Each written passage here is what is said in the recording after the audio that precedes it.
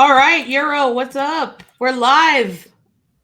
Euro is definitely one of my favorite subjects because I'm just a history nerd and I love it.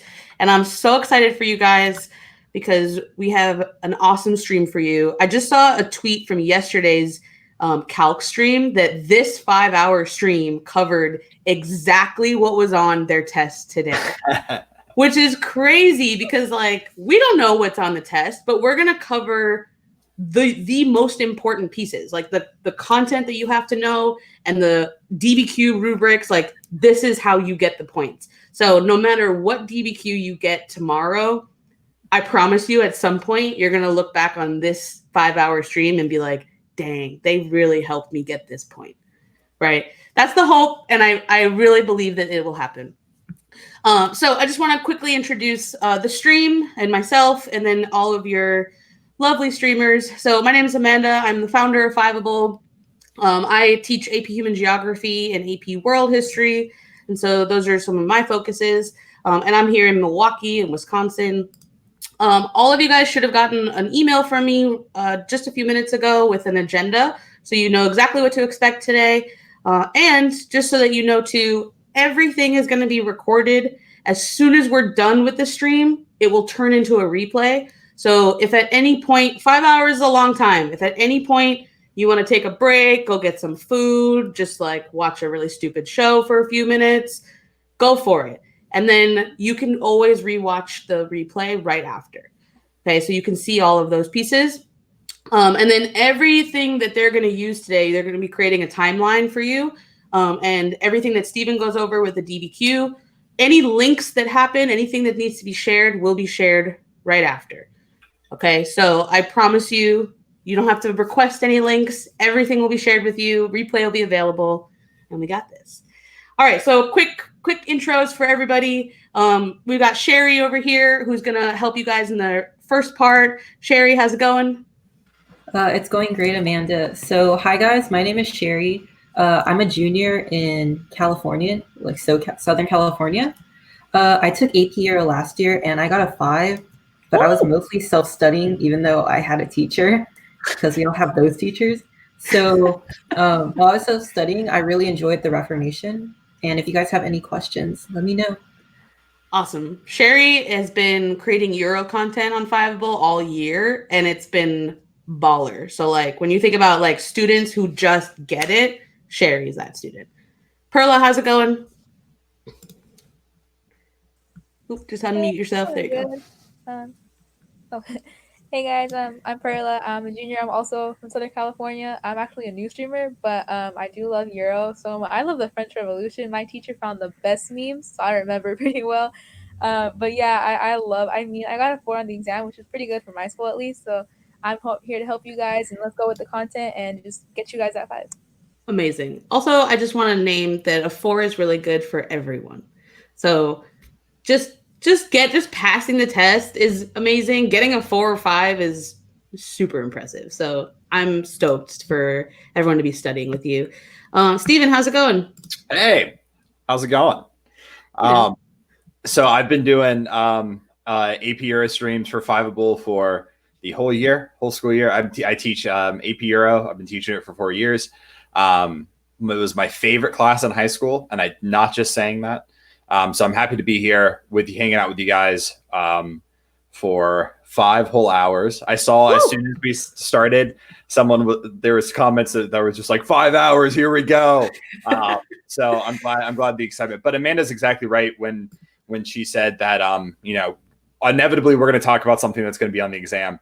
And one thing I really like to do that I've been doing every year is a few days before the exam, I'll do my Mr. Kuklik's predictions for what the DBQ is going to be on. And it's something fun that I do with students. Obviously not what I say goes, but at the end of the stream, I'm going to do Mr. Kuklik's. Here's what I think the DBQ could be on. And so, and we'll see if I'm right. It's mostly, I like to credit, I've only gotten it right once, but we'll see. But really guys, you tune in and inevitably we are going to talk about what the DBQ will be on. And you guys are in luck. We have some amazing student streamers here. And I'll be hanging out with you guys for about the last half of it. So thanks for everybody being here. All right. Cool. And so just so that everyone is clear, this is live. We are absolutely live in real time, sitting in our homes, quarantined, just thinking about Europe. And we'll be answering all your questions too. Obviously, there's a lot of you in here, so we're going to have to sort of, be mindful of time and pick the best questions. So any questions that you do have, just try to be really specific about what you need and put them in the questions tab. And then for everyone else, check out the questions tab as much as you can. Upvote other questions so that we know what most people want to hear. And if you know the answer to other people's questions, you can actually answer them too. So we can kind of really help each other out. And the chat is for you guys to have fun. We will keep the chat on so long as it's being focused on studying. If it gets a little wild or it's too much, we'll disable the chat. You also have the power to disable your own chat.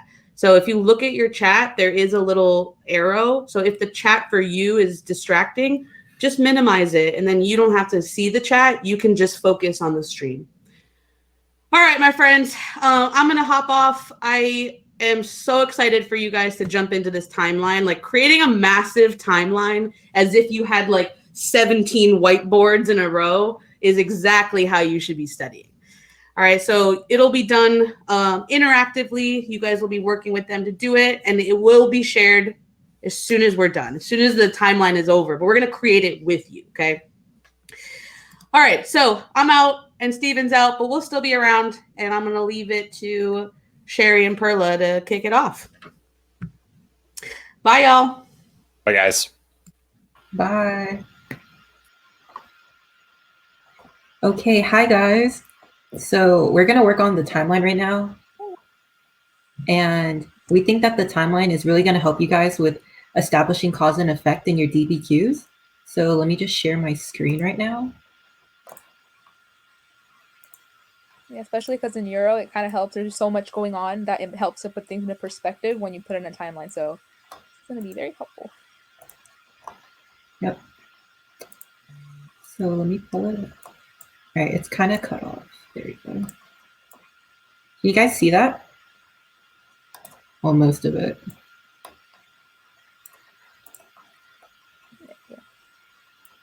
All right, so this is our timeline for today.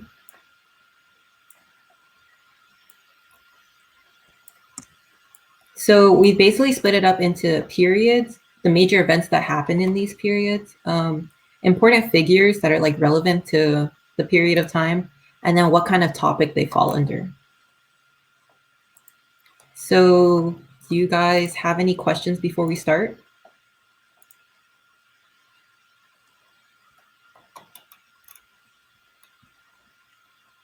Perla, do you want to pick a question?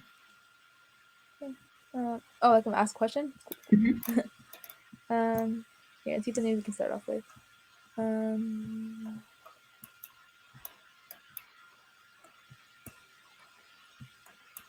It seems like a lot of you guys are asking, well, for like, yeah, go ahead.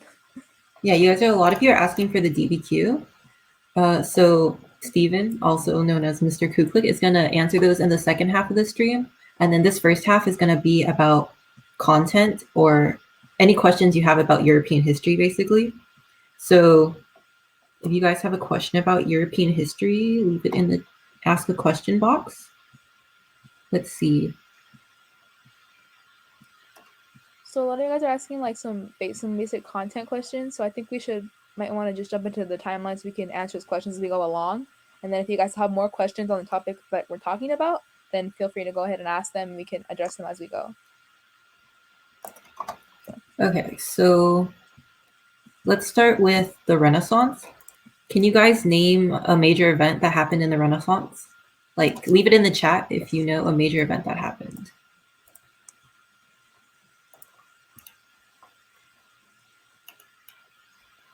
Or any important figures that are like relevant to the Renaissance.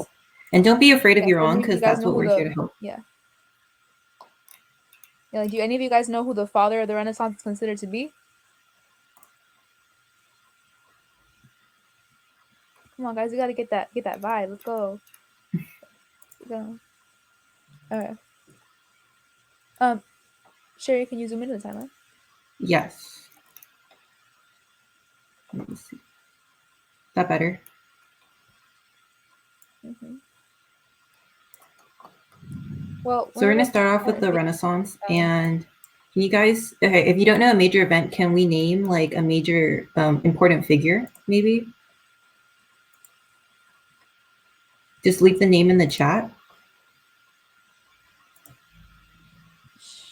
Sherry, can you close the menu bar on the left? Yeah. So one of the figures you guys might want to know for the Renaissance is Petrarch, because he is considered the father of like the Renaissance and humanism. So I totally spelled that wrong, but that's one person I want to know. do you guys know another figure that you might want to know? Like maybe a specific painter or an artist? Hint, hint. Yeah, there's like tons of painters. Mm-hmm.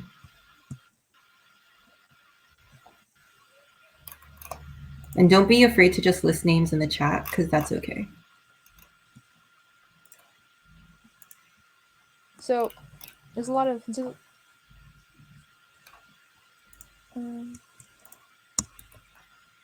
So another painter that I'd probably add is Michelangelo.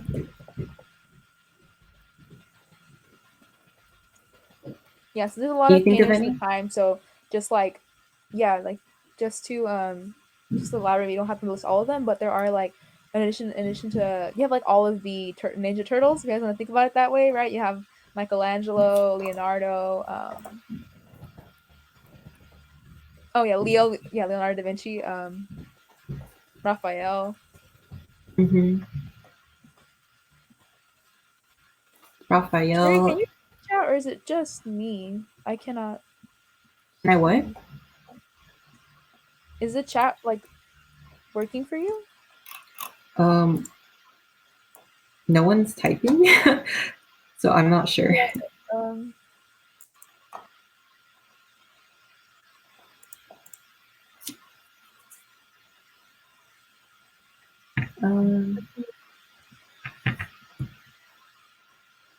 Yeah, so the chat doesn't seem to be working for us. can you pull Amanda up, Sherry? Yeah. Sorry about this, guys. Some technical issues. Yeah. Right? We cannot see anything that you guys are putting right now. All right. I was like, y'all are like reviewing some like crazy stuff. So what I can do, I can see the chat. I can help you guys like write things down if you want. Okay, because it's like frozen. Okay. I don't think anyone's. Yeah. I think for both of you, you should refresh, but I can see the chat, so I'm gonna help move things along. So why don't you guys call out like what you're looking for, and I will let you know what the chat is saying. Okay. So did they name any other important figures? Yeah, they named a lot. They named probably all of them. Okay. All right, keep going, y'all. So like tell me more about the Renaissance. What are some of the important figures that you know in the Renaissance? One more time. I can see Erasmus. Oh, Erasmus, that's good. Machiavelli, we already got. Medici's. Oh yeah. These are great. Mm-hmm. Yeah, those are good. Those are economic Gutenberg. people. You got in order to have the artists, you have to have the patrons. Sforza, Thomas More. We'll save some of those names for the Reformation because they're just as important, in my opinion. Yeah. Mm-hmm. I want to make that chat a little, the text a little smaller. Yeah.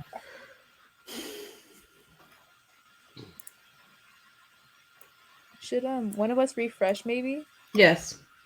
Perla, try refreshing while Sherry keeps going. Yeah. Copernicus, would you put Copernicus in? I put him in the scientific revolution. Okay. So this is just Renaissance. Okay. So what else about the Renaissance should we write down? We have important figures, and then we need more like we need big a topics. major event. Major events. Okay. So give me a major event of the Renaissance. And then can you also zoom in a little bit more? Yes.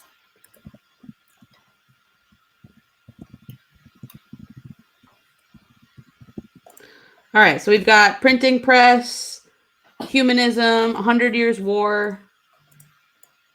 Oh, dang it. Rise of Humanism is a good one. War of the Roses, Religious Reformation. Are you writing these down? Well, I think War of the Roses is outside of AP Euro's the Renaissance's boundary. Okay. Printing Press. Oh, Printing Press is a good one. Peace of Augsburg. I'm just reading stuff out. Okay, so that'd go under Reformation too.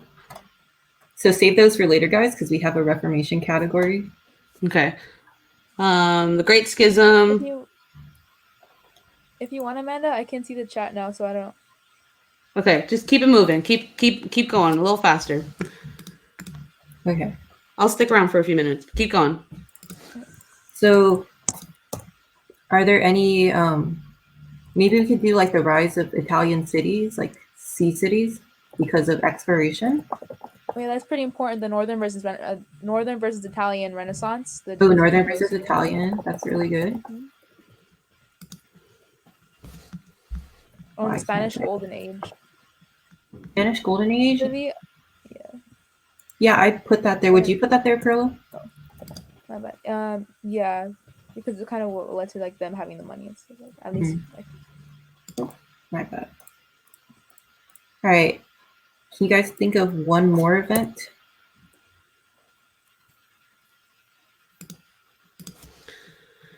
Is there another event? You mentioned the Columbian Exchange and. Columbian Exchange. That's good. Yeah. And what kind of topics do you guys think it falls under? Economic, political, social, or cultural, or military?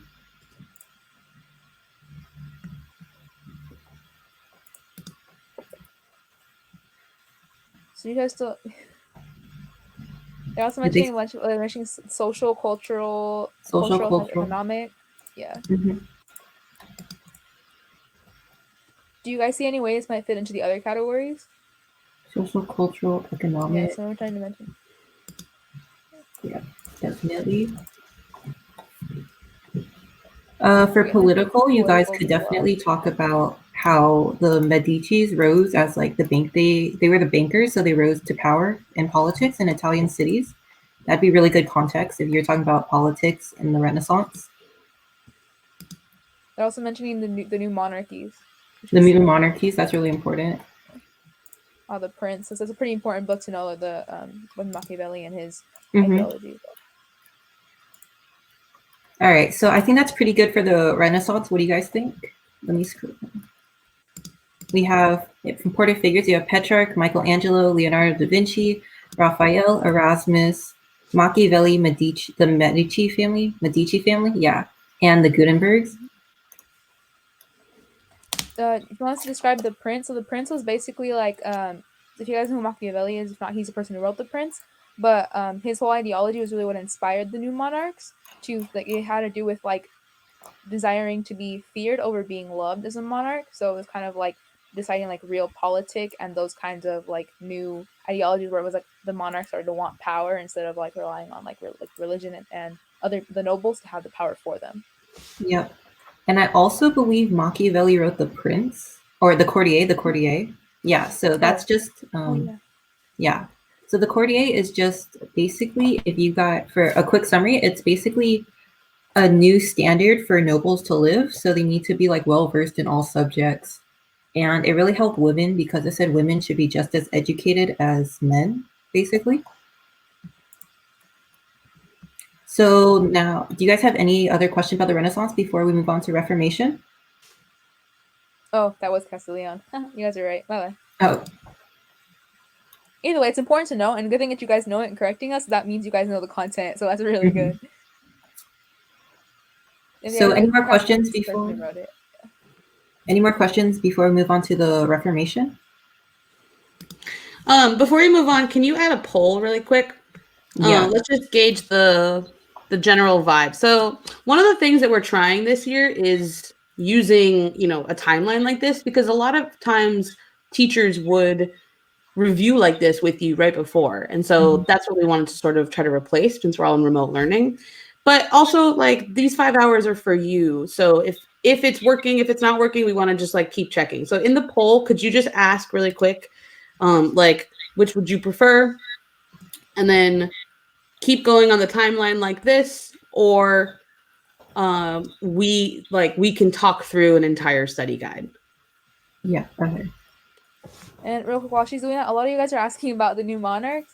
So once the new monarchs are kind of like just a new rise of like the monarch, the rulers who want to establish power for themselves. So one really good example of this would be the Ferdinand and Isabella, I believe who it is, but they unite their kingdoms to form Spain in order to establish more power. So their whole idea is that we want more power.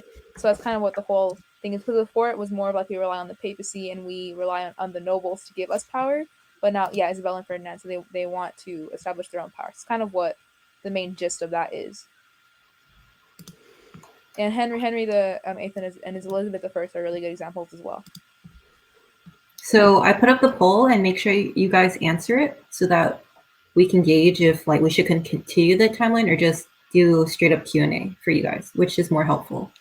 Okay, I think don't necessarily do Q&A, but I think it would be helpful if you instead of doing a timeline interactively, I'm going to link the AP Euro study guide that Stephen had wrote. And then I think what you guys can do is just pull that up and then you two just talk through every single content piece. Yeah, okay. Okay. So I just linked it over for you. And then just share your screen on that.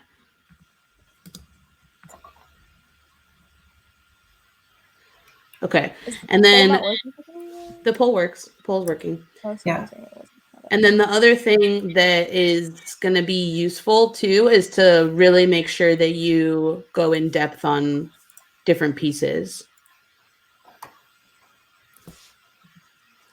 Definitely. Because the Renaissance is more of like a contextual thing, we didn't have too many time dates for that one, but totally. Okay, so why don't you make that the biggest screen and then just click out of that little pop-up. Okay. We got you, y'all. We got you. First of all, if you're sitting here thinking please, I need everything. Y'all know so much more than you think. Just watching the chat, you're it's so intense. It's awesome. All right, so scroll on down. Let's just take a look at this. All right. It's a little blurry for some reason. So these are the units. There are 7 of them. So we're not going to go over world wars or anything past the world wars. Keep going down to unit 1. All right, here you are.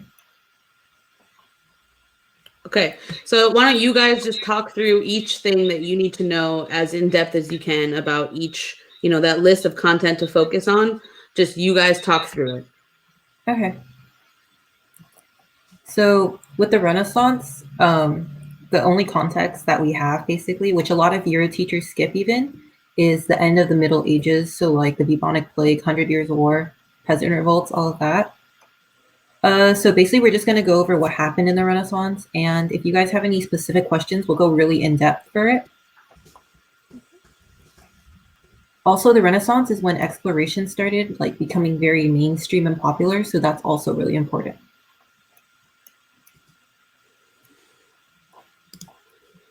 So if you guys can see the Renaissance paragraph, the little bullets of humanism, Greek and Roman influence, Machiavelli, and print culture are very important. So we're going to go into those. Perla, do you want to start with humanism?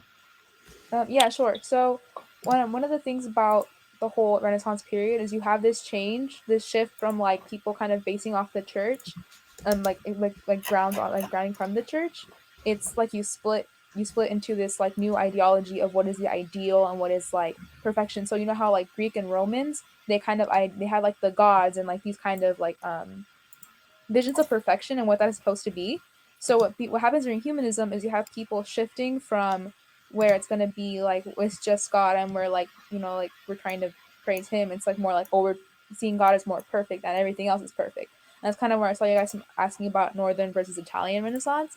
That's kind of where that comes into play, because although there was a shift towards Greek and Roman culture, there was still with the Northern Renaissance, there was still the you're viewing this new perspective through a Christian lens versus the Italian Renaissance, where it was still more based on like that kind of perfection more than the Northern Renaissance when you're talking about Christianity, if that makes sense. So it's like less in Italian in Italy and Florence, there was less of a Christian base for it.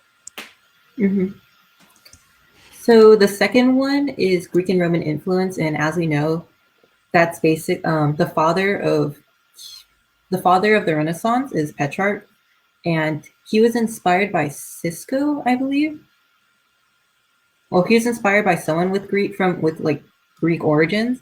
So, as we're gonna see in the Renaissance with like all their art, it's gonna be very ancient focused. Like, it's gonna be very focused on idolizing or mimicking Greek and Roman statues or like architecture. And Machiavelli, like we went over in the timeline, he wrote the Courtier, or was it the Prince? The Prince. He wrote the Prince. The Prince. He wrote the Prince, and like we said, it was all about if you had a choice between, if you could only choose between being loved and being feared, it's better to be a feared ruler.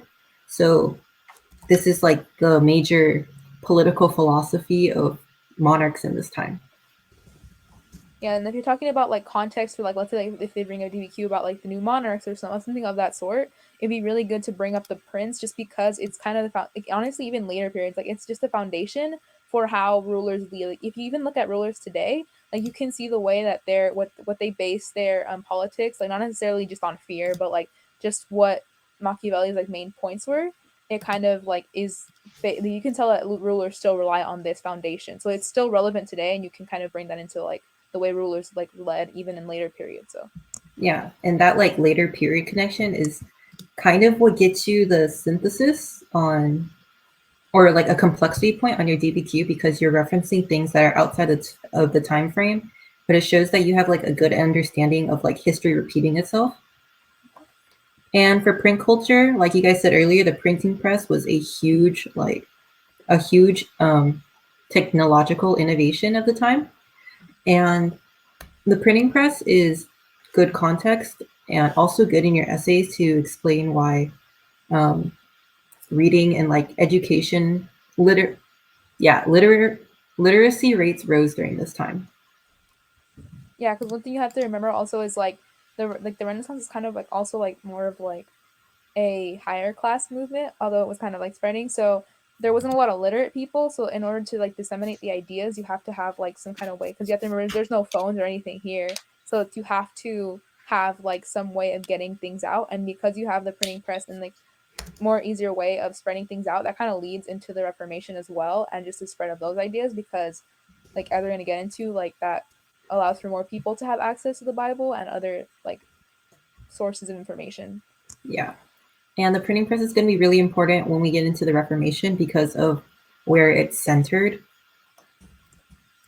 So do you guys have any questions about like the Italian Renaissance versus the Northern Renaissance, or like Italian humanists versus Christian humanists?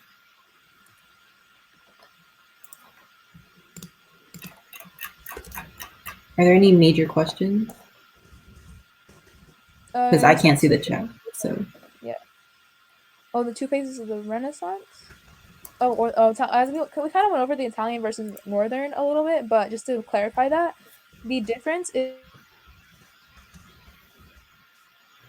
Oh, she froze. yeah. Well, you can keep going. Okay, well, the difference is that there's a lot of differences. The Northern Renaissance is, so if you guys know the special S word for the Renaissance, it's secularism, which is basically a movement away from religion. So the Italian Renaissance is definitely way more secular than the Northern Renaissance, and that's a very important distinction between the two. And also the Northern Renaissance, in terms of art style, they were less focused on mimicking Greek and Roman influences, and instead of just developing like realism based around religious texts. So their art was very religious, while the Italian Renaissance was more focused on like how amazing the human body is and all of that good stuff. Word. Perla froze for a bit. I did? Oh, my bad. Yeah. Okay, so I was kind of mentioning like women. So one thing I have to remember too about this period is that like women who are like doing stuff during the Renaissance are very few. So I wouldn't like focus too much on that because they're really exceptions. Like Isabella, you might want to know about her. But you might want to like realize that women are like they're very little literate women, and those women tend to be of higher class. You might want to notice that trend where it's like only women of higher class, but still like it's not something you might want to spend too much time on because it's just so little. Yeah. They're probably not going to ask you an essay on like how women changed during this time just because of how tiny it is. But in case you guys like want to know, a really important thing to reference if you do talk about women is the Courtier, the book, because it was both for men and women. So men were supposed to be well versed in a lot of different subjects, like fighting and music and like very literate and elegant. And women, he advocated for education of like the of women, but they should also like be very well versed in home duties, like yeah, duties surrounding the home. So the Renaissance both helped and hurt them in a way. It's Yeah. really just depending on whether you feel is more which side you feel was more significant. How do you And I guys remember the feel- difference between the two Renaissances? So Like, how do you remember?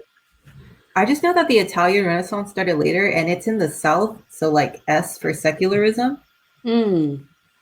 and then the Northern Renaissance is up, which is like towards heaven or something.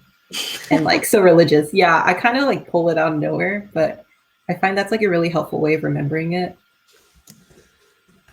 All right, so So North religious, South secular. secular, yeah. That's pretty good. Also, when you're So talking about women in this, oh sorry, oh no, you can go, Perla. I can't see the question. I was saying like when you're talking about women in this period, not even necessarily just for the Renaissance, it could even be in other periods.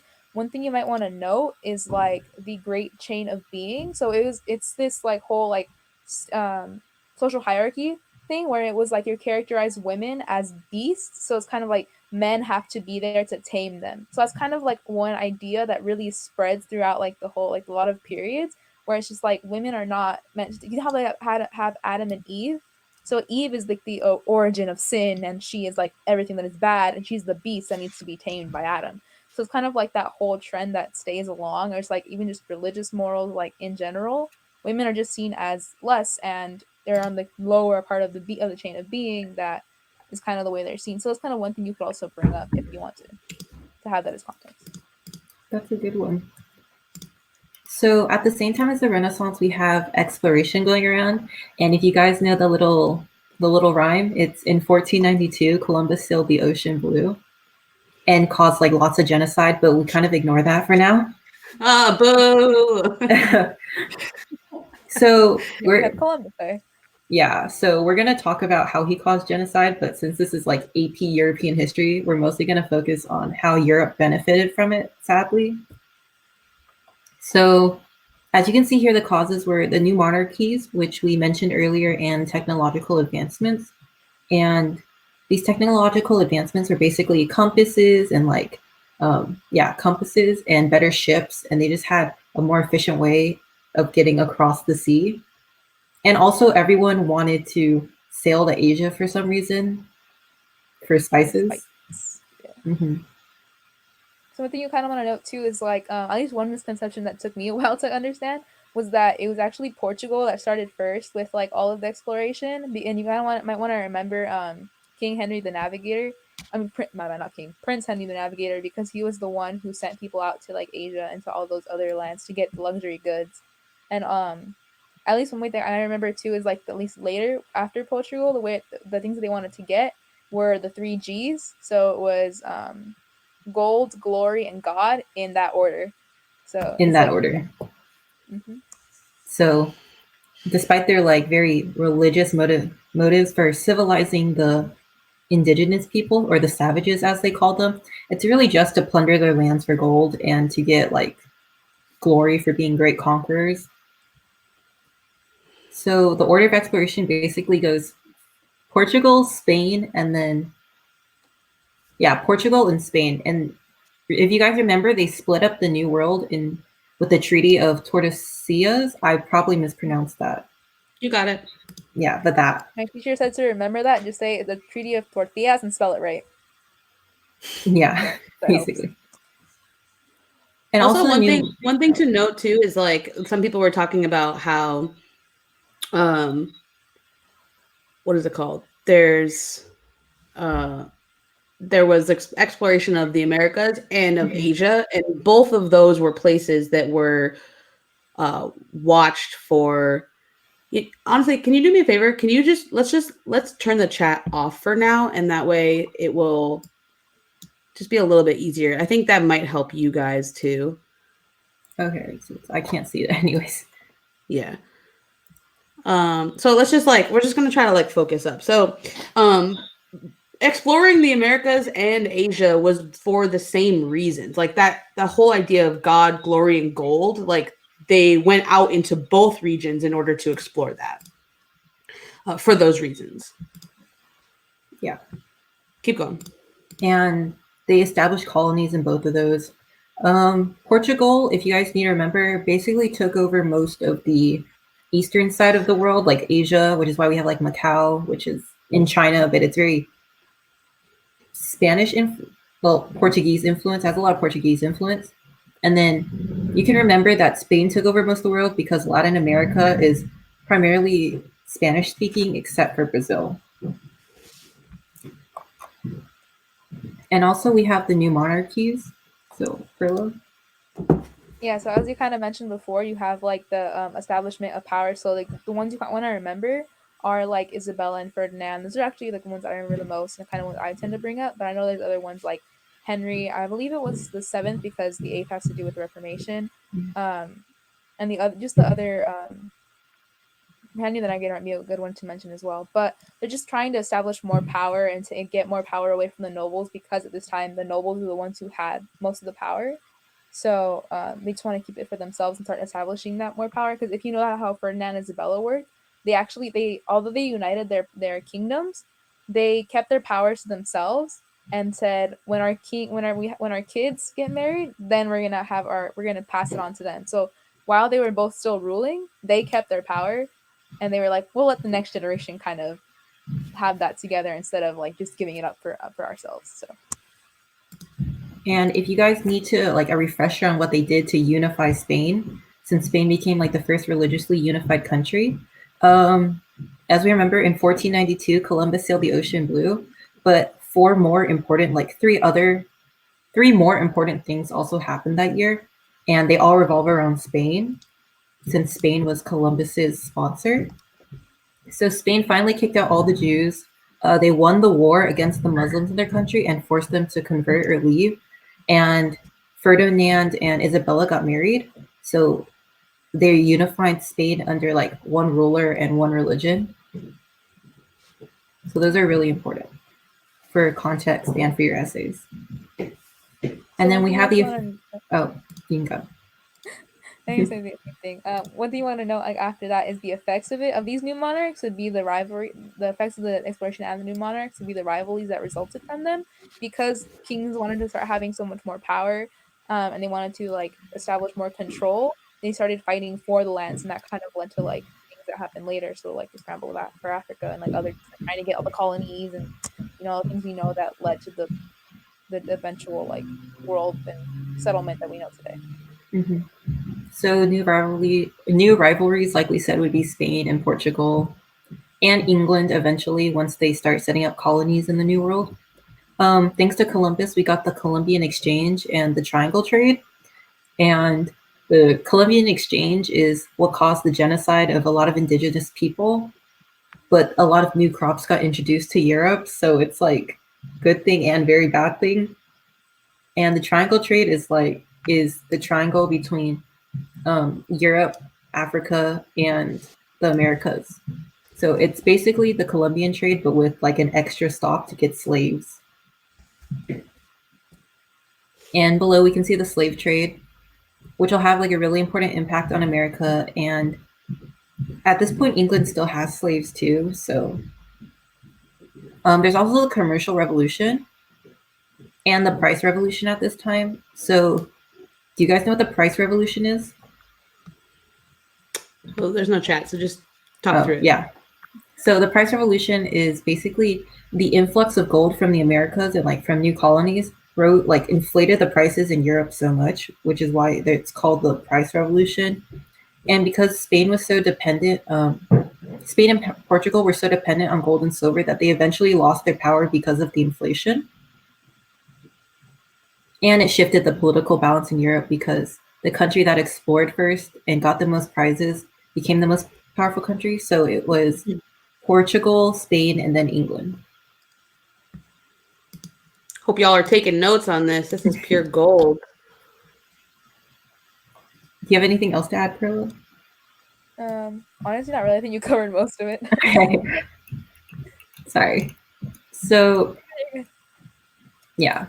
So basically, we have all these resources, and now we're going to go on to Reformation, since I think that's pretty much everything you need to know for the Renaissance and exploration. So for the Reformation, we're going to focus on Luther and Calvin and like all the sects of Protestantism that like arose, and all the wars of religion that occurred because of them. Yeah, so one thing I want to start with when you're thinking about the Reformation is like, well, why did Luther separate from the church, right? So there was a lot of corruption within the Catholic Church that kind of caused for that break to happen. So I mean, Luther himself didn't really want a split from the church. He didn't want like a new church to like come like just because of his ideas. He wanted to reform the church, right? It's kind of what's called the Reformation. Because during this time you have things like indulgences, which is the main one I remember, where it's like in the Catholic Church you have confession, right? So you have to be asked for sins. You have purgatory. So in purgatory you're gonna like, if you don't get to, if since you sin, no matter what you do in life, you're gonna sin. So you need to spend this time after you die, before you go to heaven, like being reformed and like prepared kind of for God's presence. So if you like pay a certain amount, if you like, you can get rid of some of your like indulgences and like pay off your purgatory debts. That way we can go straight into heaven if you pay it off, which I mean kind of goes against the morals of religion. So that's kind of why it seemed like as bad, and other things like that, where it's just there's that corruption that leads to Martin Luther saying, hey, something isn't right here. Maybe we should do something about it. Yeah, and if you guys want that easy outside evidence point about what caused Luther to basically try to reform the church, just bring in indulgences and how people had to pay to like, oh, sorry. And then like basically people had to pay money to get rid of their sins, which goes against the Bible. So Luther really didn't appreciate that. And another thing you might want to note also is that during this time, like Luther's like one of the only people, like, because Luther's a monk, right? If you guys know, Luther's a monk, and he's one of like the only people who actually gets to read the Bible. Most of the people don't know how to read, so they never actually read the Bible and can't think about these things for themselves. So to them, it seems like fine, or like it's like most of the way the church is working seems fine, which is why it's so important that when Luther establishes his own church, that he says like it's part of like religion that people need to be able to read the Bible, and that's where like the printing press and things come into play as well, because that allowed for people to become literate, and the Reformation pushed for that as well.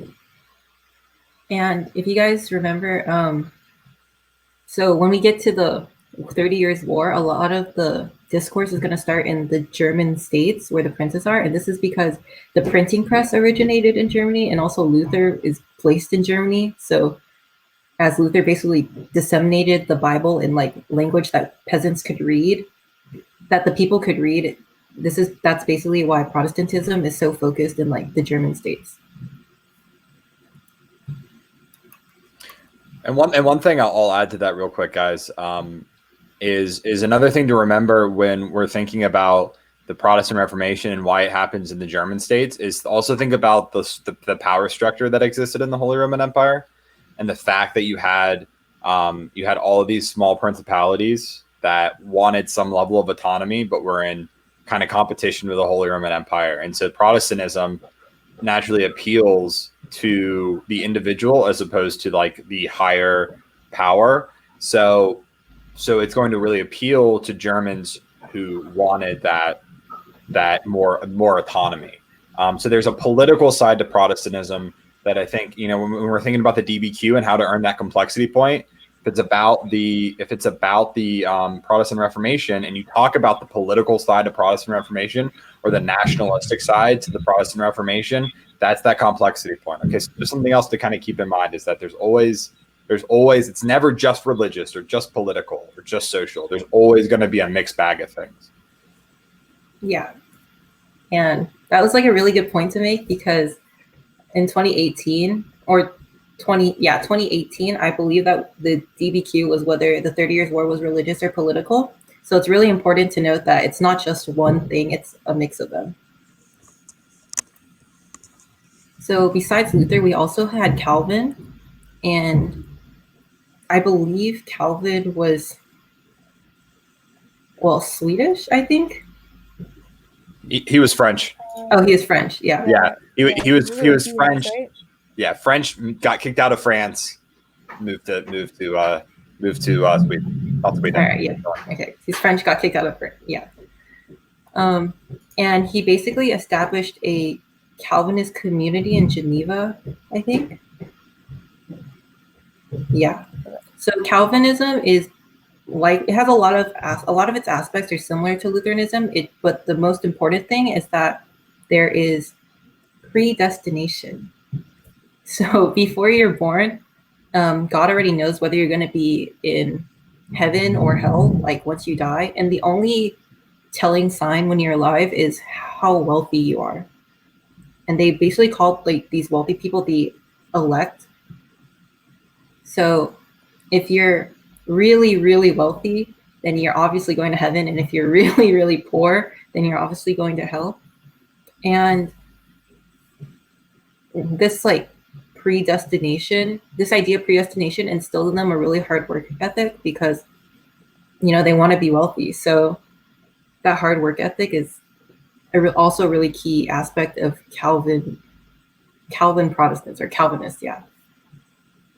Another side note you also want to notice, kind of, at least between the difference between kind of like Catholicism, Lutheranism, and these kind of things, is the way they viewed the Eucharist. So if you guys know what the Eucharist is basically like the body of Christ, where it's like, if you're at least if you're Catholic, you believe that when you go and like in church, they actually have like the Eucharist, the body of Christ, the bread and the blood, the bread and the wine, which symbolize the body and the blood.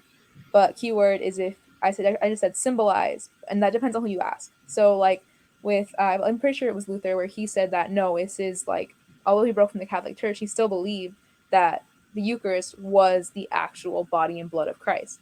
But if you ask like Calvin and Zwingli, and they might say that no, it symbolizes the body and blood of Christ. So they'll still have like the ceremony, but the difference is between like, this is actually the body of Christ, and this is like a symbol for the body of Christ.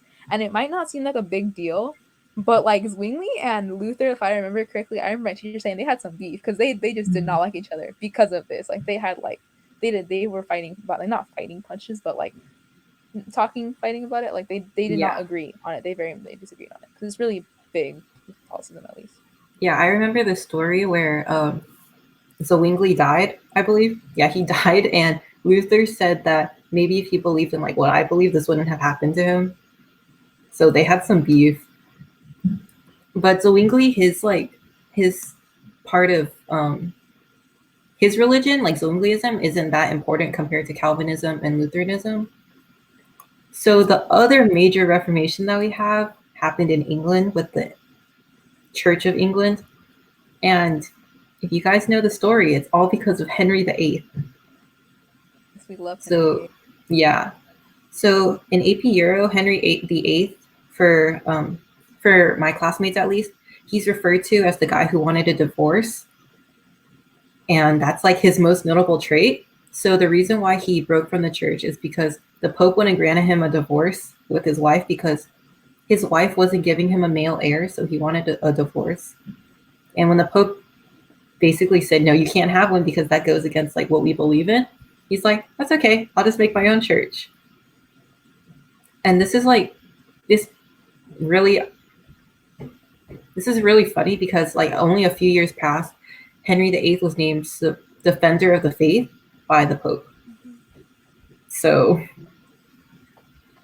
yeah, it's like honestly, you guys, like, if you're an AP Euro and you have not seen the memes about King Henry VIII, like, I don't think you've actually been in Euro. Like, you should at least look us up, like, even if it's after the test. But he did have, like, I think it's like 6 or 7 wives. Either way, like, he Mhm. had them, like, some of them he had killed off because he wanted to, like, divorce. Some of them, like, he just planned divorce. But yeah, the whole point, the whole purpose, like, not only was it like for his marriage, it also helped with like economic wise, because England was kind of like going down with its like economically it wasn't as stable, so it was starting to lose money. And if you if you like step away from the Catholic Church and you start your own church, you don't have to pay the Catholic Church anymore, right? Because you have like the tithe and the taxes and stuff like that. And so like you have to pay the church, but if you have your own church, you don't have to pay it anymore. So that way you save that money and keep it for yourself. Which, remember, we have new monarchs who want the money and the power for themselves. It's kind of like a connection you can make there too, where it's like you have the way that new monarchs and the Reformation kind of come into play, where you have like kings moving away from the church because it kind of allows them to have more money and power they can keep for themselves instead of having to give it to like the pope and having to rule under the papacy. And also, I'm not sure if it's during this time, but Pope Boniface wrote the papal. Oh, I think. I can't remember. It's Pope Boniface wrote a letter to a king. I don't remember which king it was, but he wrote a letter, and I was basically saying like to like the king that I'm the pope and I have power, so listen to me. And the king was like, I'm not going to listen to you. Why do I have to listen to you anymore? Because he was moving away from the church, the Catholic Church, and its power to consolidate his own. So it's kind of like those things. I cannot remember the name of it for the life of me, if you know, Sherry. But I'm pretty sure it was a papal bull, but I don't know to who he wrote it. But the whole gist of that is like you can bring that up to say that there's that whole difference in power where it's like the pope's losing power and the king's starting to gain more power. So. Yeah. And after Henry VIII dies, he has his only son heir to also takes the throne, but he also dies really young. So his son elected Lady Jane Grey, I believe that's her name, and she was a Protestant, and she's known as the like 6 days queen, a very short amount of time queen, because once Mary the First, also known as Bloody Mary, for how much like death she caused when she took over. Once Mary the First took power, she basically got rid of Lady Jane Grey and tried to revert England back to a Catholic country. So that would be a time of a lot of like bloodshed, and that's why she's known as Bloody Mary. And then when Elizabeth the First takes over, she recertifies England as like as a Protestant country. And her defeat of the Spanish Armada, yeah, the Spanish Armada is like one of the very significant events in this time period for the Anglican Reformation. I always find it so funny where it's like I just imagine like first thing the way I remember is kind of I imagine the people just saying like, oh cool, we're Catholic now. Oh, okay, we're Protestant. Oh, we're Catholic. Okay, we're Protestant again, I guess, you know. And Yeah. it's like I just find that funny, and like but it's also like really important with the Spanish Armada their defeat because it leads to their decline. Because if you at least like if you kind of like go through if you remember when you're going through like the course, you kind of like notice like oh yeah, Spain has like a major role, and then all of a sudden it kind of disappears for a while because like just because like the Spanish Armada, like that's what happened. They just kind of like decreased in power and decreased in prestige, and that allowed for like Britain to like come up and like say, "Hey, yo, I'm the new like Yeah. top man." Spanish Armada and also the Dutch Golden Age, because the Dutch got their independence, and the Dutch were a colony, or like, yeah, were like a colony of Spain. And once they got their independence, that's like a source of income gone for Spain. And once they lose to the English Navy, it's all over for them, and they're never significant ever again.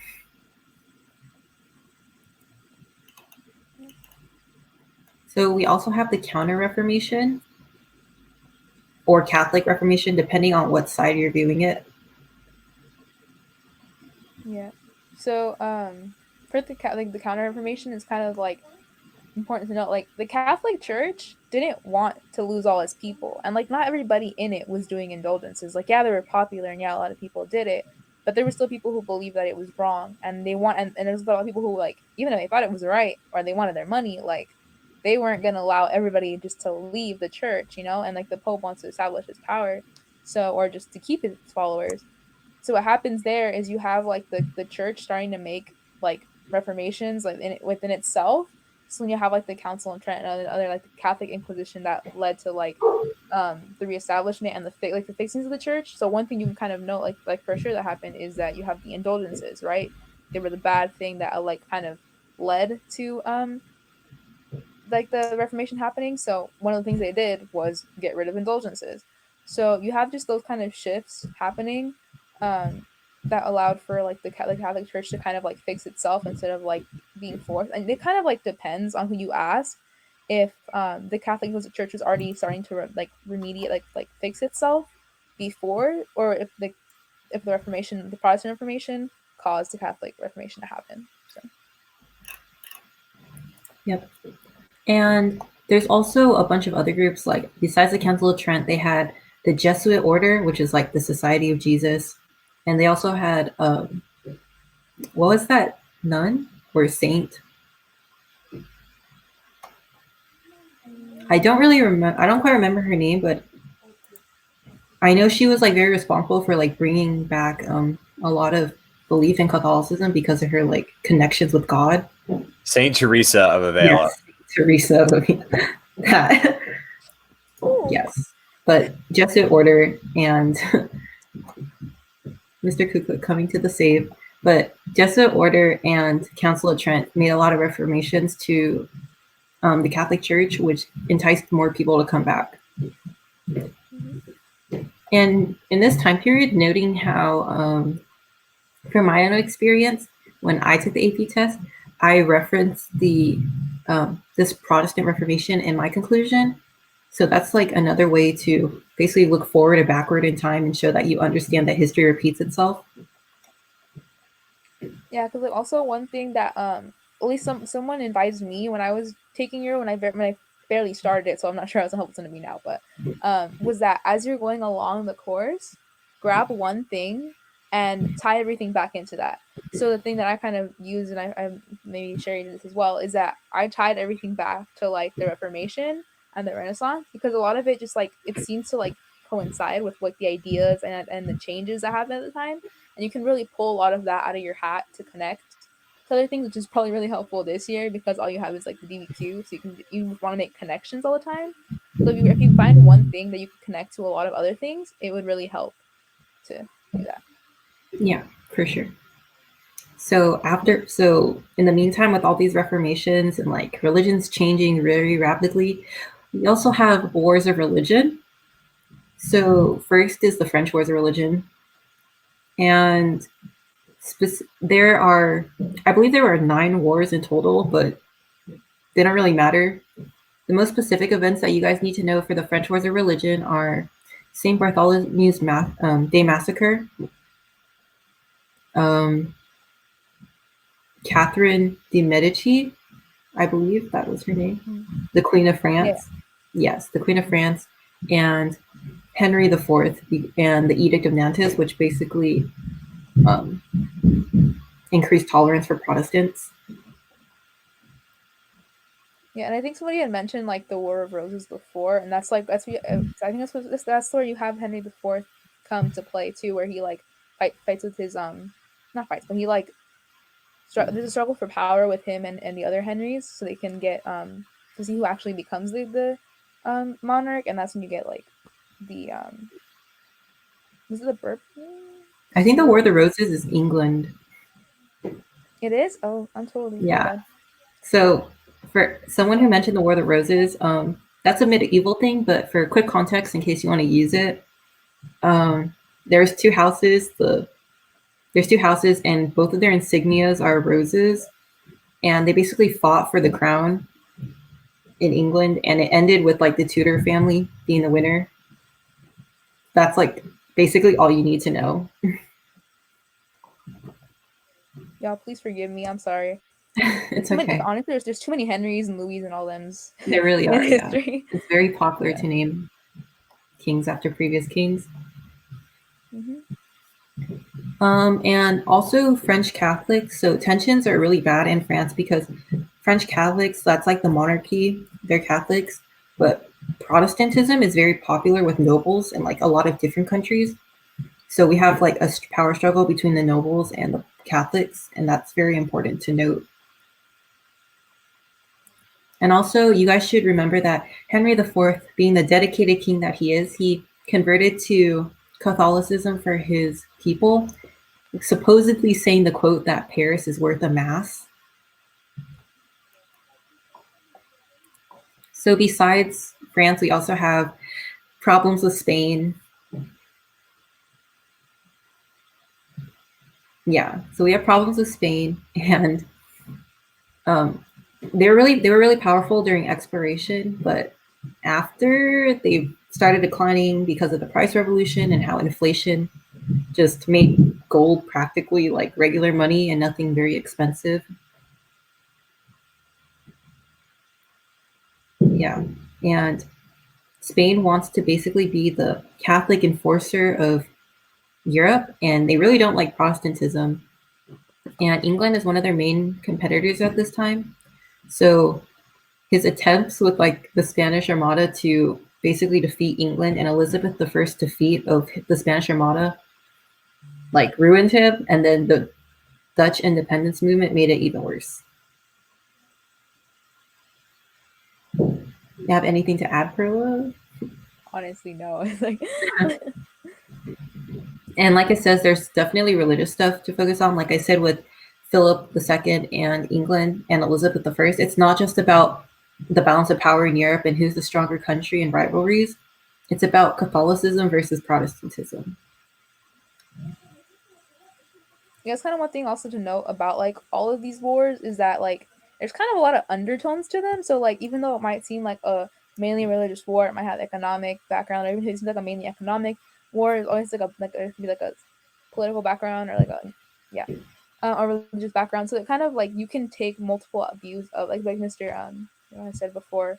And there's just a lot of different ways you can approach them, and like a lot of just undertones are kind of like you can see like, okay, are you sure it's about like economics? Are you sure it's about religion? Like, I don't think so. And you can like bring that up in your essays.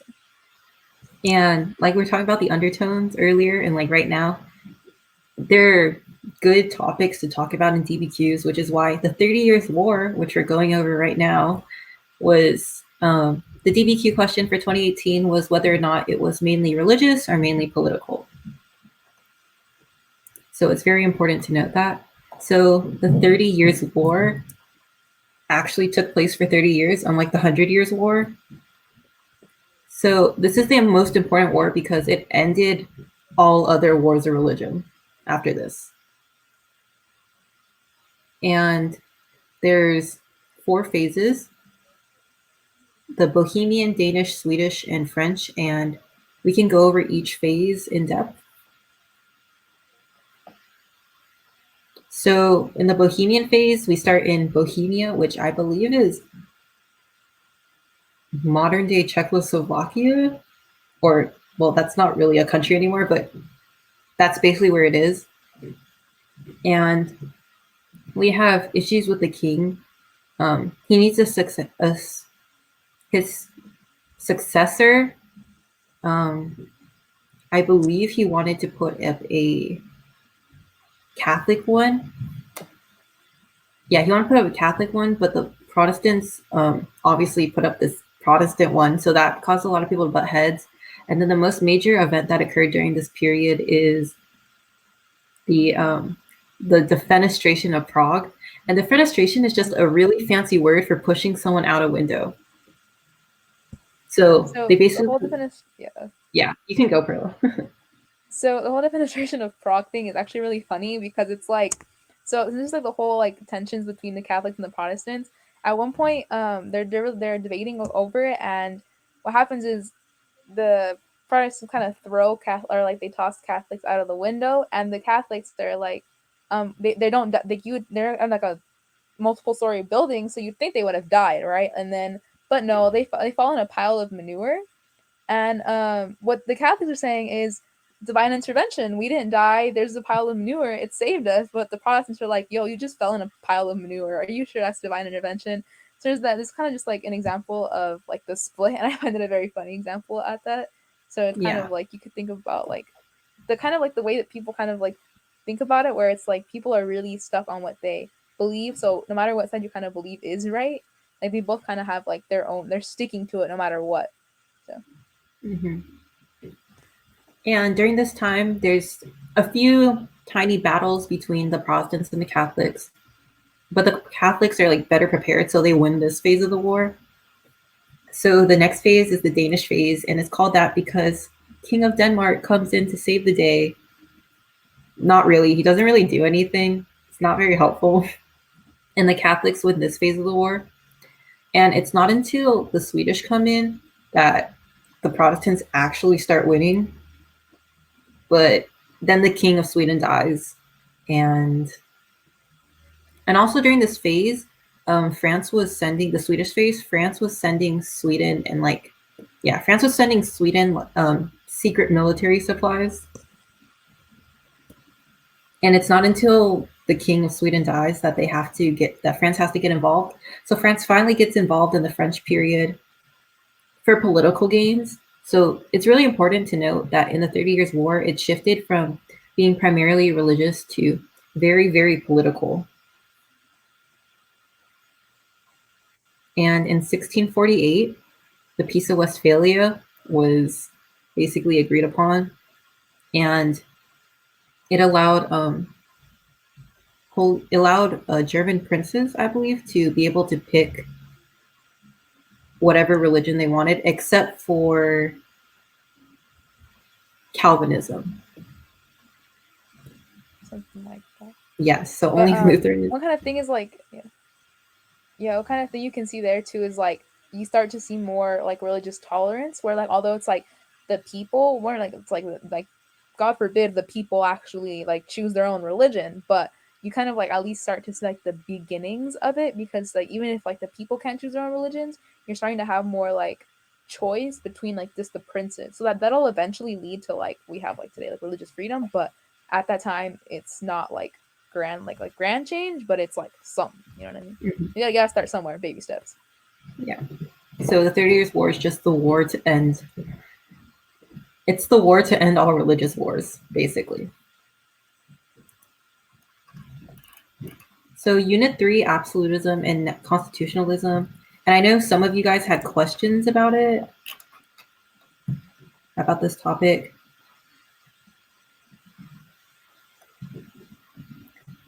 So we basically talked for a long time, and now Steven, also known as Mr. Kuklik, is going to take over the review and start the DBQ early, basically. And we're really thankful that you guys came to the DBQ and listened to us answer or go in depth about these few topics. Yeah, so you guys got this. So all right, pass it over to.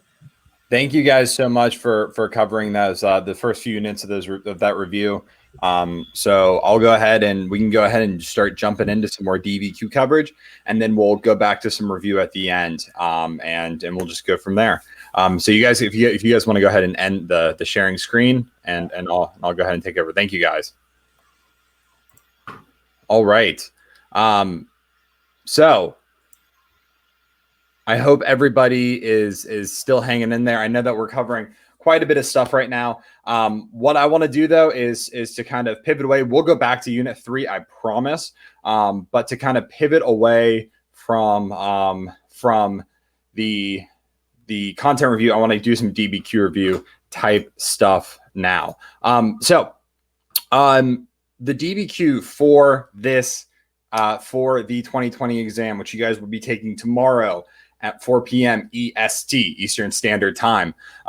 So if you are not on Eastern Standard Time, make sure you guys are checking in with that. But that DBQ is going to be slightly altered. It's going to be slightly different.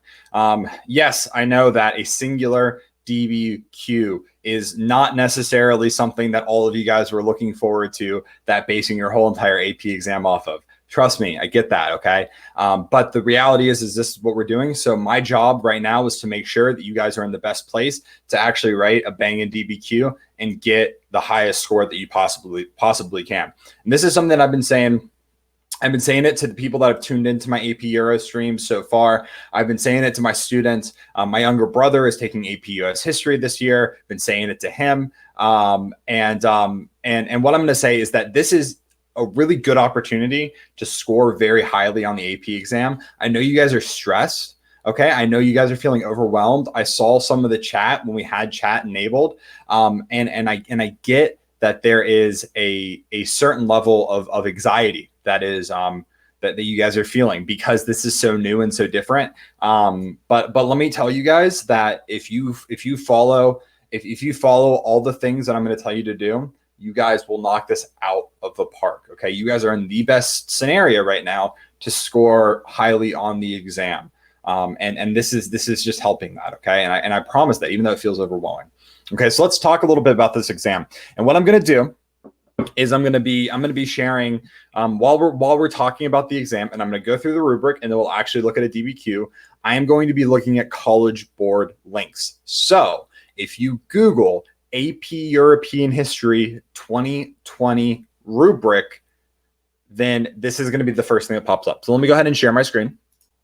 I'm going to share the rubric. Bingo, bingo. All right, so you guys, and I'll make this a little bit larger for you all. So you guys, this is the AP European History rubric. Then the AP History exam, the AP History General DBQ modified rubric for the AP exam. So what we are seeing here is the okay. Let me make myself smaller. Can I do that? Possibly. I don't know if I can, and that's okay. Hey, I'll just do that. I'm just going to turn my video off here, guys, because you guys don't need to see my face. I can just talk, and that way this is nice and big for you guys. So, all right. So, so the new rubric is very, very similar to the old rubric. Okay, there are a few minor changes that turn this in from a 7-point rubric to a 10-point rubric. Those minor changes are some things that we definitely need to take note of. There's only really 1 or 2 things that you need to consciously do different than you would on a normal DBQ. But I'm just going to go work through the entirety of these points, and I'm going to explain them, and then I'll go back and talk about how to actually achieve all of those points. So first and foremost, we have the thesis claim point here. So your thesis point or your thesis will get you 1 point. Your contextualization, giving the broader historical context, is relevant to the prompt. So what happened before, what happened during, or what happened after. We then have the evidence section.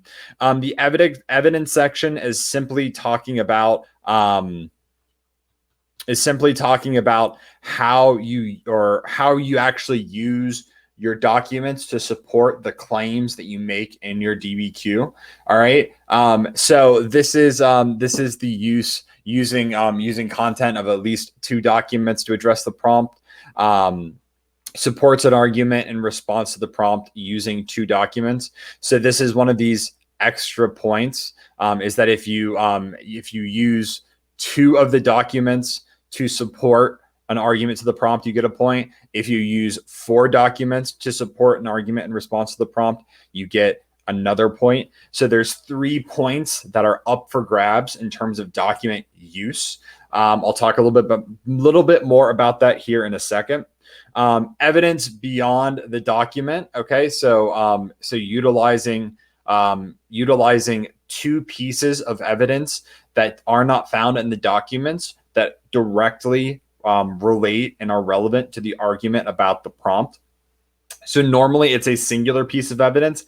They added in a second piece of evidence to the DBQ for this year. Okay, so make sure that you guys are using 2 specific pieces of evidence. And then you have the I call it HIP analyzation. All right, but it's historical context, intended audience, point of view, and purpose. All right, HIP. And so you have to HIP analyze 2 of the documents. So what is the historical context or the intended audience or the point of view or purpose of 2 of the documents? And I'll talk about that here in a second. And then demonstrating complex understanding, which we will get to the complex understanding point. I promise you when I say that you do not need to worry about complex understanding point, because it is just the extra cherry on top. But let's go back. So that's the rubric. Okay. So kind of going so talking about what is extra here. What is making this a 10-point rubric as opposed to a 7-point rubric.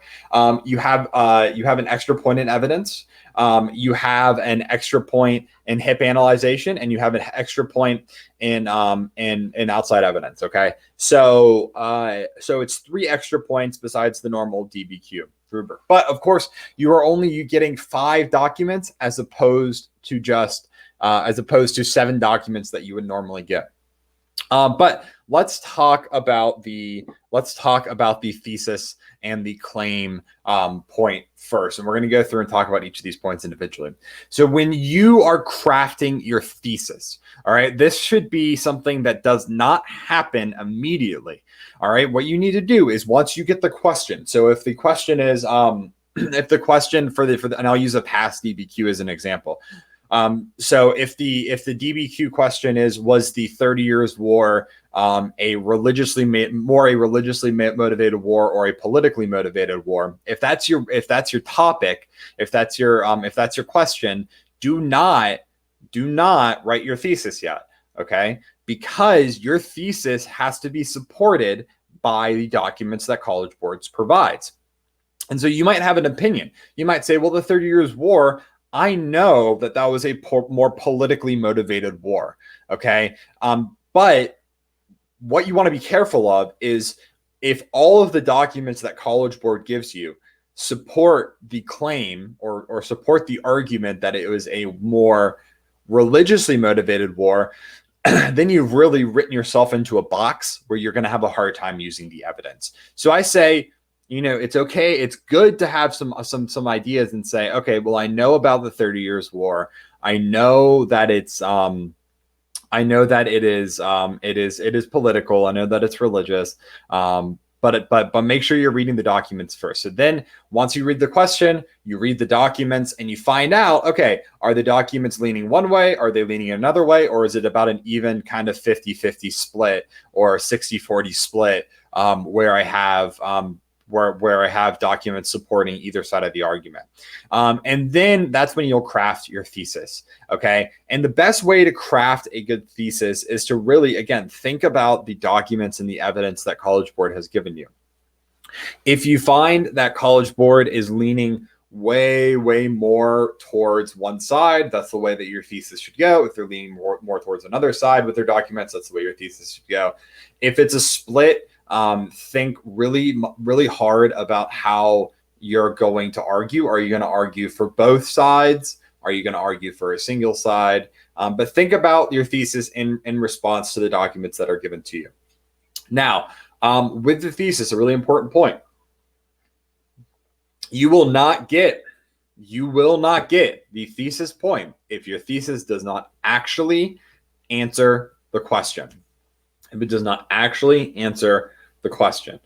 So you need to say, if the topic was the 30 Years' War political or religious, and you're arguing that it's political, you need to say the 30 Years' War was a political motivated war because of X and Y, or X, Y, and Z, or whatever, because of this and because of this.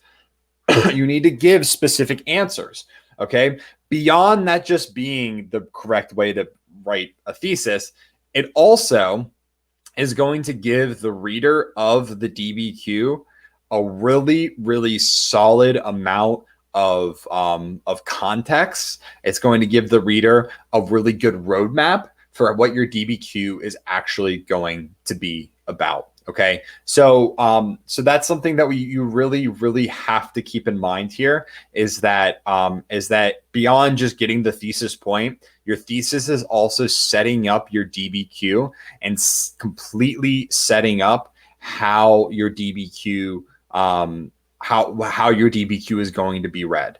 If it's a bad thesis, if it doesn't make sense, or if it's too broad, you've already kind of started yourself up on a shaky road. Okay, but that's thesis. Next is contextualization. And contextualization, this is going to be the point that I think I honestly think this is probably the easiest point to get, and I know a lot of students struggle with this. But the contextualization point is describing the broader historical context, and that's it. And it can be the broader historical context. They say before, during, or after the events of the prompt. I say, when you're talking about contextualization, and I think most teachers will agree with me, when you're writing about contextualization, just describe what happened before the prompt. Okay. So again, I'll use the 30 Years War prompt as an example.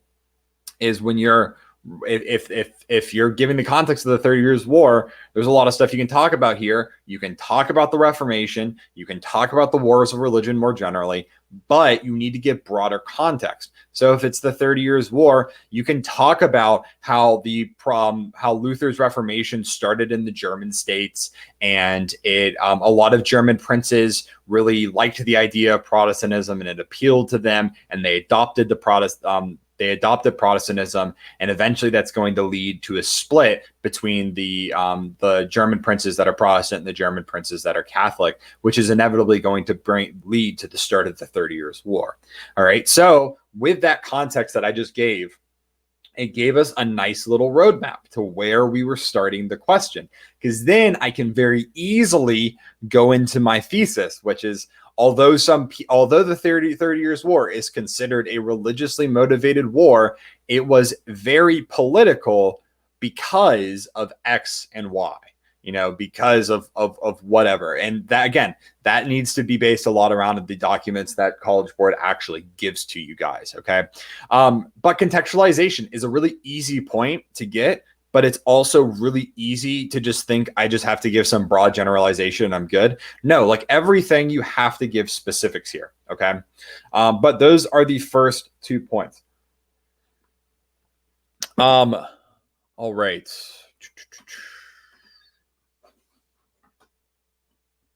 All right. Give me 1 second. Okay,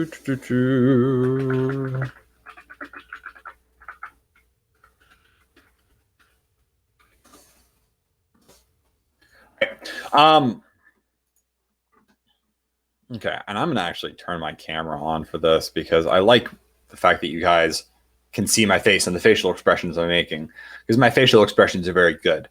But also, I think this is plenty big enough for you guys to be able to see.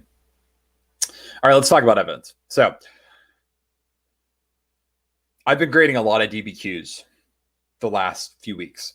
So I'm very, a lot of the things I have, they're very fresh in my mind. So I might seem very heated and energized about them. And it's because me, like a lot of other AP teachers, have been grading a lot of DBQs the last few weeks. But anyway, with evidence is exactly that. It is evidence.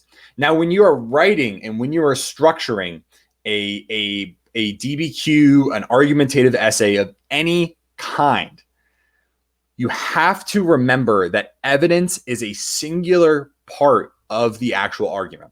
All right. I like to kind of think of it like a triangle. Okay. If we like to think of it like a triangle, at the very top of the triangle, you have your argument.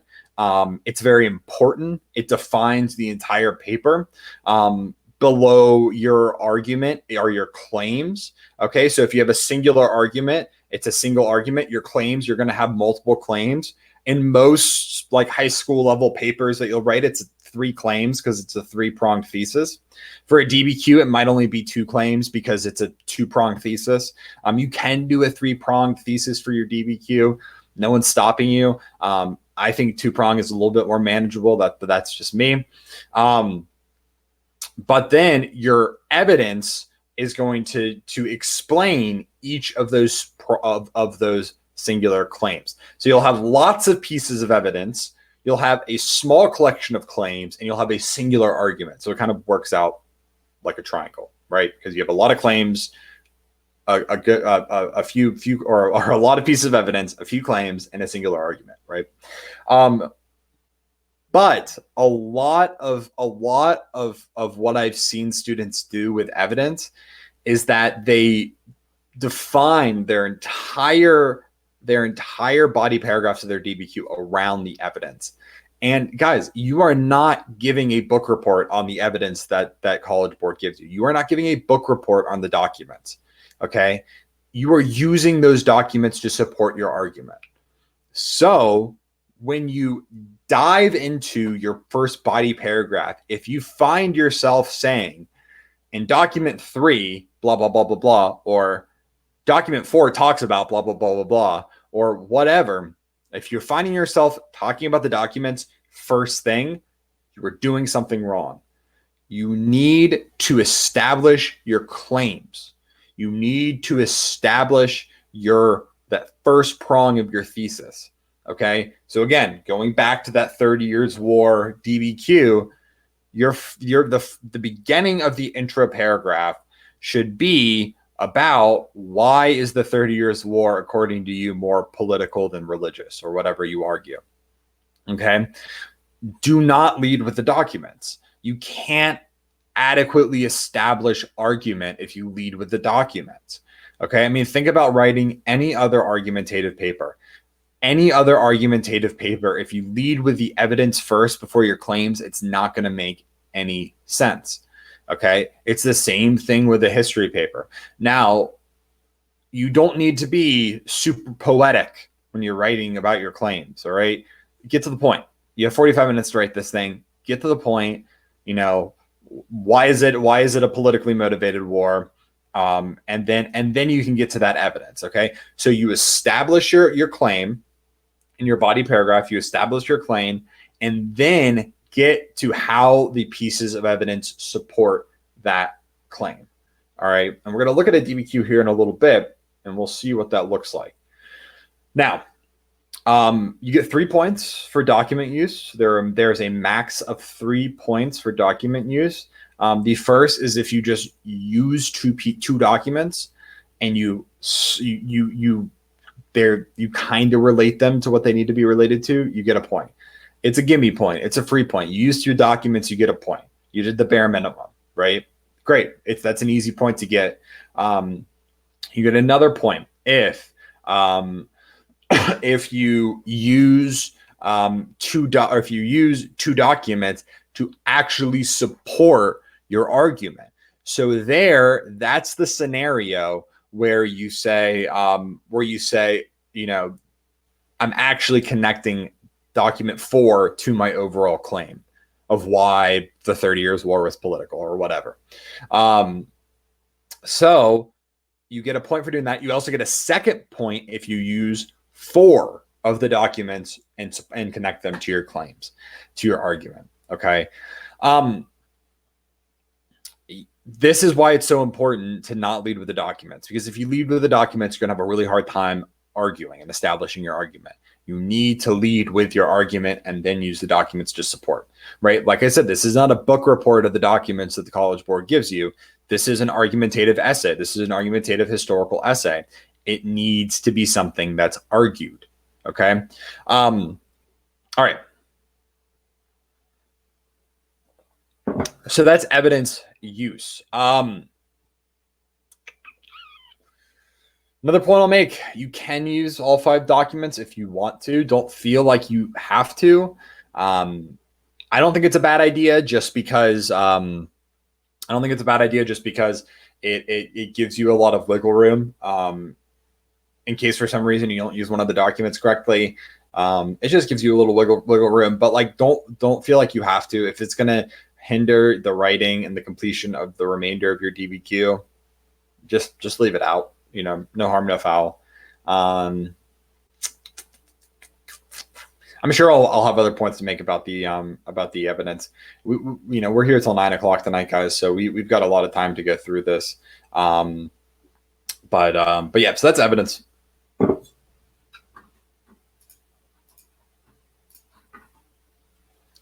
All right, let's talk about evidence beyond the documents. And I'm actually going to turn the fan on.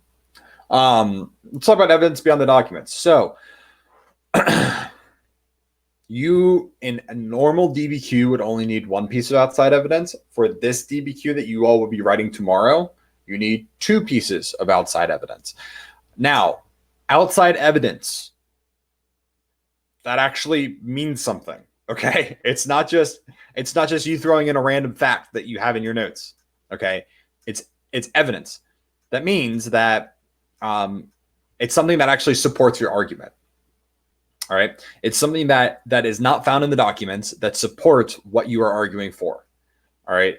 Do not just throw in some random fact and say, there's my outside evidence point, because it ain't your outside evidence point. All right. So typically some good things that can be considered outside evidence. I got a question about this. It does not have to be a book. It does not have to be a written piece of material. It can be, you know, so again, using the 30 Years' War as an example, if none of the documents talk about,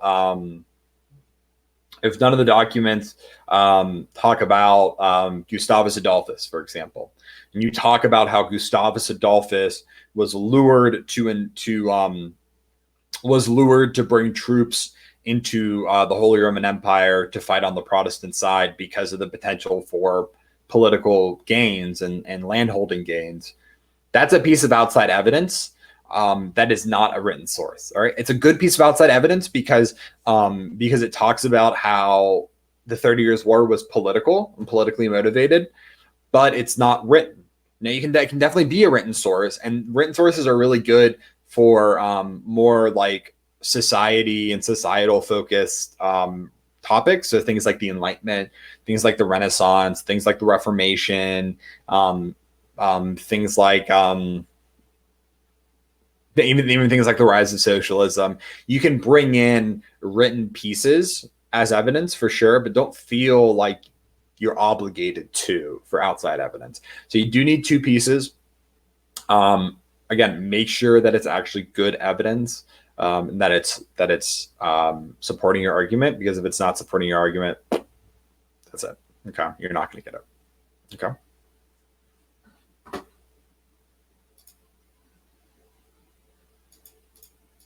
Okay. All right. HIP analyzation. So again, I call it HIP: historical context, intended audience, point of view, purpose. Also, we are getting chat turned back on so that I can kind of see how everybody's doing. We can interact a little bit. But all right, and there is chat. It is back. So the question, why was chat disabled? A big thing is that there's a lot of you guys in here, and for the presenters, for me, it can get kind of distracting. I want to say that I do really like, I for something like this, I like seeing feedback for you guys, and I can kind of see, you know, where everybody is at. One thing, be respectful, okay? Do not be a jerk to anybody, or else chat's just going to get turned off, and, you know, that's going to be that. All right. Okay, so for outside evidence, we need to source it. Like, okay, for outside evidence, no, you do not need to source it in the same way you would source a document. Okay, don't think like this is like a document they were referencing. Okay, if you're referencing like a written book, so say you reference Luther's 95 Theses, you can say in Luther's 95 Theses, but then you're good at that point. All right, this is not something where you have to think like you have to really source this. Okay, don't worry too much about that. Also, generally, when you're using documents, you can say doc 1 in brackets, or you just say in doc 1. This is not like a traditional. This is not like a research paper where you need to be careful about citations and stuff. This is a DBQ. College Board knows the documents you have, so you can just say doc 1 or in doc 1 or parentheses doc 1. I hope that makes sense. But yeah, you can use any outside evidence you want. I'm just kind of looking at chat. Okay. Let's talk about HIP real quick. Historical context, intended audience, point of view, and purpose. This is something that you need to do with at least 2 of the documents. This is a really tricky thing. I'm gonna get actually. I've got a notebook here that I'm gonna write stuff so I can hold it up onto the screen because I'm very much a visual person, and I like being able to like show you guys. Yeah, people recall or call it different stuff. HIP is what I was taught to call it. But yeah, it's called whatever. Yeah, it is a pretty nice TV, isn't it? I bought it from a friend of mine for $50. It was a very good deal. But people call it whatever they want. So HIP, and this is going to be backwards for you guys. Apologies. But HIP stands for historical context, intended audience, point of view, and purpose. Now, you need to HIP analyze or SOAP analyze or whatever you call it 2 of the documents.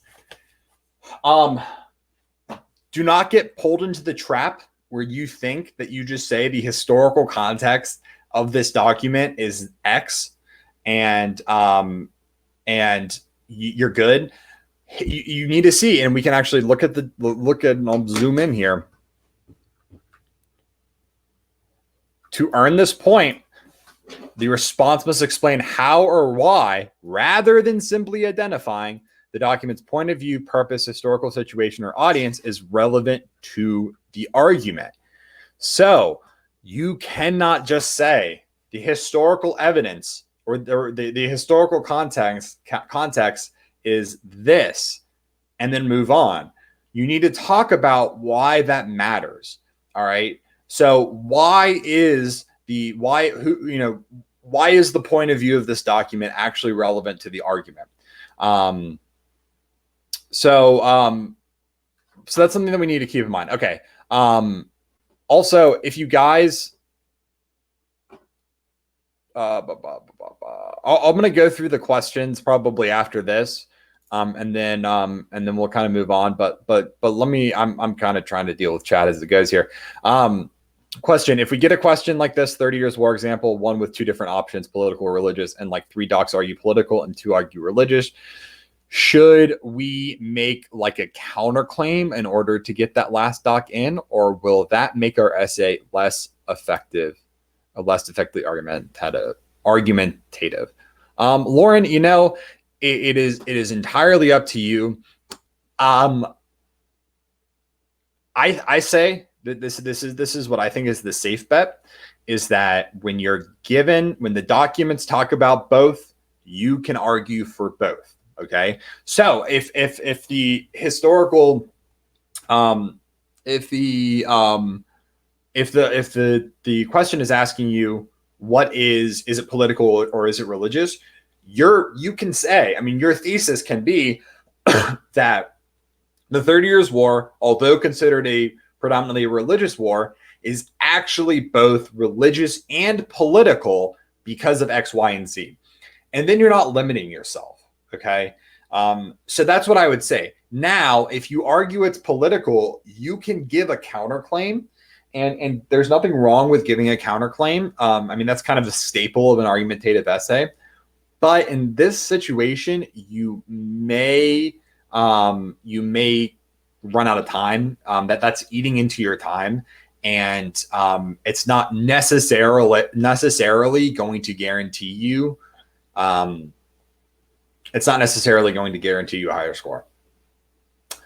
We are going to do a full DBQ walkthrough after this, after we go through the rubric. Yeah.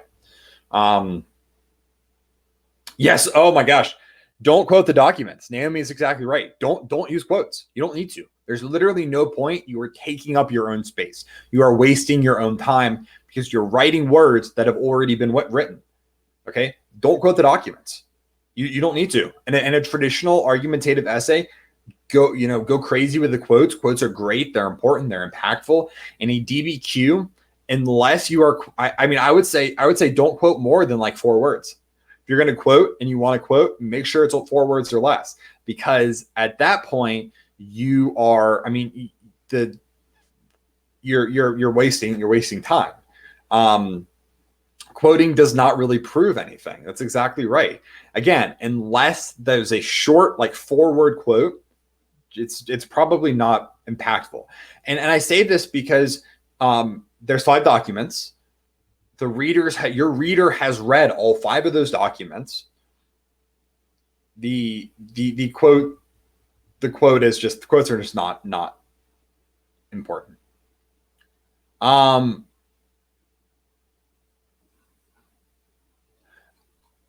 Okay. So that's HIP. HIP's really tricky. I think HIP can be, some people get HIP really well and they just nail it, and some people struggle with HIP. Don't beat yourself up if you HIP one of the documents and you're HIPing the second document and you're like, this is terrible, I'm doing so poorly at this. Do not beat yourself up.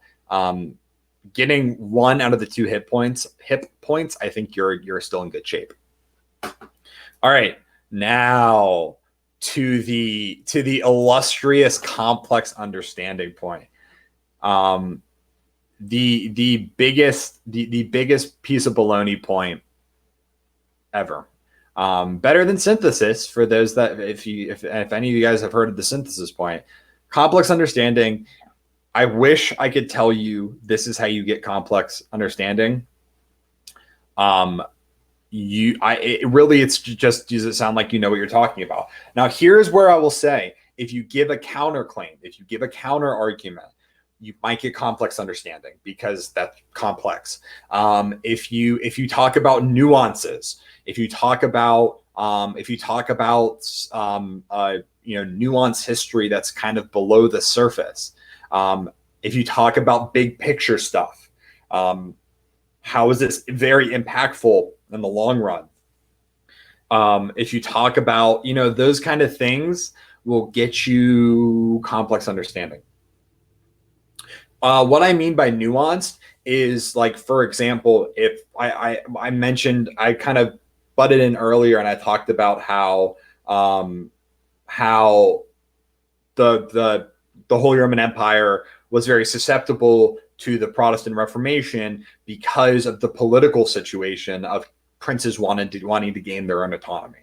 Okay, that's nuanced history because that goes beyond kind of that religious, the religious definition for why Protestant Reformation spread the way it did. Counter argument could maybe get you this point, but yeah, it is. It's you know it when you see it, but it's really hard to explain how to actually get it. I would say just write confidently, and that's the best way to go for it. If you do not get the complex understanding point, don't worry about it. 9 out of 10 points is still effectively full credit in my book. It's what I tell my students. It's what I'm telling you guys. And I would say really don't worry too much about it, especially because, like, you guys don't have time to worry about this point. You have 45 minutes, and if you're worrying too much about complex understanding, you don't have time to do that. Okay. All right. So that is the rubric as a whole. Are there specific points of the rubric that you guys want me to hit on before we go to the DBQ? Are there specific points?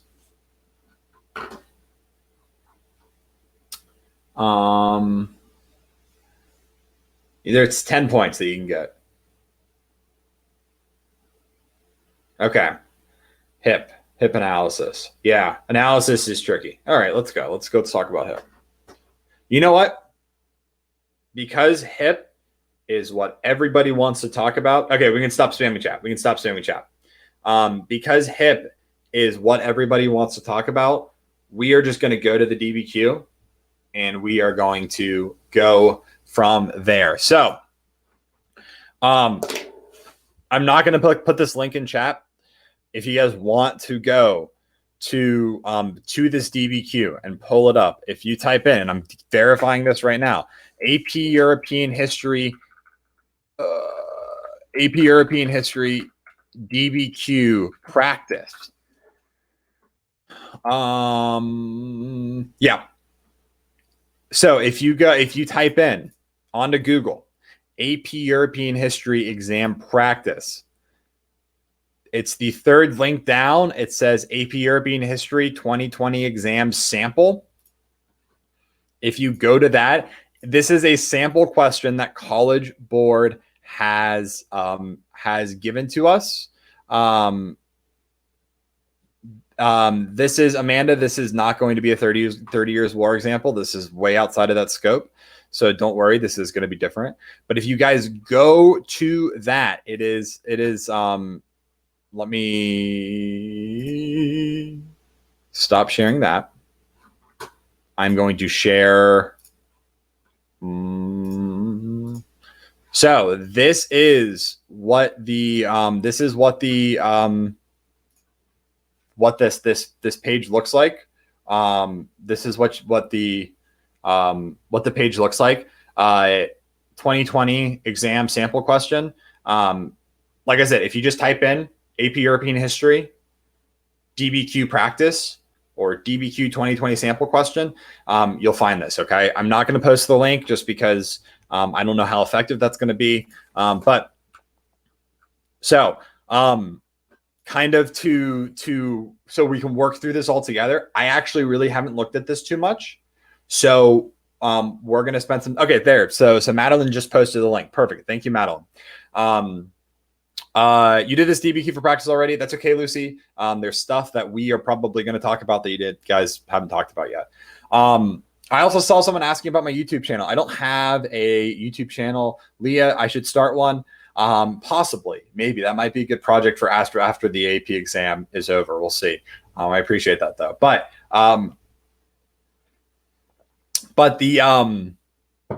I really haven't looked at this DBQ yet. So this is going to be good. We can kind of go through it together and we can maybe, I'll tell you my thought process as if I was writing this, and then hopefully that can help you guys out a little bit. All right. So this is a sample DBQ that College Board provided to us. I always like the stuff that College Board provides to us because if you're getting it right from the source, it's got to be good. All right. So whenever you get your DBQ sample, you are going to get, or not your DBQ sample, back up. Whenever you get your real DBQ on Wednesday, you are going to get a nice little checklist. All right. This nice little checklist is pretty much your rubric. Now, the good thing about this DBQ this year is that you can have a DBQ printed out, or a DBQ rubric printed out right next to you that you can check off. Okay. If you can print a DBQ rubric before tomorrow, print yourself out a DBQ rubric. Okay. If you can't get to a printer, write down a DBQ rubric. Just draw it out. All right. Give yourself a nice checklist. All right. That is really, really going to help you. All right. So, so this is the little checklist here that we can see. This is literally just a rubric, is what it is. And so, yeah. So the, make sure that's looking good. Yeah. So the question that this DBQ is covering is evaluate whether the new imperialism of the late 1800s and early 1900s was caused primarily by political motivations or by economic motivations. All right. So this is a DBQ that is asking us, was the new imperialism movement political or was it economic? Now, remember, I am not going to make, I have assumptions about this. I know about new imperialism, but I am not going to make my thesis just yet because I still want to read the documents. All right. So document 1 Whenever I read a document, the first thing I want to do is I want to make sure I source the document. So this is Prince Leopold, heir to the Belgian throne, letter to one of his advisors, December 1861. All right. So Prince Leopold of Belgium. I know who Prince Leopold is. 1861. That's early imperialism. All right. So let's read it. Surrounded by the sea, the Netherlands, Prussia, and France, our frontiers can never be extended in Europe. But the universe lies in front of us. Steam and electricity have made distances disappear. All the unappropriated lands on the surface of the globe may become the field of our operations and of our resources. Since history teaches that colonies are useful and that they play a great part in that which makes up power and prosperity of states, let us strive to get one in our turn and prove to the world that Belgians are also an imperial people capable of dominating and enlightening others. Okay, so this is a source that I think kind of talks both about economic and political. It could be used for both because Leopold talks about the economic gains, talking about how colonies are useful, that they play a great part in which makes up the power and prosperity of states, but it's also political in that he talks about how Belgium can never increase its land holdings in Europe, that it's really only outside of Europe that Belgium can increase its land holdings. Okay, so this one kind of talks about both, so that's a good one to use. Document number 2, Jules Ferry, Prime Minister of France, in a speech delivered before the French Parliament, March 28th, 1884. Gentlemen, in today's Europe, we see many rivals rising up around us, some made powerful by military or naval improvements, some because of a constantly growing population. In this environment, deciding to withdraw or abstain from involvement is simply impossible. In our time, nations are great because of their actions, not because of their institution, or not because their institutions spread peace and light. Spreading light without acting, without taking part in the affairs of the world, keeping out of all European alliances, and seeing as a trap and adventure all expansion to Africa or Asia. If a great nation lives this way, it abdicates its power, and in less time than you may think, will sink from the first rank to the third and fourth. So this is absolutely a power political stance that the Prime Minister of France is taking here. This is a source that's based around power. It's based around politics, okay? Maybe you can talk about economic advantages, but really it's talking about powerful military. It's talking about its rank in Europe. All right. This is absolutely a power-based, political-based document, but that's only one of them. The first one is kind of both. Second one's definitely political. Let's look at document 3 here. Joseph Chamberlain, British industrialist, politician, and reformer, speech delivered to the London Chamber of Commerce, May 14th, 1888. We have suffered much in this country from depression of trade. All right, so that makes me think it's probably economic right off the bat. We know how many of our fellow subjects are at this moment unemployed. Is there any man in his senses who believes that the crowded population of these islands, the British Isles, could exist for a single day? If we were to be cut adrift from our great territories, which now look to us for protection, and which are the natural markets, and in which are the natural markets for our trade, if tomorrow it were possible, as some people apparently desire, to reduce by a stroke of the pen the British Empire to the dimensions of the United Kingdom, half at least of our population would be starved. All right, so if document 2 is political, document 3 is economic. Through and through, this is economic. All right, we know this because immediately talks about trade, talks about how the population will be starved, talks about trade again. Okay, so just by the terminology that Chamberlain uses, we know that this is economic. All right, document 4, a political cartoon published in the, and one thing I'll say, before I even look at this thing and finish it, for the visual sources, and you are guaranteed one visual source on the DBQ, whether it's a political cartoon, whether it's a map, whether it's a graph, whether it's a picture, if it's a photograph, a piece of art, there will always be a descriptor to some extent. Sometimes they'll be more descriptive, sometimes they'll be less descriptive, that explains what the document is. So they are going to give you something that will explain what the document is. So, political cartoon published in the conservative daily French newspaper, Le Petit Journal, January 16th, 1898, captioned, "China, the cake of kings and empires. Queen Victoria of the United Kingdom and Emperor Wilhelm II of Germany fight over a section of the pastry labeled China." All right, so I would say that this is probably economic. Economic because of the descriptor calling it a cake. But you could also argue political because it's two major world leaders that are carving up China. And so I really think you could argue either way with this one. And then lastly, document 5, the revolution of the German Social Democratic Party, issued at its annual party meeting September of 1900. World and colonial policy is pursued for the purpose of capitalist exploitation and for displaying military force. It corresponds first and foremost to the greedy desire of the bourgeoisie for new opportunities to invest its ever-increasing capital, which is no longer content with exploiting the home market, and to the desire for new markets which each country tries to just usurp for itself. All right. So with document 5, I would probably say this is leaning more towards economic, just with the terminology. Now, again, they talk about military force. There is some level of political, but I would say that this is definitely on the more economic side.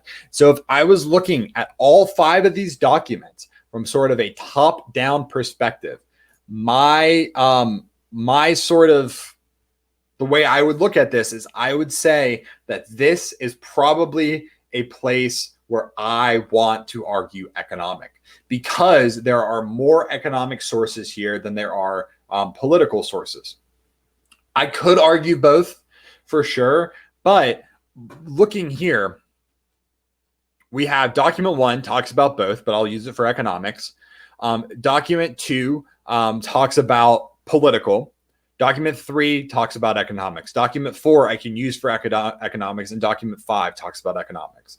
So 4 out of the 5 documents I can definitely use to argue that that new imperialism was predominantly motivated by economic incentives. All right, so let's break up the time here. How am I going to break up my time when I write this thing? So I have 45 minutes. I've got 45 minutes to write this thing. All right, in 45 minutes, I need to read the question, read the documents, outline my DBQ, write my DBQ, and preferably reread my DBQ. Okay, it's a task. Now, the way I would set it up personally is I'm going to give myself 5 minutes to read the documents. I'm going to give myself 5 minutes to outline, and then I'm going to give myself 35 minutes to write. Okay, and if I have time left over, I am going to reread. If I don't, I'm just going to submit what I have. But outlining, I personally think outlining is a necessity. Okay, I personally think outlining is a necessity. Some people don't need to outline and actually write really, really well when they just sort of like write off the cuff. I'm not one of those people, and I don't really think most students are those kind of people either. I think there's a lot of students who think they're those kind of people, but they write better essays when they outline. So backing up. So I've read the documents. I give myself 5 minutes to read the documents. I'm going to argue, I'm going to say, you know what? I think these documents are pointing more towards economic. I'm going to say that these documents are arguing that new imperialism is economic. So I'm going to argue that new imperialism is economic. All right. So then I need to craft my thesis. All right. So my thesis needs to be specific, and it needs to answer the question. And the question here is, was new imperialism caused by political motivations and economic motivations? And what I'm going to say is, and I'm going off the cuff here because, like I said, this is my first time really seeing this DBQ, is all what the way I like to set up the thesis for a DBQ is I like to say I like to say that although X, Y, and Z, or although X, new imperialism is Y. So I'll give you an example. So like, although new imperialism was spurred, or although new imperialism is credited sometimes for political motivations, it was actually the economic incentives of expanding potential trade partners and expanding territorial gains that encouraged most countries to imperialize in Africa and in Asia, right? That's a little rough. I could probably clean that up a little bit, but what it does is it gives me two things to work on here. One is new trade partners, and second is territorial expansions.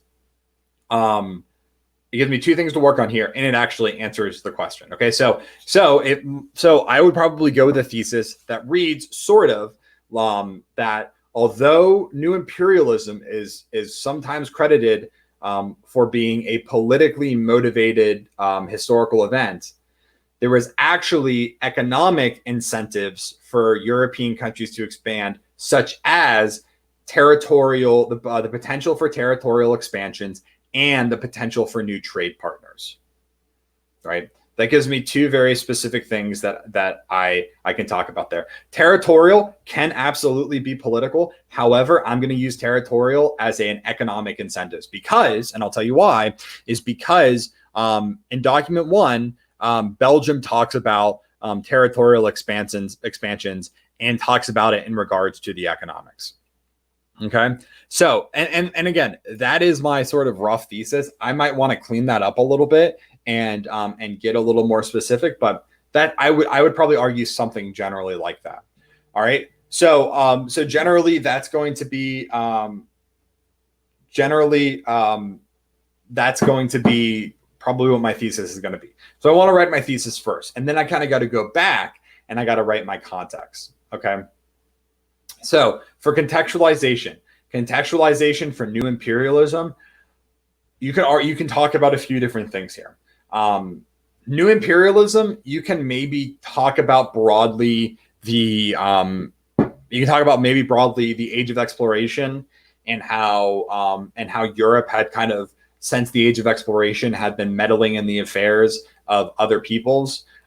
You can maybe talk about that. What I would probably say for new imperialism is the contextualization I would give is I would say something like the Industrial Revolution allowed for European nations to more easily move in to Africa and Asia where previously they couldn't. Inventions like the automobile, the steam engine, vaccines, the train, and better communication technology allowed for these European countries to move in and then establish secure and consistent lines of communication with the home countries in Europe. Okay, that would probably be my context because one, I talk about what new imperialism is, European countries moving into Africa and Asia, and two, I talk about I talk specifically about how and why this happened when it happened, right? The Industrial Revolution, trains, electricity, all of that stuff. I talk about the specific things that allow for this to happen. All right. So it's good context. It gives good background information. It sets me up for talking about my thesis. And then I'll go into my thesis where I say, although new imperialism is often linked to political causes, there were actually economic incentives for Europeans to imperialize. So, and then I can either end there and I can make my thesis, two sentences if I want to, or I can say, or I can not, but whatever, your thesis can be two sentences. Some of those economic motivations would be the potential for new trade partners and the expansion of territorial gains for new raw materials. And there, I just cleaned up my thesis a little bit from what I thought about earlier, right? Territorial expansions for raw materials. So that would be my intro paragraph, right? I hit contextualization and I hit my thesis. Okay, so again, for contextualization, I want to talk about how I lost my train of thought. I want to talk about what new imperialism is, and I want to talk about why new imperialism happened. All right, so I would say something along the lines of in the 1800s, European powers moved into and colonized African and Asian countries because of the technology created during the Industrial Revolution. Okay, some of that technology would include the automobile, the train, the steam engine, the telephone, and electricity and vaccines. All of these inventions allowed for these European powers to move into Africa and Asia. All right, that's good specific context. Can be cleaned up a little bit. I'm not writing it. I'm just going off the top of my head. But that context of saying that the Industrial Revolution allowed for new imperialism to happen gives good specific context. And then I go into my thesis, which says that although the new imperialism is often credited for political motivations, it was actually economic incentives actually played a big part in it. Some of those economic incentives are the expansion of trade partners and new territorial gains for raw materials. Bing bang. Industrial Revolution connected to new imperialism, and then new imperialism being economically motivated, and what those economic motivations actually were.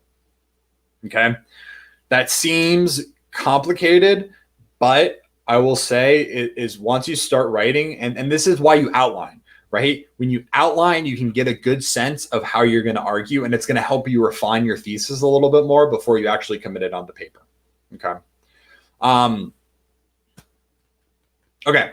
So that would be my intro paragraph, right? And at that point, if I'm reading that intro paragraph and I see I've read it and I see the context and I see the thesis, I'm going to know exactly what this DBQ is going to be about. This is going to be a DBQ that argues the fact that the Industrial Revolution, or not the Industrial Revolution, that new imperialism was economically motivated because of the potential for new trade partners and territorial gains for raw materials. All right. So I know there's going to be 2 points, and the first is going to talk about new trade partners. The second is going to talk about territorial gains for raw materials. Yeah, context before the thesis. That's exactly right. You definitely want context before the thesis, because your context should kind of snowball into your thesis. It should really kind of just roll right into your thesis. Okay. Now let's talk about how would I utilize these documents. So looking at these documents, I'm definitely going to use document 1. I'm probably not going to use document 2. And so I'll use document 3, document 4, and document 5. All right. I'm probably not going to use document 2 here, just because document 2 is so focused on politics, not economics. So what I see here is I've got 2 groups that I kind of want to put these documents into. Groups that argue for trade partners and groups that argue for territorial expansion. Prince Leopold talks about territorial expansion, so he'll go in territorial expansion. Document 3 talks about trade partners, so document 3 will be trade partners. Document 4 I will probably put into territorial expansion, just because you can't really necessarily throw in trade partners here. I mean, you could, but be tough. And then Social Democratic Party, I will probably put in for trade partners, just because they talk about like the home market and new markets. So that's what I would do. So that's 2 documents for trade partners, 2 documents for territorial expansion. Okay. So what I would then say is I would say if I wanted to start with territorial expansion, or no, I started with trade partners. So let's say I start with trade partners. What I'm going to want to do is the first sentence of my the first sentence of my DBQ, of my first body paragraph of my DBQ, needs to establish the claim that European countries were motivated to establish new trade partners. So I'll say something along the lines of one of the biggest motivations, one of the biggest economic motivations for European countries to expand outside of Europe was the possibility of establishing new and lucrative trade partners. After I establish that claim, I then will say something along the lines of, in document 3, we see that Joseph Chamberlain explains how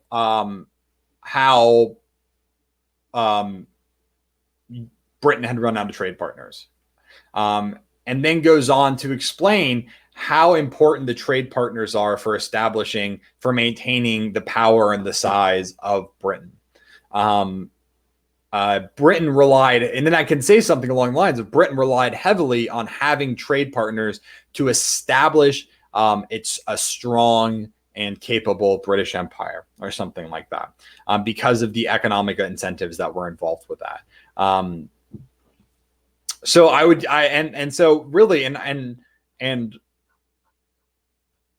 Because I'm just going to end up kind of like, I'm going to have a hard time putting this all down without actually writing it. I'm not going to go into like super crazy detail, but really if I was to use document 3, any of these documents, I want to establish my claim and then talk about how document 3 supports my claim. So if my claim is that new trade partners was a big incentive for new imperialism, I want to talk about document 3 supports that, because Joseph Chamberlain explains how the importance of expansion into Africa because of these and Asia, because of these new trade markets that will be available that will keep the British Empire afloat. If I wanted to hip analyze this, I think intended audience would be a really good example here or a really good option here. Intended audience, because that this is being delivered to the London Chamber of Commerce. So you can say that the intended audience is the London Chamber of Commerce, or more generally, probably other politicians. And he had to appeal, and this is where you kind of draw in the connection to the argument. You can maybe say something along the lines of, because the intended audience of document 3 is the London Chamber of Commerce, Joseph Chamberlain had to probably appeal to some level of British nationalism in order to get the approval for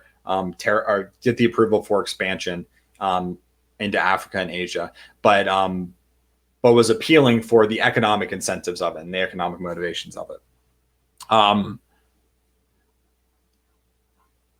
So I would probably use document 3 first. Then you could definitely use document 5. Document 5 is a little strange because it is arguing against imperialism more general. Not that that's strange, but in terms of the fact that all of these other documents are not as blatantly arguing against new imperialism, but document 5 certainly is.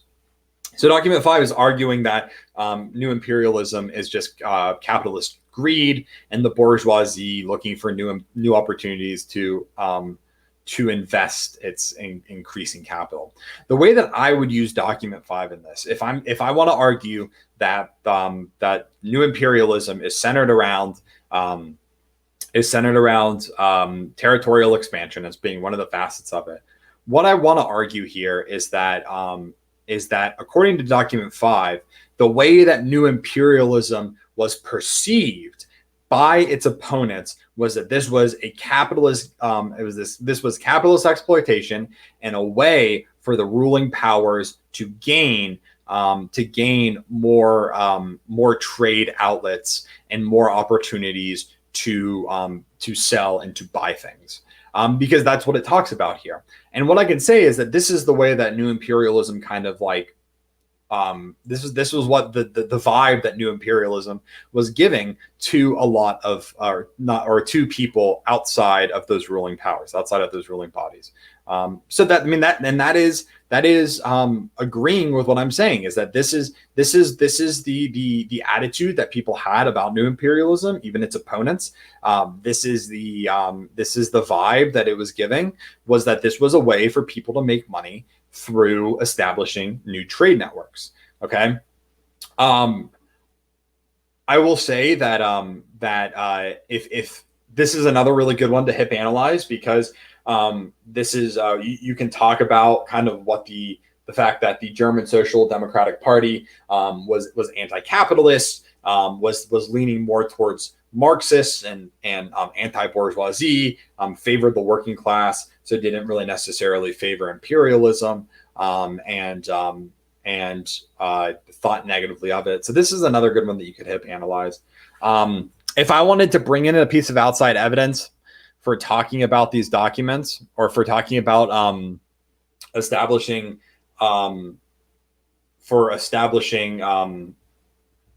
trade networks, one piece of outside evidence that I would probably give is I would probably say something along the lines of outside of Europe, we knew that similar things were also happening with other countries.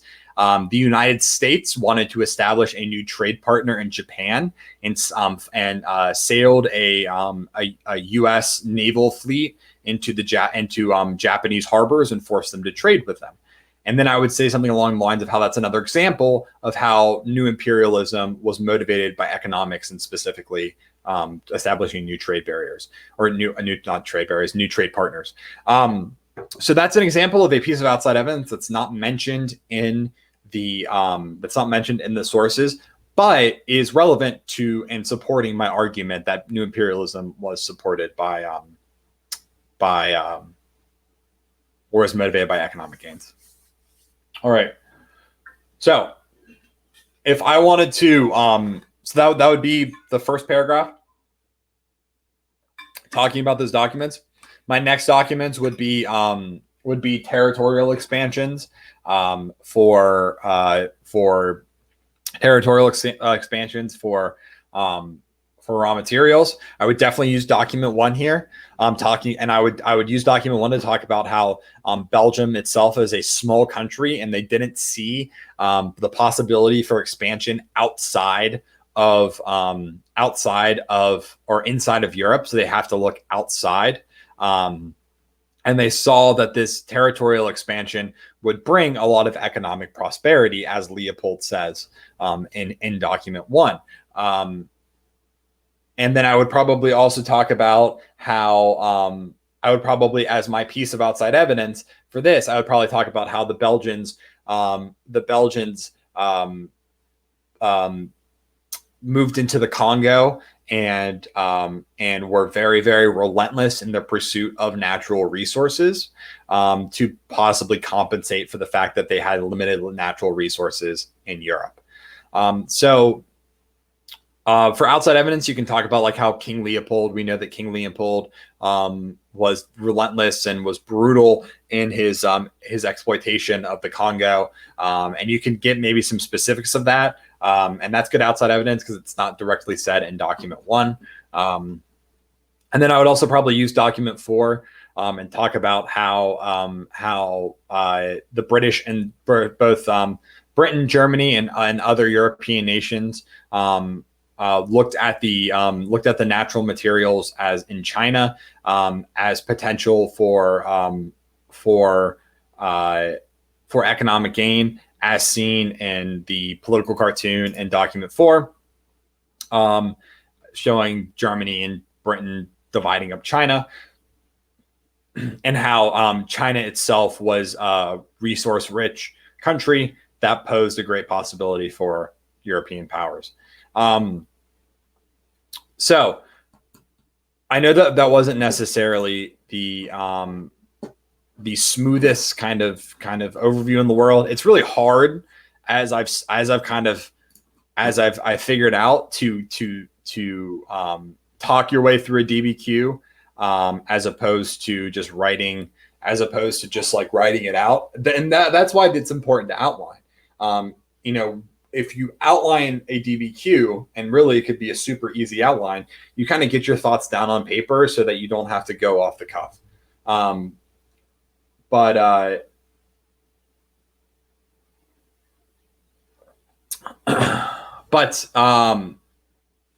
for outside evidence, can I write my outline down? Yeah, I can do that. Let me trying to think the best way that I can actually go through and do this. What I can do is I will, I know what I'll do. So I'm going to, what I'm going to do is I will pull up I'll pull up a document, a Google Doc. I'll pull up a Google Doc, I'll type it out, and then I'll share it to the web so that you guys can see it.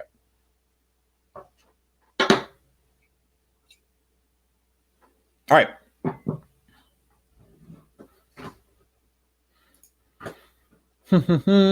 Okay, so what I'm going to do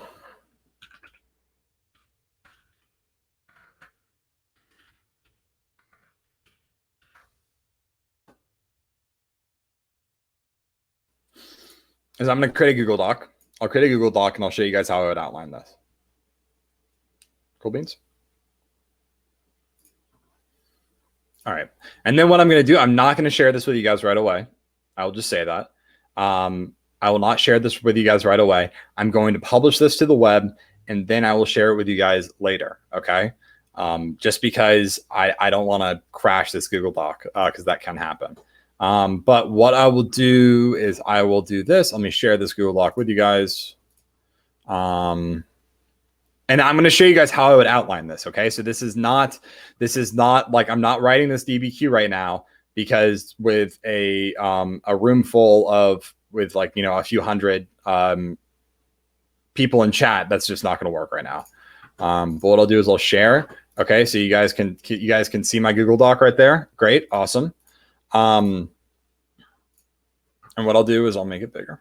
All right. And I'll just say this is AP Euro Cram session, DBQ outline. All right, cool. So if I was to outline this, what I would probably do is I would probably first put my thesis, and I would just have my thesis at the top of the paper, because I'm going to move that out of the way so you guys don't hear my... I'd have my thesis at the top of the paper. That way, it's the biggest thing that I'm looking at here. I'm going to make the text bigger so you guys can see it. Maybe not that big. 14 works. So what I would say is my thesis is although what did I say? Although new imperialism is often thought of to be influenced by political factors, by political motivations, economic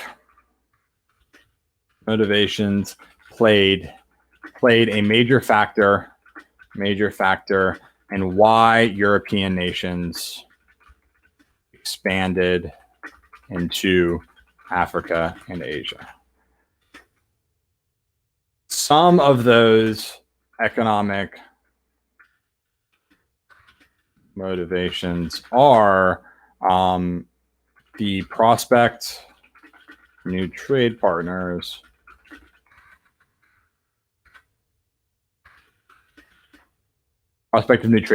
and new territory, and possibly new trade partners and new territory, and we'll say natural and new territory, and new territory. We can just say new territory. You could be more specific and say new territory for natural resources. Whatever. Okay. So that's a two sentence thesis. That is totally acceptable. It's totally acceptable to use a 2-sentence thesis. Also, if you can also include your thesis in your conclusion, and that also works. Okay, College Board, if your thesis isn't super clear in your intro, but it's clear in your thesis, College Board will take that. I say, just have a clear thesis. So that's my thesis. And then what I would probably do from here, in order, if I was drawing this out on paper, I would do things probably a little bit different. But what I'm going to do here is I want my thesis at the top, because this is the most important part of really my whole entire DBQ, because it's what my DBQ is about. But then what I'll do is I'll probably context. I'll do context.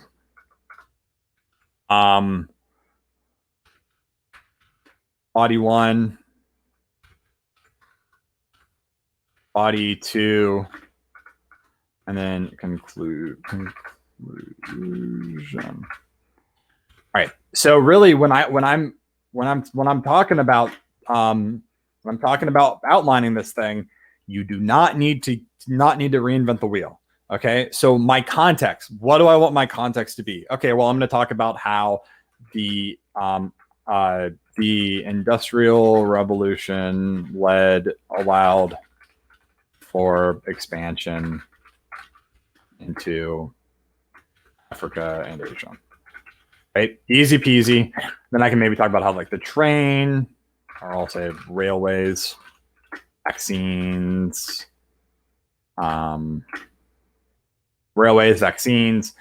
telephone / telegraph,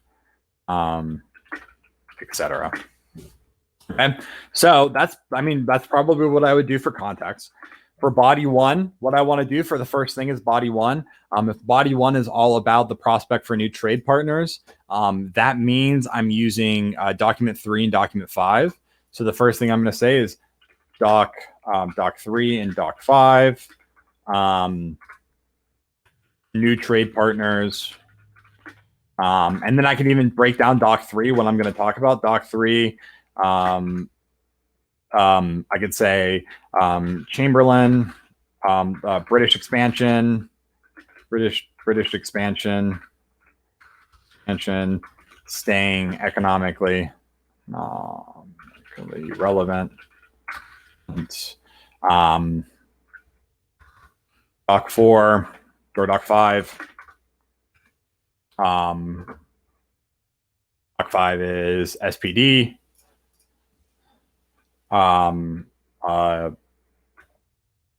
Argument against imperialism. The public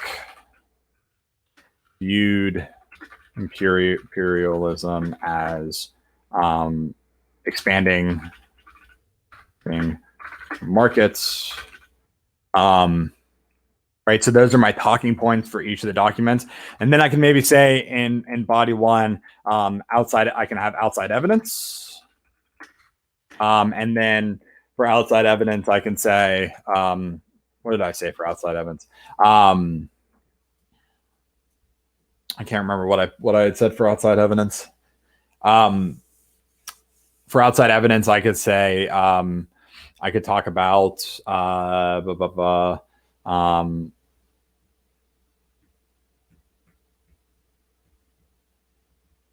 could talk about maybe how the British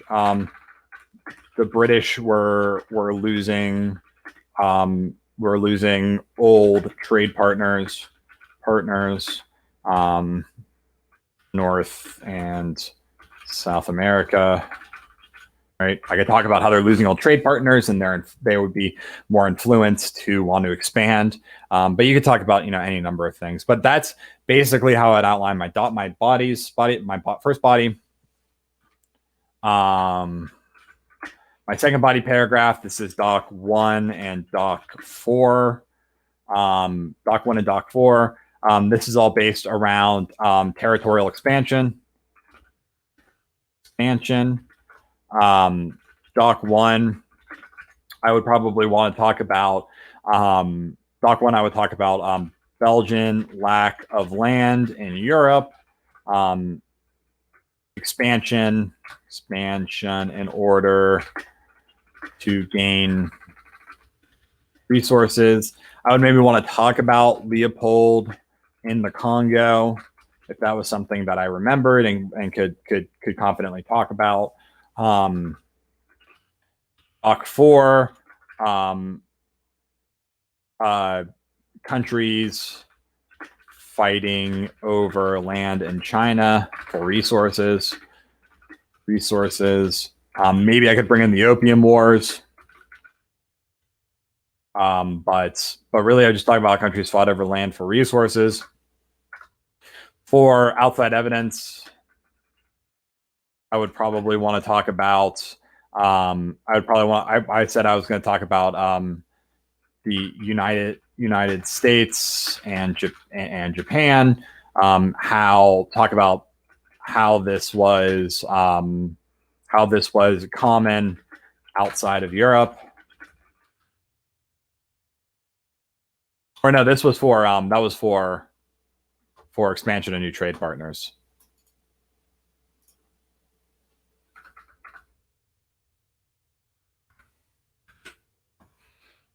Expansion of new trade partners. All right. So, and then for a conclusion, restate thesis, restate claims only if you have time. Okay. Your conclusion is not necessary. I would say you only really need to do it if you for sure have time. But this is really rough. You don't have to stick with this, but by just doing a very basic outline, it really helps you get your thoughts down in one place. And it also really just kind of helps you kind of just see the DBQ that you're writing. And so you know which direction you're going in. All right. So you write your context in your intro paragraph, and you say, all right, to body paragraph 1, I know what I need to write here. I need to use document 3 and talk about British expansion. And then I need to talk about document 5 and talk about how people viewed imperialism as expanding markets. Okay. And I will share this link with you guys later. I just need to make sure I can publish this on the web without the document crashing. But it is the conclusion for complexity. So you can use that. So yeah, the conclusion can play into complexity, but realistically, it's not a guarantee. I've read DBQs that have gotten complexity points without having a conclusion. I will say in general,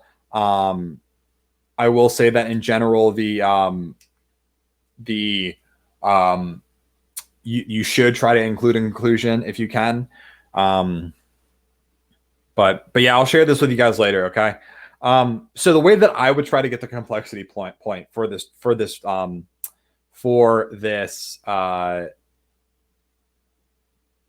should we complete our outlines? I would recommend when you're doing this outline, handwrite the outline. Okay. I would for sure handwrite the outline. If you don't, then yes, delete it from your document before you submit it. Okay. Realistically, College Board is going to know that this is an outline, but I would say to handwrite it. Have some scratch paper. That way you can handwrite it. And that way when you're writing, it's super easy to refer to your outline without having to go to another document. Okay. But yeah. Let's see.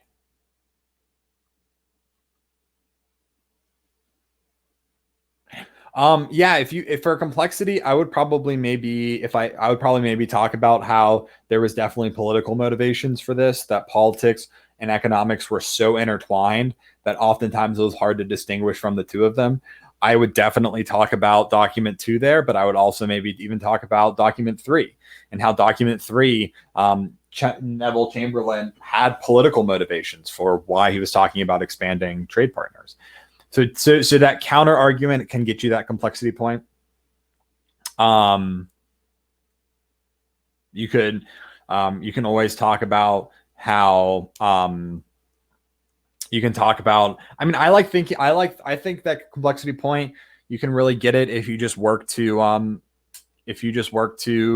try to talk about the nuances and talk about how the politics and economics were intertwined, and that people were imperializing for different reasons, and there wasn't one set cause for imperialism.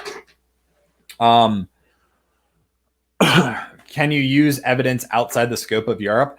I'm going to say yes. For outside evidence, I say if you outside evidence talking about how the United States, how the United States wanted to establish a new trade partner with Japan, as an example for how we saw this outside of Europe.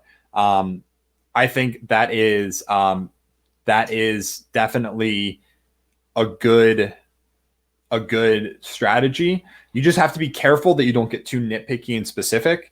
Don't start bringing in super niche history that has nothing to do with Europe, because oftentimes you're going to have a really hard time connecting the two. What I mean by nuanced is I mean like if you talk about how imperialism, how it was really hard to distinguish between economic motivations and political motivations because of the fact that they're so often intertwined, and that people saw economic strength and economic strength as being political strength. That's nuance. That's looking at history and being able to see the kind of the nitty gritty of it, and not just saying that this was economic and that this was political, and saying that no, they both had economic and political motivations. And oftentimes people viewed a strong economy as a strong government. So that's an example. But again, it's really hard to say these are the things you need to do to get complexity, because it's like, who knows? Who knows if it depends on who's reading it. It's subjective. It's still better than synthesis. God, the synthesis point on the DBQ was terrible. All right. All right, folks. We are on the second half of this thing.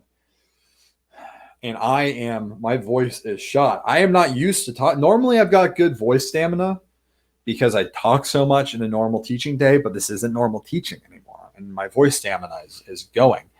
So I am going to get some more water. I'm not leaving. I am not leaving. I will be right back. I'm going to get some more water. I'm going to make myself some tea. I'm going to take, I will say, probably 3 minutes. Give me 3 minutes to get some tea. What I want you guys to do is after I get back, I'm going to start going through some questions. Think about what specific pieces of content you want me to review. All right. 3 minutes. I will be right back. I'm turning my camera off.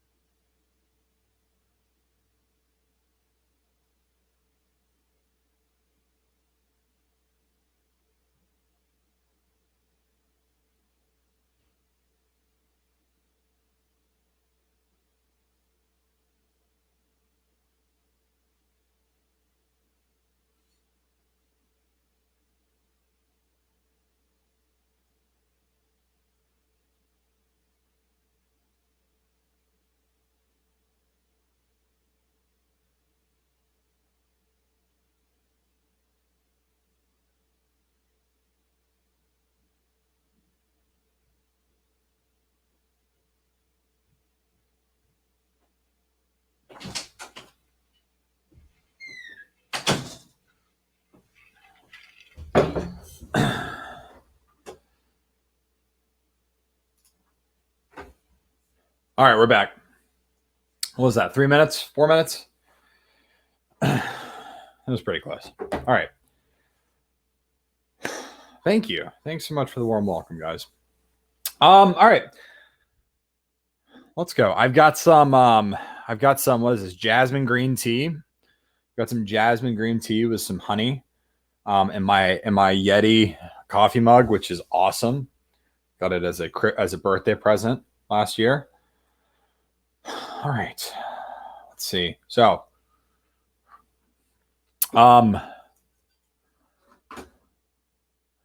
if you only use 3 docs in the body paragraphs, can you use a 4th one as a counter argument and get the complexity and the 4 evidence for it? Sorry I didn't see your question earlier, Alex.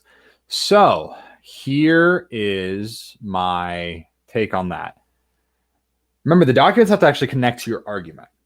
All right. So if you do that, you got to make sure it connects with your argument. Because yeah, that can be a counter argument, but it's not actually your argument. And while it's nitpicky, like if I was grading this, I would probably say, yeah, use 4 documents. Great. But I'm not grading your DBQ, right? So you have to assume that no, you need to make sure that they actually connect to your argument. All right, so I'm going to go through questions right now, and then I promise we will. I'm seeing a lot of French Revolution, which I love me some French Revolution. So you guys are in for a treat. So yeah, I can do French Revolution, and then I also saw 7 Years War. And I can talk about 7 Years War for sure. Okay, yeah. Let's do questions there real quick. There's a lot of questions, and we got any idea what the topic will be. So I will give. We have 2 hours left. The last 30 minutes or so, I will give my guesses. I will give a guess of what I think the topic is going to be, or at least narrow it down. That's going to be my my sort of like my guess. We'll see. How do we get the complexity point? I talked a lot about that, so I'm gonna what I'll say is that, like, if you're still like freaking about complexity, YouTube has so many good. Fiveable has some for sure, DBQ, but beyond, like, to go into the vast expanses of the internet to find that answer, because honestly, I will say it is very, very subjective. How do you recommend? Oh, this is a really good question, actually. How would you recommend organizing our notes if we use them for the exam? Ellie asked this question. What I'll say, Ellie, is that what I did for my students was when we found out what the exam was, how the exam was going to be laid out. We did I did unit 1-pagers. Okay, so for each unit you had a page, and this is like kind of like a page cheat sheet. So you write down everything you can about the unit on the 1 page. And you get some students that, some of you guys, I'm sure, would write in super small handwriting everything you can, because that works for you. Some of you guys would do flow charts, whatever it is. But for each unit, you do 1 page. So what I would recommend is the best way to organize your notes is in such a way that when you look at the DBQ question, you immediately know where you can turn to your notes to get that information. I mean, whatever works for you. Just know that you should not spend 5 minutes digging through your notes. Okay? You really, really shouldn't. Your notes are not there to help you write this thing. Your notes are really there to give you, some semblance of support. So like if you need to refer to some notes when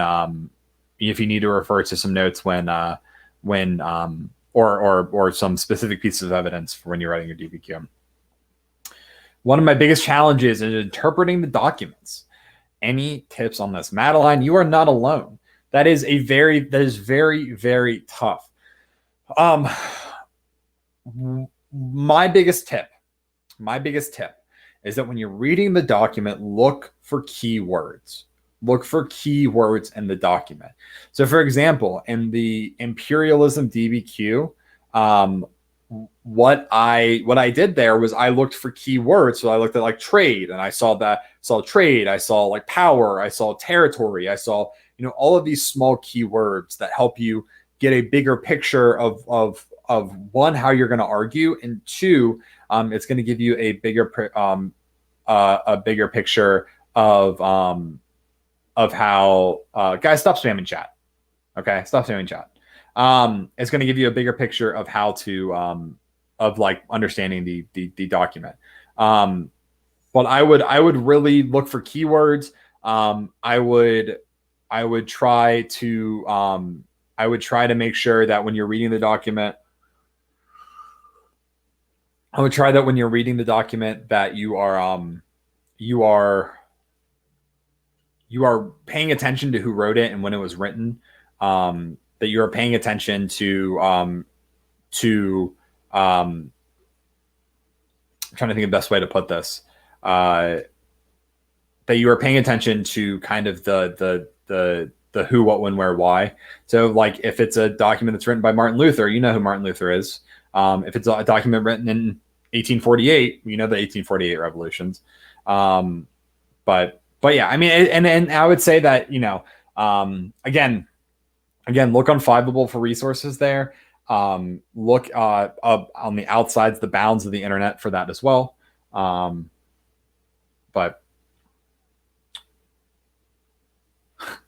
please turn the chat on. What's your recommendations for taking notes on the documents? And how long do you think we should spend reading the documents? I say 5 to 7 minutes on reading, which is not a lot of time, but yeah, it's 5 documents. 5 to 7 minutes reading the documents. I don't necessarily, I think beyond the outline, you don't need to take notes. The outline is good enough. Also because the documents are short and you don't really need to spend a crazy amount of time, taking specific notes. Contextualization examples. I think I went over that pretty well. Period 3 is definitely one of my weak points. Any chance we can have a review of that time period? Certainly can. We certainly can. The chat was more helpful than the video thing. Please add it back. How do you recommend structuring the DBQ in order to hit all the requirements? I think I talked about that. Any tips for outside evidence? Talked about that. It specifies when we are not done with the DBQ, but time is almost up. Oh, that's actually a really good question. Amy, I think I'm pronouncing that right. What advice do I have if time is running down and your DBQ is not done? If you find yourself, you have 5 minutes left and you have a whole body paragraph to write, you need to get into short but sweet mode. Okay, which means that you need to write as succinctly as possible, as much as you can in a short of amount of time. The thing with DBQs is that they like, you don't need to write it like it's poetry. You don't need to write it like it's a beautiful piece of literature. It's a history essay. History essays are straight to the point. Okay. I actually had, this is something that I've carried over that I took from my AP European history teacher, was that whenever we wrote DBQs, when I took AP Euro back in 2008, when I took AP Euro, my teacher would read our DBQs. And if we were writing stuff that was not vital, he would put a big X in it and write no fluff. Okay, because that is exactly what needs to happen. You do not need to write fluff. All right. So if you find yourself, there's 5 minutes left and you have a whole body paragraph to write, you need to try to write that second body paragraph as succinctly as possible, as quick as possible.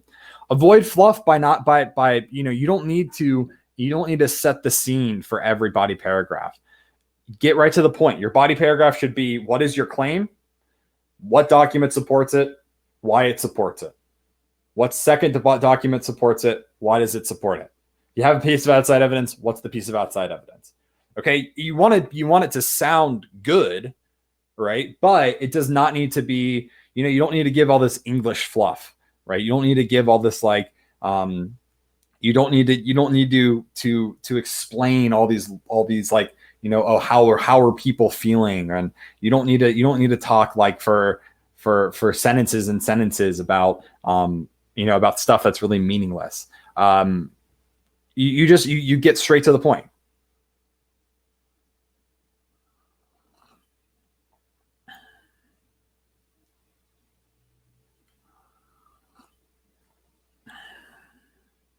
Okay.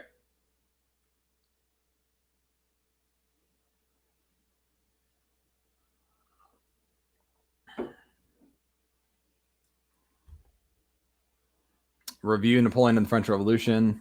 Definitely do that. Italian unification.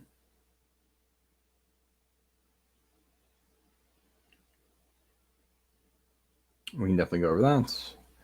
100 Years War. I saw people in chat talking about or asking about the 100 Years War. Honestly, guys, I don't really even think you guys need to worry. The thing you need to know about the 100 Years War is that the 100 Years War, it ended feudalism in some areas of France and Britain, and it worked to increase nationalism in France and Britain, and that's pretty much all you need to know about it.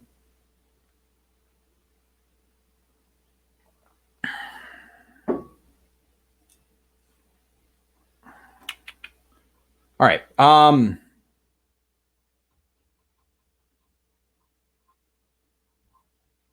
French Wars of Religion. I'm looking for more.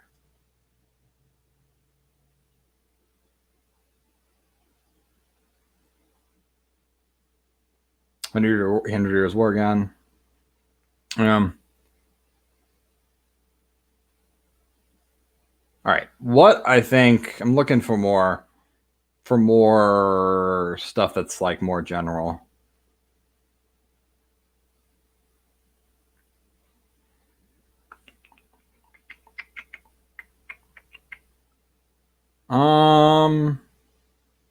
DBQ topic from last year. What was the DBQ topic from last year? I think it was scientific revolution. I'm remembering off the top of my head. All right, let's just go ahead and dip into content review.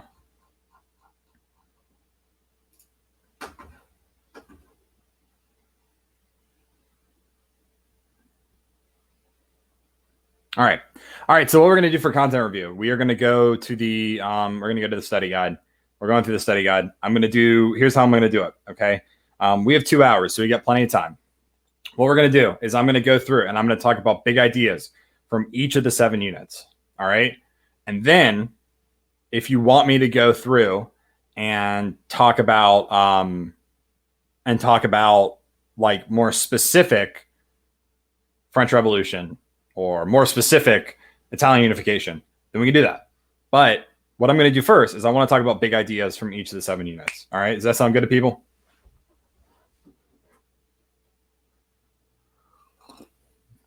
All right. I have it somewhere. Yo, here we go. All right.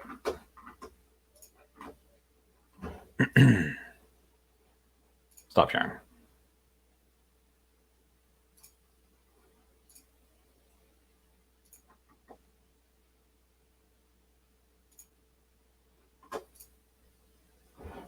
All right, sweet. Okay. All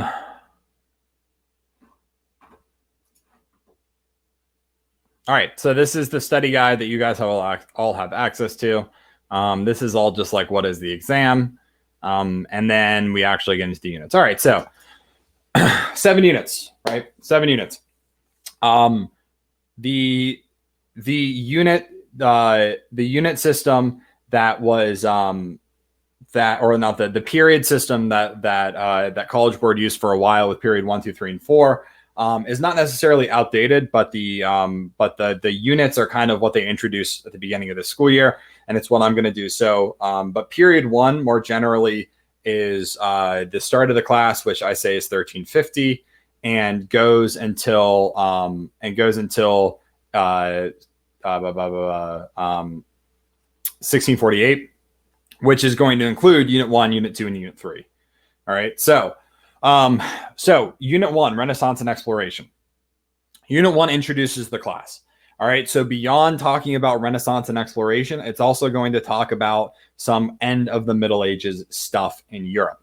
So I like to think of the class starting in 1350. What you need to know going into it are the crises of the end of the Middle Ages. All right, so the end of the Middle Ages is some of the crises of the end of the Middle Ages are one, the Black Plague, the 100 Years' War, the Great Schism, or the Avignon Papacy, whatever you want to call it. Okay, I would say those three are really the big crises of the end of the Middle Ages that you guys need to know. What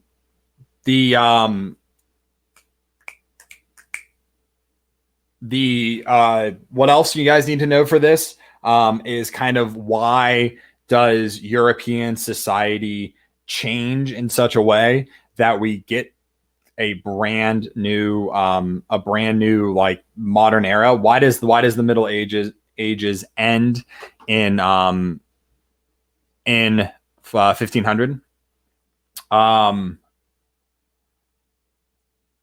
Yeah, I cannot make the screen any bigger, guys. I cannot. Oh, there we go. I spoke it into existence. Perfect. All right. I can even do this for you guys. Bingo bango. So end of the Middle Ages, Renaissance. All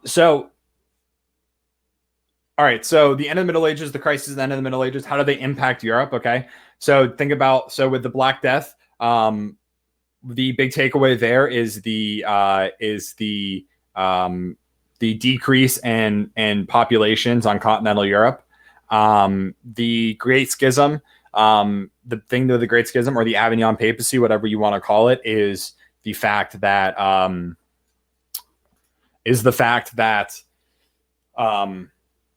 distrust in the church increases. And then with the 100 Years' War, you do not need to know the specifics of the 100 Years' War. The 100 Years' War, you just need to know is it increases nationalism in Europe or in France and in Britain. And it also leads to the end of feudalism in France and Britain. Okay. But the Renaissance, the big takeaways with the Renaissance here is although this was an artistic movement for sure, this was also definitely a cultural movement. The Renaissance has its origins in Italy, the Italian Renaissance. The Italian Renaissance was predominantly focused on reforming the way that humans view the society in which they live in.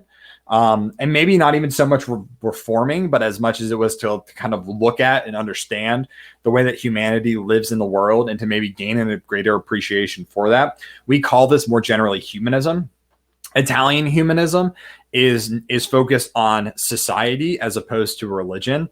It's Northern humanism that's going to be more focused on religious reform. But in Italian humanism, you really see people start to think about the way that their society operates. So people like Machiavelli are a good example of this. Machiavelli with his book The Prince is having people question why not having people question or is taking a critical stance of the way that that rulers rule, and that the rulers actually use their power and ways that they should use their power. Baldassare Castiglione is another example of one of these guys who talks about the importance of a well-rounded noble or a well-rounded ruler, someone who is a painter and a sculptor, but also a politician. He's a statesman, a nobleman, all those kinds of things. In terms of Italian art during the Renaissance was heavily based around, while it did have a lot of Christian influence, it also had a lot of secular influence and a lot of influence from the classics, which are ancient Greece and ancient Rome, which played a huge impact on humanist thinkers. I'm not going to go into the specifics of Italian arts, We have Fiveable has whole lessons about that if you want to dig more into that. But Northern Renaissance. What is the difference between Northern Renaissance and Italian Renaissance? The Northern Renaissance was predominantly, in terms of Renaissance humanism was about reforming society and also reforming Christianity. Okay, Desiderius Erasmus. You should absolutely know who that is. You should know that Erasmus wanted to reform the corrupt practices of church officials and really the corrupt practices of European society as a whole. Erasmus's book In Praise of Folly talks about how there was people were living lives that were generally, they were not educated. They oftentimes were contradictory. Priests having kids, priests going out and getting drunk, priests being scholars but not knowing how to read. Northern Renaissance art tended to be darker. It tended to be more realistic. It wanted to show a realistic viewpoint of society, which differed from Italian art, which was almost like idealized society and the idealized person. So I would say that artistic change is important in the Renaissance, but I would say even more than that is to focus on the change in the way that scholars thought of themselves and thought of the world around them. Okay. For the age of exploration, cause and effect is the big thing to focus on here. So God, glory, and gold for why age of exploration happens. So you talk about like what influences people to explore outside of Europe. The reality is that people had been exploring the world forever. Europe had kind of been falling behind in the Middle Ages because of the fact that their feudal society did not really allow for money to be put into exploration. But as the Middle Ages kind of comes to a close, more countries are investing money into exploration and trade. And so you see the Portuguese commit a lot of money and a lot of time into exploring Africa and exploring the Indian Ocean. And then Spain obviously sends Columbus across the Atlantic Ocean, and where he makes Europe aware of the New World, which then brings mass colonization into the Americas, where we have like the British colonies in North America, the French colonies in modern day Canada, the Dutch colonies in North America and the Caribbean islands, and then of course the Spanish colonies in Central and South America. This is going to lead to a massive influx of goods.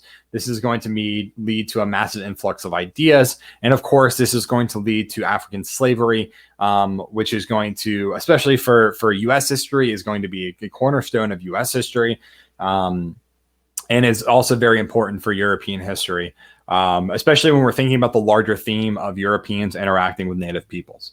One thing that is also important with Unit 1 is new monarchies. The new monarchies of the modern era. These were monarchies like Charles V or Francis I or Henry VII, Henry VIII.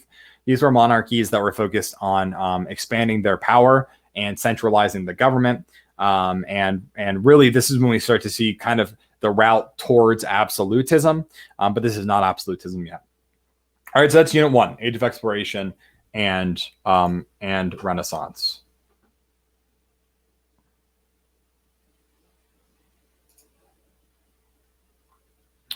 All right, Unit 2, Reformation and Wars of Religion. So Unit 2 is not terribly difficult to study. Unit 2 can be divided up pretty easily, starting first with the Protestant Reformation. Okay, so why does Reformation happen at all? People being unhappy with the church, people that viewed the church as more of a political tool as opposed to a religious tool. With Martin Luther, why does it start with Martin Luther? Well, again, we were talking about nuanced history. Why does it happen with Martin Luther? Martin Luther was in the right place at the right time. Okay, so Martin Luther is a German monk He is incredibly dissatisfied with the fact that that he is constantly sinning and that he is a sinful being. He doesn't feel worthy being a Christian. It really is very tormenting to him. And also on top of this, he is incredibly disheartened by the fact that the church is selling indulgences. Indulgences were slips of paper that the church would sell predominantly to peasants or to poor city folk that they could buy they usually tended to be pretty expensive, and they would spring a loved one out of purgatory. Purgatory was kind of the place the Catholic Church said that you went when you needed to burn off all of your sins before you went to heaven. Martin Luther saw indulgences as exactly what they were, which is a way to make money. And he, in turn, writes his 95 Theses. And the 95 Theses were directed against the sale of indulgences. And pretty much said, these are corrupt. These are money-making tactics. I don't know why they exist.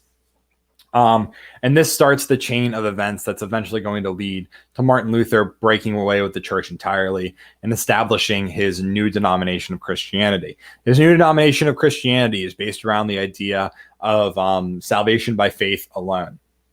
That is only faith that gets you into heaven. It's not faith and good works. But Martin Luther is also going to argue that that you don't even really need to go to church to get to heaven, that all you need is a copy of the Bible and to be faithful and to study the Bible and to live your life according to God's will. And so Luther is going to become immensely unpopular in Germany, especially because German princes liked the fact that Protestantism and Lutheranism more specifically gave them a lot of autonomy and a place where they were struggling to get a lot of power for themselves. All right, the Calvinist Reformation. This is the Reformation in Switzerland. I'm not even really going to talk about Zwingli or John Knox here. I'm just going to talk about John Calvin. John Calvin is French. He moves to Switzerland when he gets kicked out of France because he's anti-Catholic, and he sets up his Calvinist denomination in Switzerland. And it's here that he establishes this new brand of Protestantism that's focused on predestination. The idea that it is already been determined who's going to heaven and who's going to hell, and that most people are going to hell, but some people are going to heaven. And he argues that you can tell who's going to heaven because they live very, very conservative lifestyles. They dress very conservatively. They don't drink. They don't dance. They don't sing. They study the Bible and they go to work, and that's about it. And so this is the society that Calvin sets up: is that the people who go to the people that go to heaven are people that act like this. So the Calvinist society in Switzerland and Calvinism more general tends to be very conservative. And in fact, it was so conservative that you could be killed if you didn't abide by their rules. So that was the Calvinist Reformation. The Calvinist Reformation is actually going to be incredibly influential. It's going to influence the creation of Presbyterianism. The Huguenots in France are French Calvinists. It's Calvinism is really, really impactful. And then, of course, kind of happening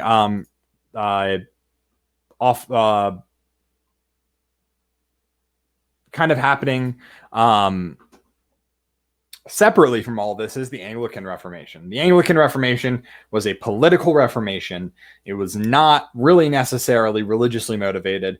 Henry VIII wanted to divorce his wife. The Pope wouldn't allow for it, so he breaks away from the church and he makes himself the head of the new Anglican Church. Now, he does all this so that he can divorce his wife, and more broadly because he wants more political power for himself. And again, we're talking about nuances. If in your DBQ you talk about how beyond just wanting to divorce his wife, he also wanted to increase the power of the monarchy and to centralize the government, that's nuanced history. That's looking beyond what is just what your history textbook says and seeing kind of like the greater motivations and the greater impact that this has. Now, the issue here is that when he does this, he doesn't really have a plan for what this new church is going to look like, right? This isn't a religiously motivated. This is not a religiously motivated break. This is not a religiously motivated reformation, and so that's why you have a lot of the kind of political strife that happens after Henry VIII dies, and eventually what you see is Elizabeth I, his daughter, taking power. She's going to rule for 50 years. It might be longer than that. I think it's 50 years. That sounds right. But in that time, she's going to really, really solidify the Anglican Church in England. The Elizabethan Compromise, where she pretty much says, look, Anglicanism is the way that it's going to be. You all have to go to church on Sunday, but as a compromise, we will keep a lot of Catholic practices. So Anglicanism was pretty much Catholicism with a different name. They kept a lot of the same practices, but the king was the head of the church, not the Pope. And then the Counter-Reformation. The Counter-Reformation, or the Catholic Reformation, was aimed at countering the Reformation and bringing people back to the Catholic faith, but also reforming a lot of the malpractices of the Catholic Church. So things like selling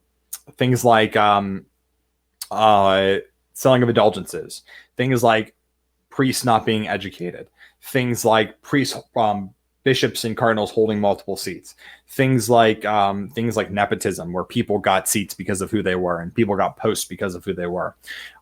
They reform all of that in the Council of Trent. The Council of Trent is going to totally reform the malpractices of the Catholic Church. But the fundamental doctrine of the Catholic Church is going to stay the same. So things like the importance of good works, things like the fact that you do in fact have to go to church. That's an integral part of being Christian. You have to go to confession, right? You can't just ask God for forgiveness. You have to talk to a priest. All right. Those are all things that are integral to the Catholic faith that they do keep. All right. Second part of this is wars of religion. The wars of religion, like with most wars in this class, you do not need to know the specific details. Instead, know the causes and effects. More generally, the causes of all the wars of religion is religion. Is religious conflict. The fact that there was now a large section of Europe that was Protestant, not Catholic, but there were also large religious or political undertones to all of this. The French Wars of Religion were absolutely a politically motivated series of wars, but were definitely focused on the fact that the French Huguenots made up a substantial part of the French nobility and the French people more generally. What you need to know is that what this results in is Henry IV taking the throne. He is the first Protestant king of England or of France. He converts to Catholicism to pretty much solidify power for himself, but he does pass the Edict of Nantes. So the French Wars of Religion result in some toleration for Huguenots in France. The conflicts that Philip II, things like the Spanish Armada, but also the fact the Dutch War for Independence, Dutch independence movement, that's eventually going to result in the Netherlands effectively gaining their autonomy from Spain. But this also really results in Spain being bankrupt and them really not being relevant for the remainder of this class of what we cover. And then lastly, but certainly not leastly, is the 30 Years' War. The 30 Years' War is, and the end of the 30 Years' War in 1648 is a turning point in European history. You can spend time looking at the specific details, like the Bohemian, Danish, Swedish, and French phase. But really, this is a result of political tensions, but also the fact that, or religious tensions, but also the fact that European or German princes were tired of being told what to do, and they wanted more autonomy for themselves. This starts as a local religiously motivated war that's going to evolve into a massive continental political war with France and Sweden getting involved. And the end result of this is, after 30 years of fighting, the Peace of Westphalia is drawn up. And the Peace of Westphalia is drawn up by people who had been fighting for 30 years. They were tired of death. They were tired of destruction, and they wanted this wars to end. And really, they kind of looked around and said, why are we fighting? We are a bunch of Christians that might have different viewpoints, but are still Christian, and we shouldn't be killing each other. And the Peace of Westphalia, the major things that it did, the major things that it accomplished was, one, it ended all religious wars in Europe, but it also pretty much took all the power away from the Holy Roman Emperor. After the 30 Years' War, after the Peace of Westphalia is passed, the Holy Roman Empire pretty much had no control over the individual German principalities, which is going to allow countries like Prussia to rise up and gain a lot of continental power and local power. It's also going to do things like it's going to besides Lutheranism being recognized, Calvinism is also going to be recognized as a legitimate denomination of Christianity. Switzerland is going to officially be recognized as a political entity. The Netherlands are going to be recognized as a legitimate political entity. So it redraws the map of Europe, and it establishes a lot of norms. But more generally than all of that, it establishes the idea of balance of power, and that one country should not be stronger than all of the other countries of Europe, and that there needs to be some level of balance that exists. All right. On to unit number 3. I'm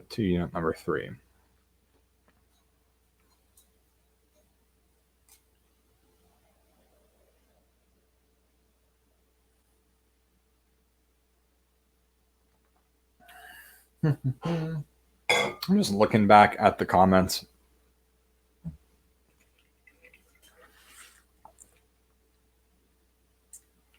Yeah, and guys, do not feel like if you need to step out and grab a bite to eat, grab a drink of water, no worries. We'll be here for another hour and a half. But if you want to hang out the whole time, by all means. This is kind of part of the part of it too,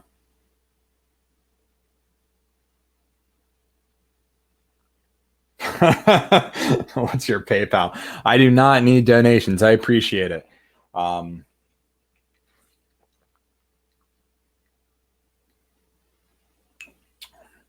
You guys are too much.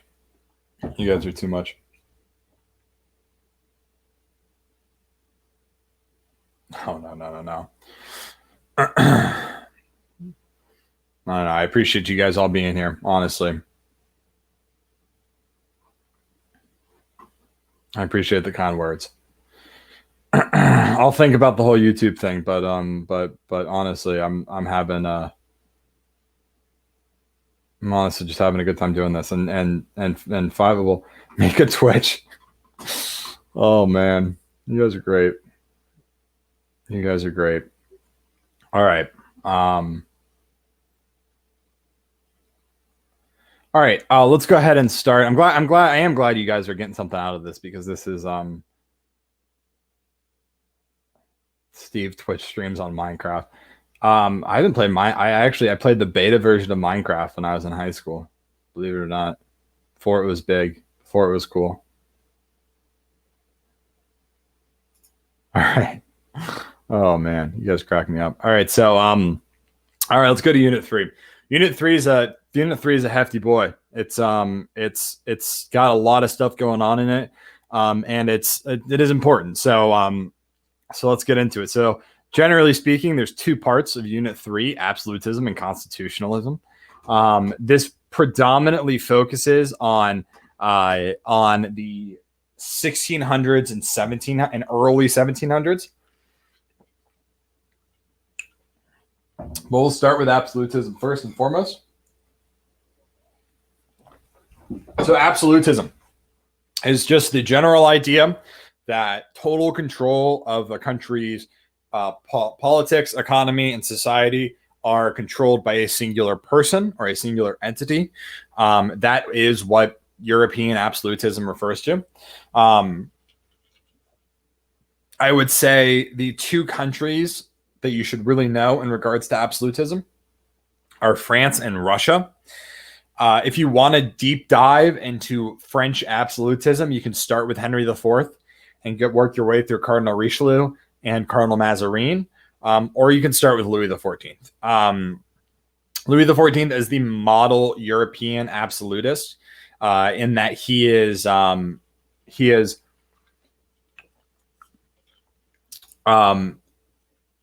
really sets his country up to be all about him.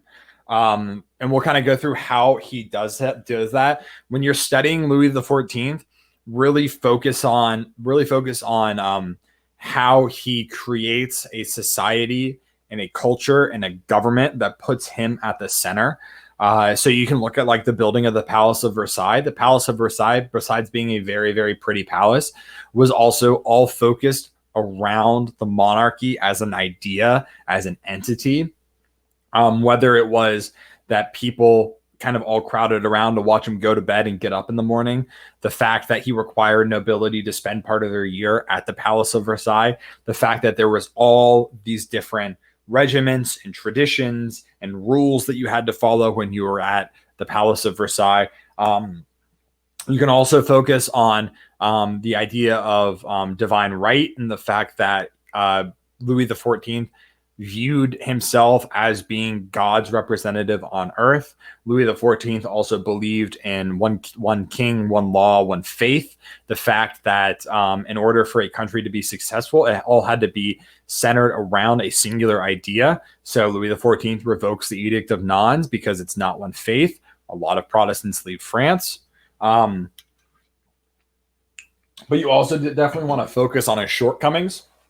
So the fact that for pretty much the whole back half of his rule, he's at war. And a lot of those wars, all of those wars are generally unsuccessful. The War of Spanish Succession is important to know here, mostly because this puts a Bourbon king on the Spanish throne, but it also resulted in France losing a lot of very important territories, a lot of very important colonies. And so by the end of Louis XIV's rule, you kind of have this weird juxtaposition where France is like the center of European culture. France is the center of European thinking and European sort of like extravagance. And France is an incredibly powerful country. It's by far one of the biggest, baddest countries in Europe. But on the flip side of this, France's economy is, they have a crazy amount of war debt. Their economy can't really recover from that war debt. And economically speaking, France is in a really bad situation when Louis XIV dies. Russian absolutism is a little bit different. Same general principles and ideas. Peter the Great wanted to focus everything around the Russian monarchy, but the big goal of Peter the Great was to modernize and westernize Europe, or modernize and westernize Russia. So this was done in a few different ways. The finding of a warm water port and with St. Petersburg on the Baltic Sea, the establishment of the table of ranks. So pretty much saying that if you want a place in the military, if you want a place in the military, if you I've been talking for too long. If you want privilege, if you want prestige, you have to show it by having a high rank in the military, by having a high rank in the government. You actually have to earn your keep. And then, of course, the general westernization of Russia, creating an advanced military by trying to adopt a lot of the dress and practices of Western Europe. And all of these things that happen generally successfully, but really, even after Peter the Great dies, Russia reverts a lot of what Peter did. So, but that's absolutism in a nutshell. Constitutionalism. Okay, the other half of this of unit 3 here.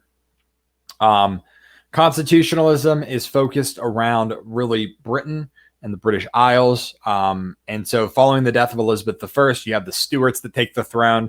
The Stuarts have been ruling Scotland. James I comes in. James I had been ruling Scotland for about 40 years as an absolute king when he takes the throne in Britain. But inevitably, Britain cannot be ruled by an absolute king because of the Magna Carta that limits the power of the monarchy. The Magna Carta pretty much said that if the king ever wants to raise taxes, he has to consult with Parliament. James I is going to come in and he wants to rule as an absolute king, and he's going to be pretty dang upset that he can't rule as an absolute king. And he's pretty much just going to he's not going to really cause too much upset in Britain. He's going to kind of just be bitter about the fact that he can't rule as an absolute king. But his son, Charles I, is going to be the problem child here. Charles I is going to be the one that dismisses Parliament several times and eventually leads to the outbreak of the English Civil War. The English Civil War being the feud between Parliament and the feud between the monarchy. So those are the two warring sides. Again, do not need to know specific details here, but Charles I is executed, and that ends the Civil War. Now, the execution of Charles I is really, really important here because this is like one of the first times in modern history that we see a group of people actually putting a king on trial and executing him and killing him and saying, you broke the law. That's a really important idea. It's very modern to hold certainly a hereditary monarchy accountable and saying that this is something you did that you're not allowed to do. Because historically, if we think about it, especially absolutists would definitely agree with this, that a king can't be held accountable for his actions because the king is the law. Anything that the king does is illegal. That's the absolutist understanding of the monarchy. And in England, that is not an absolute state. England says that the law is not the king. The law is something else. The law is something that can be broken by the king. And if the king breaks the law, the king can be held accountable. So it's really, really important to understand why it's significant that Charles I is executed in the same way that it's important to understand the significance of someone like Louis XVI being executed during the French Revolution. All right. Then you have Oliver Cromwell and the Puritan dictatorship. This weird 10-year period where Oliver Cromwell rules the Puritan Republic, but really he's just being a dictator. But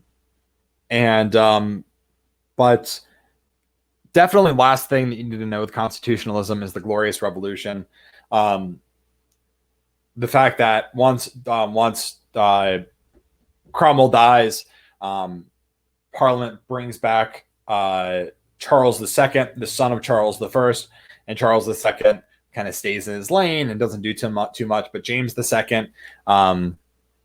is going to rock the boat, mostly because he's Catholic, and he eventually that's going to result in Parliament looking at bringing William and Mary being the daughter of Charles II or James II, bringing in William and Mary to rule England. And this is the Glorious Revolution because it's called the Glorious Revolution because William and Mary are welcomed with open arms into England where they take the throne, but they are forced.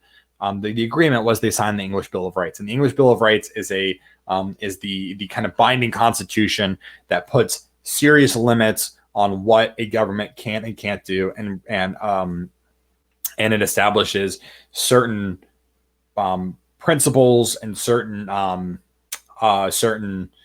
protections that people have from their government. And that is, I think, the extent of what you need to know for that. Also included in this unit is the Dutch Golden Era. And then also included in this unit, which I don't have here on the study guide, but also you can include the rise of Prussia in this. But all right. All right, I am going to run real quick to the bathroom. I'll be right back.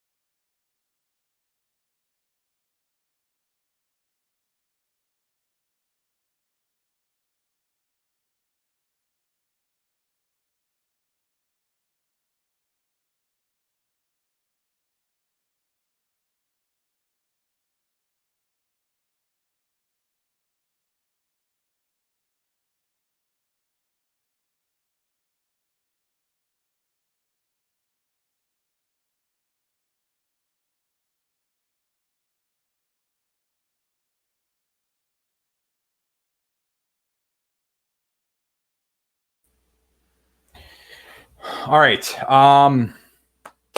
I saw a question about will the stream be rewatchable? Yes, the stream will absolutely be rewatchable. It's going to be rewatchable as soon as this ends. There might be like a little bit of downtime, but like within 30 minutes of the stream ending, it will be rewatchable. So no sweat. And we've been going for 3.5 hours at this point, folks. Let's do it. Let's keep rolling. Can I talk about the Dutch? I sure can talk about the Dutch Golden Era.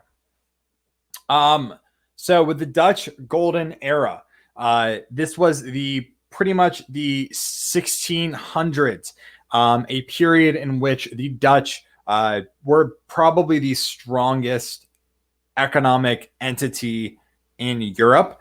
They totally dominated the Indian Ocean trade, the spice trade specifically. They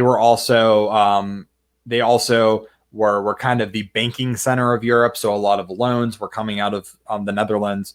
And during this time, we see a lot of prosperity leading to increased Dutch art, kind of a Dutch, sort of like a Dutch Renaissance. So we also see the Dutch were incredibly good shipbuilders. So we see a lot of like the best naval technology was coming out of the Netherlands at this time. I think that's probably the extent of what you need to know. The odds of the DBQ being about the Dutch Golden Era are pretty slim. But yeah, so. All right, let's do Scientific Revolution and Enlightenment. All right, so I think this Scientific Revolution and Enlightenment is not that tricky of a unit. The big takeaways here that you need to cover are the fact that with the Scientific Revolution, that this was a slow moving process, that while this was definitely a revolution in science, it was also a revolution in the way that people thought about the world around them. I think that these are really the four people you need to know for scientific discovery: Copernicus and the heliocentric theory, Kepler and the elliptical orbits of the planets, Galileo and the discovery of new planets and celestial bodies, and then Newton, being gravity, obviously, but also prisms and things like that. And really the big takeaways here that I think you guys need to know for like why do we need to know, or what big kind of what big changes take place during the scientific revolution. Really, the fact that science becomes popular by the time we get to the 1700s. Newton himself is a rock star in Britain by the time he dies. He is a household name. People know him. People love him. He really allows and for science and scientific study to be a center point and a focal point in a lot of European educations. People like Bacon and Descartes, they argue for the fact that good science and really good education is based around using empirical evidence. So putting something to the test to finding out if it works, and then and testing a hypothesis, pretty much the scientific theory. So I think those are the big takeaways there. I'm trying to think what else I can talk about with scientific revolution. I mean, I think the Enlightenment is just generally more important than the scientific revolution, honestly. The Enlightenment is the Enlightenment is as big as you want to make it. There's a lot that you can tackle there. I say that with the Enlightenment, you need to know what the basic principles are. The basic principles of the Enlightenment are that there is this is a time period of a lot of change in the way that people think about the world around them. Think about this as like an evolution of the Renaissance, right? People thinking very critically about the world that they live in, but also the society they live in, the government that's ruling them, the religious institutions, okay? And then also, how do we treat the people around us that also live in this society? So I have 6 enlightened philosophers that I think are kind of like the ones that best exhibit Enlightenment ideas. So people like Voltaire for religious toleration. Voltaire is a good one to know because besides just being religious toleration, he also is kind of like the perfect example of an Enlightenment philosopher. He travels around and he spends a lot of times in different European courts, and he writes a lot about general Enlightenment ideas, but specifically, I think he's good to know for religious toleration, just because he is very adamant in the fact that that toleration in Europe is so that we kill each other and we, because of religion, that we and I'm saying we as in Europeans in general, during this time, that Europeans kill each other because of religion, that Europeans deny people political rights and societal rights because of religion. He specifically looks at religious groups like Jews, and he even talks about Muslims. So Voltaire is good to know for religious toleration. Montesquieu with political separation of powers. I mean, Montesquieu, I think, is one of these guys where you can look at really real impacts of Montesquieu. So Montesquieu, he heavily influences the creation of the United States and the U.S. Constitution. He talks about the need for different aspects of government to be divided so that they don't interfere with each other, and that they can keep each other in check. Diderot, equal access to knowledge, is a fundamental cornerstone of the Enlightenment, that people should have access to information and to knowledge. Diderot writes the Encyclopedia. The Encyclopedia is a good example of equal access to knowledge. Rousseau's kind of an interesting guy. He writes, his most famous thing that he writes about is The Social Contract. He writes pretty much about the dangers of society and how society corrupts the individual, and that the individual is pure and good in a society that is virtuous and free from the is free from the the sins of the modern society that they live in. He also writes a meal, which a meal is a educational, or is talking about education. He talks about the need for education that values exploration, and education in which the student controls a lot of what they're learning and how they're learning. Beccaria writes about criminal reform and the fact that the death penalty is inhumane. And then Wollstonecraft writes about women's rights. Mary Wollstonecraft writes about women's rights in society. So I think those are six good Enlightenment philosophers to know. I think you're in good shape if you even know just four of them, honestly. But I mean, those are easy things to have in your notes that you can easily refer back to, right? Is something like this. Okay.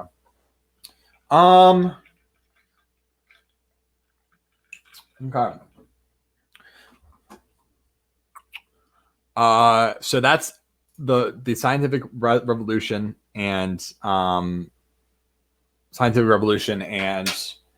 the Enlightenment in a nutshell. This is linked in Fiveable. This is in Fiveable. This is the Fiveable. I wrote this study guide. It's on Fiveable's website. If you go to the AP Euro, fiveable.me/AP Euro, you can check out the AP Euro Study Guide 2020. Okay. It does not give you a lot of specifics, but it's a good general overview of the units.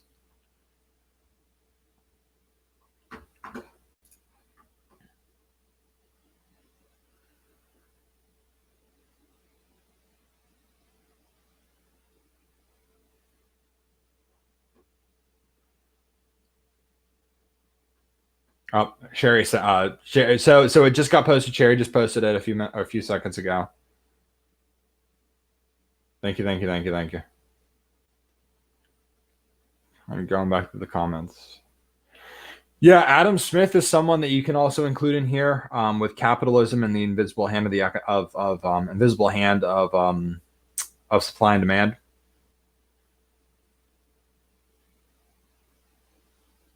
There's so many people I didn't include, honestly. Like I said, this is a broad overview, and you know.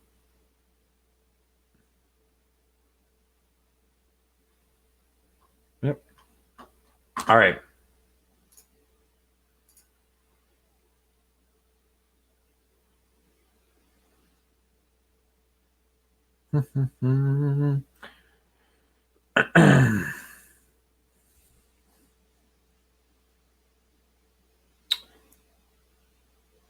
So that's a good question. Why did the Enlightenment happen?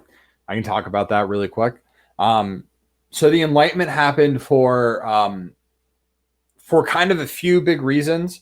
First and foremost, the scientific revolution kind of making scientific theory more acceptable and more popular. So students would study scientific theory students would study scientific theory when they're in school.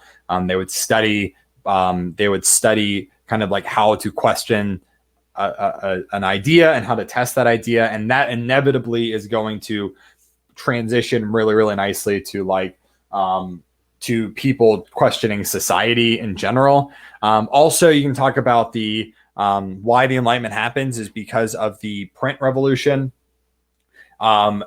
Exponentially, literacy rates are going to increase, which is going to, with more people reading, there are more people writing. The fact that by the time we get to the 1600s, the European economy is on the rise. More people are making more money. With more people making more money, they have more time to spend on leisure activities like reading and like writing. So that's really kind of in a nutshell why the Enlightenment happens. But also as a response to things like absolutism. People were questioning absolutism. Yeah, Hobbes and Locke are someone I didn't mention earlier, but with Hobbes and Locke, Hobbes was in favor of absolute monarchies. Locke was in favor of constitutional monarchies. Locke coins the term natural rights. Yep. Did the Enlightenment threaten the church, and how? Sort of. I will say by the time we get to the Enlightenment in the 1700s, by the time that we get to the Enlightenment in the 1700s, the church as a political entity is not really that powerful. As a religious entity, most people are still Catholic, and they're going to remain Catholic. And really, there's not like a people aren't really atheists or anything like that. So I would say that it threatened the church. Not really, but it definitely it definitely started to get people to be more critical of just like society as a whole.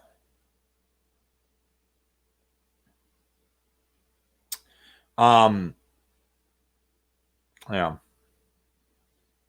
Okay. All right. Let's rock and roll over to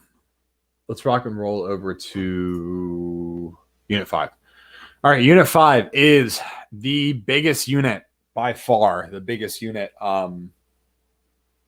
that we have here. It covers the old regime, it covers the French Revolution, and it covers Napoleon. One of those on their own could be a unit, but here we are. So the old regime generally describes Europe before the French Revolution. Really, when we talk about the old regime specifically, we talk about Europe in the 1700s. Okay. So with the old regime, some big takeaways that we have to talk about here: the agricultural revolution, the cottage industry, and enlightened absolutists. Okay. With the agricultural revolution, this was the advancement of more modern agricultural practices, things like crop rotation, also the invention of some agricultural machinery like the seed drill. You see early steam engines that are developed in the 1700s, some kind of pre-industrial inventions. All of this is going to lead to the cottage industry.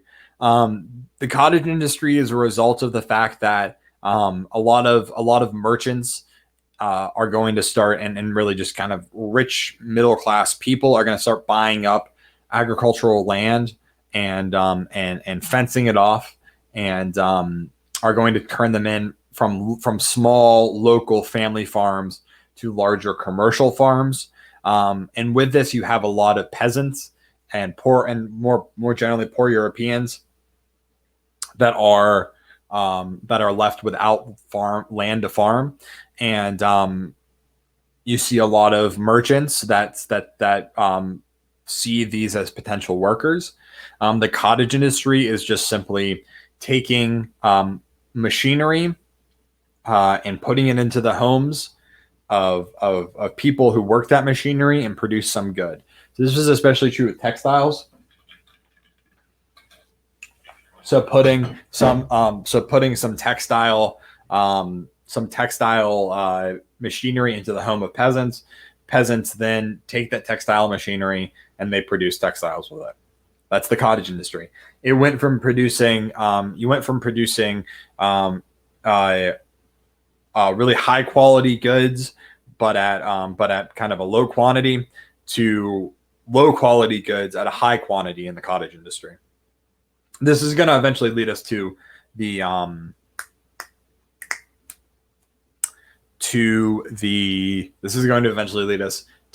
factory system. The enlightened absolutists, these are European rulers who rule by enlightened principles. All right, are kind of our big three are Frederick the Great, Catherine the Great, and Joseph II. Frederick the Great of Prussia was kind of the Prussian king that really turned Prussia into a major European power. He is going to get Europe involved in not only the War of Austrian Succession, but the 7 Years' War. I saw some questions about the 7 Years' War.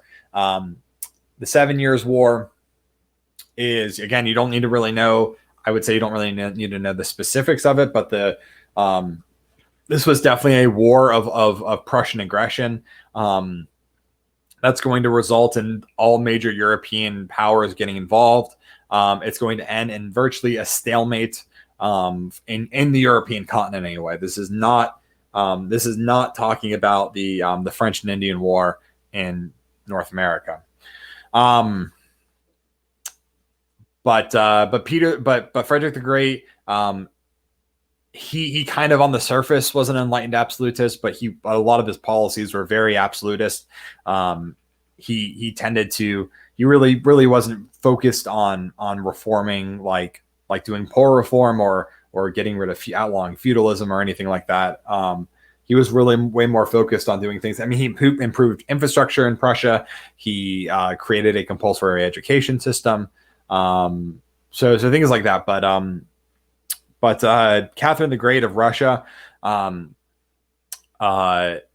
the Great attempted a lot of absolutist or enlightened reforms. Things like she attempted an entire legal code reform that didn't work. She did create a compulsory education system, opening schools up for women too. But she really, again, did not really try to end feudalism in Russia. Also, she engages in the partitioning of Poland, in which Austria, Russia, and Prussia divide up Poland and pretty much gobble it up. So again, not very enlightened of her. Joseph II was probably the most enlightened of the enlightened rulers. He attempted massive overhauls of the Austrian government. Mostly these fail and are reverted after his death. Joseph II generally is a failed ruler because none of his policies stick. But he does attempt some very progressive policies focused around Enlightenment ideas like religious toleration and more equitable politics. He attempts to end feudalism in Austria, a lot of radical stuff. But generally he fails at this. And in fact, his tombstone, and this is true, his tombstone reads, "Here lies Joseph II, who failed at all he attempted." So obviously he was not a very popular king, and he's not really seen much success in his life.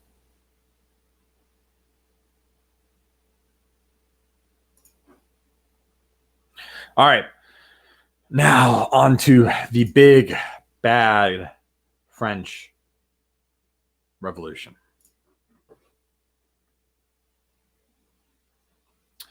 So the French Revolution is hefty. It is really, really hefty. And I know a lot of you guys had questions about the French Revolution. You guys had a lot of questions about the French Revolution. And as we roll in to our final hour, just about our final hour of this 5-hour session, we will go through the French Revolution. All right.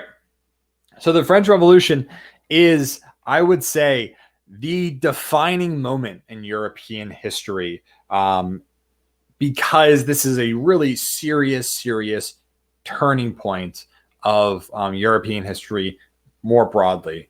I mean, this is a huge moment in history. So the French Revolution, when you're looking at why does it happen, I would really focus on the long-term causes and the short-term causes. Okay, so the long-term causes of the French Revolution are the fact that the French kings from Louis the 14th and Louis the 14th, Louis the 15th, and Louis the 16th are aggressively absolutist.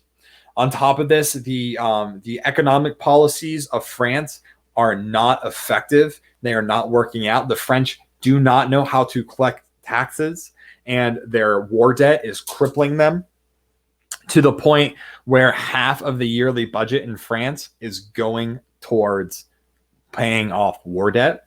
And so those are really big long-term causes. The short-term causes are the fact that Louis the 16th is just not a very effective king. He's not popular. He doesn't really want to be king. Also, on top of this, you have really, really terrible.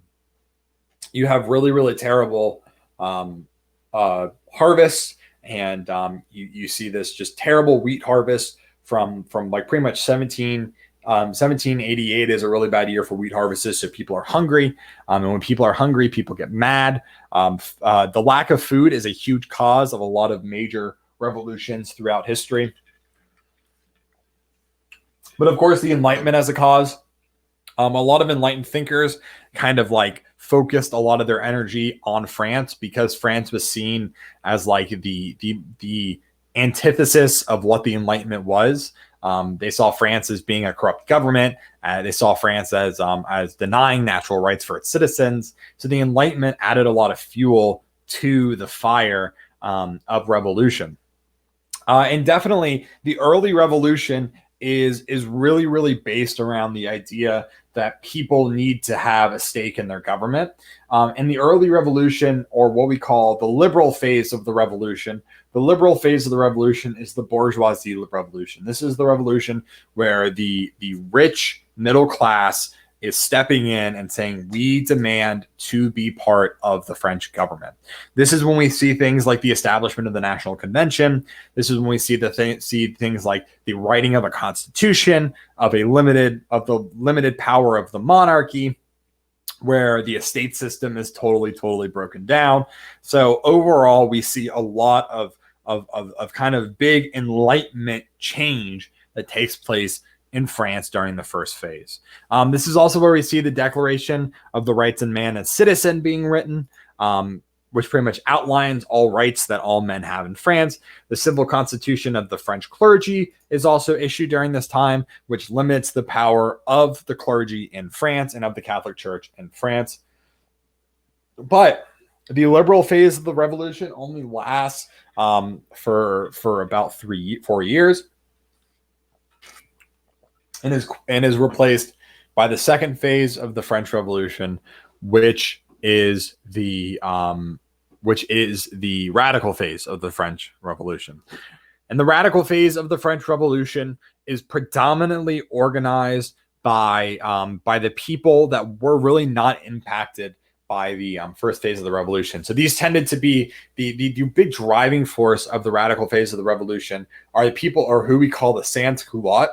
The sans-culottes were really the Parisians who were not wealthy enough to vote, that were not wealthy enough or educated enough to be able to make their way into government, who felt like the first phase of revolution was not hearing their voices. These are our radical actors. These are people that overthrow the Bastille. These are the people that are going to participate in the September massacres. The sans-culottes were the radical actors, but they are going to find voice within the new French government by the Jacobin Club. And the Jacobin Club is going to be the kind of the radical group of politicians that actually kind of like take control of the government during the radical phase. But the radical phase really happens because Louis XVI is removed from power. After he tries to flee France, he's removed from power. He's seen as kind of a traitor to the country. And then the radical phase, really, you can say the radical phase begins with the execution of Louis XVI and the eventual execution of Marie Antoinette. The radical phase of the Constitution, or the radical phase of the French Revolution, results in a bunch of different stuff. Yes, you have the Reign of Terror, in which we see thousands of people in Paris and outside of Paris being killed. The Reign of Terror, in which you really couldn't speak negatively against the revolution. You couldn't really speak negatively against anything that was happening, or you could be guillotined. And this is when you see the rise of power of people like Robespierre, Jacques Danton, Jean-Paul Marat, all of these guys that kind of become staples of the revolution, rise to power during the radical phase, and then subsequently are killed during the radical phase too. But you also see the establishment of the Republic of Virtue. This was a French society that's based around the ideas of Jean-Jacques Rousseau, where we see a lot of radical action take place in France. The getting rid of the removal of religion, the outlawing of religion, the establishment of the goddess of virtue, of the rewriting of the calendar, really all the way down to the clothes that people were wearing were different. It's just an entire complete overthrow of and radicalization of French society. Eventually, we know that this ends though with the Thermidorian reaction. Robespierre gets his head chopped off, and that brings us into the Directory phase. The Directory phase that's largely ineffective and really does not do much to accomplish any major changes. While the French Revolution is happening, you also have Austria and Prussia at first, and eventually other countries join in. War between France and really the rest of Europe. This war is directed at putting down the revolution. At first, France they get their butts whipped. Eventually, though, then this new French government or new French army that's kind of spurred on by nationalism pushes back the other countries and is able to kind of go on the offensive. But at this whole time, the wars of the French Revolution are happening. And so by the time the French Revolution comes to a close, you have a revolution that was somewhat effective, but did not do much to actually fundamentally change a lot of the issues that France had, specifically economic reform and the fact that a lot of French civilians and citizens were still starving. And really, we just have this new government, kind of same as the old government. So that is really the French Revolution in a very, very, very, very, very, very broadly. Okay, there's a lot more that we could get into, but for sake of time, we can't. The French Revolution is awesome though. If you have a chance, especially this is my jam. I took a whole class on the French Revolution in college. It was actually pretty sick. If you guys ever get the opportunity, definitely do that. But yeah, Marat was stabbed by Charlotte Corday. He was popular with, his newspaper was incredibly popular, Friend of the People. But he was also definitely seen as a radical actor. He is the bathtub dude, and he was seen as a radical actor. And a lot of the more moderates or conservatives in France wanted him dead because of what he was spreading and the fact that he would publish a list of names in his newspaper of people that should be executed. And so Charlotte Corday walks in, stabs him with a knife, and she's executed. Yeah, maybe not. Yeah, he was a failed doctor that had to live in the sewer for a bit, and he got this nasty skin condition, and then had to spend most of the time of his day in a bathtub. It's crazy stuff. Yeah, he's a crazy dude. All right, let's go ahead and knock out Napoleon. All right, Napoleon. Napoleon is exactly what happens. Napoleon is exactly what happens when you have a revolution that is so violent and it's so dynamic and it changes so much, but the end result of that revolution is the fact that really nothing is accomplished. So we have to think about, why did France allow for Napoleon to rise to power? Because they absolutely allowed for Napoleon to happen. Napoleon would have never risen to power without the support of the French people, and that was definitely something that's definitely something we need to think about here. Is that Napoleon is allowed to rise to power because the French people were tired of the fact that this 10-year-long revolution did nothing for them. Now, Napoleon himself is a really, he's a really dynamic character. He's popular. He is from a Corsican, He comes from a French royal noble family, a poor French noble family. He's Corsican. He joins the military at a young age. He rises through the ranks very quickly. He becomes a master of artillery. He spends most of his time during the revolution putting down these anti-revolutionary movements on the outskirts of France.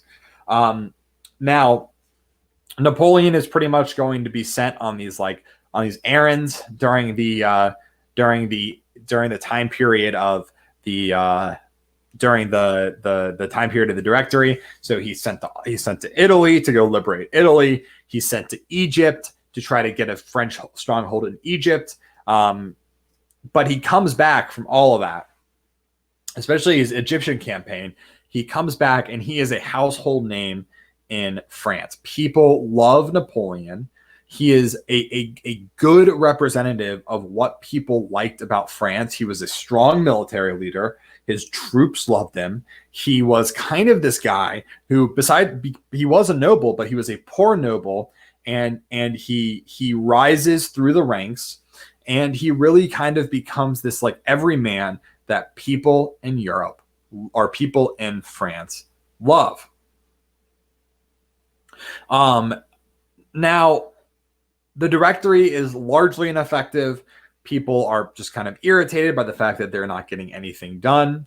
And eventually we see a coup organized that would place Napoleon in power, at the head of power, at the head of the table, where pretty much a lot of people that organized the coup thought Napoleon would just be a puppet, but Napoleon is no puppet to no man.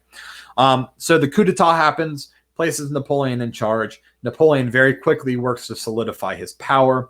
And this is done by the fact that he really tries to create a French government in which he feels like everybody is going to have a seat at the table. He wants to bring back the emigres. He wants to bring back the people that left France at the start of the revolution. He wants to bring in the Jacobins, the radical actors of the French Revolution. He wants to have them all together, working together in this French government.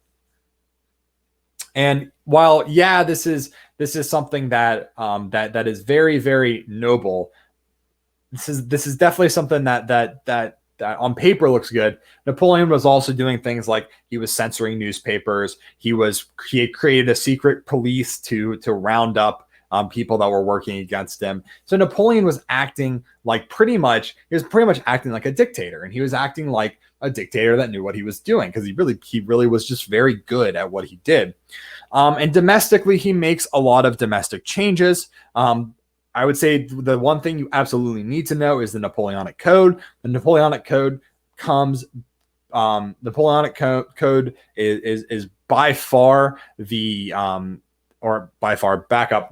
Code is a modern legal system.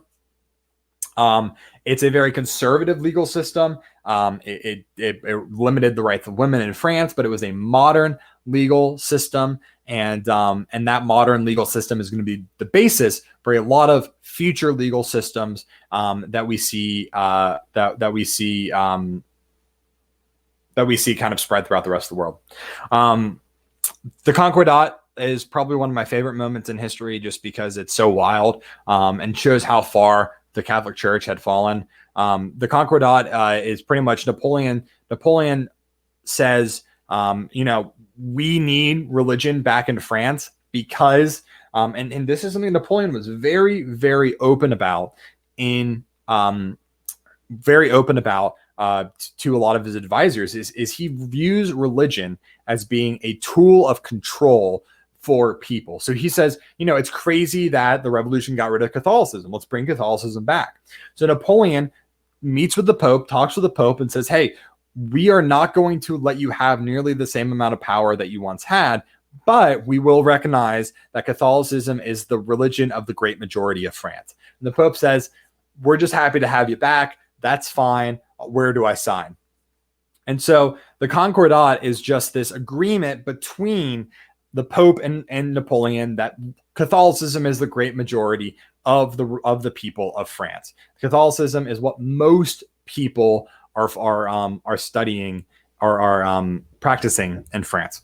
Now, One thing that I will add, or one thing that Napoleon does add to this that is just absolutely bonkers, is that once the Pope signs the Concordat, Napoleon adds what's called the organic articles. But Napoleon writes on the bottom of the Concordat, he pretty much just says, and Protestants and Jews too.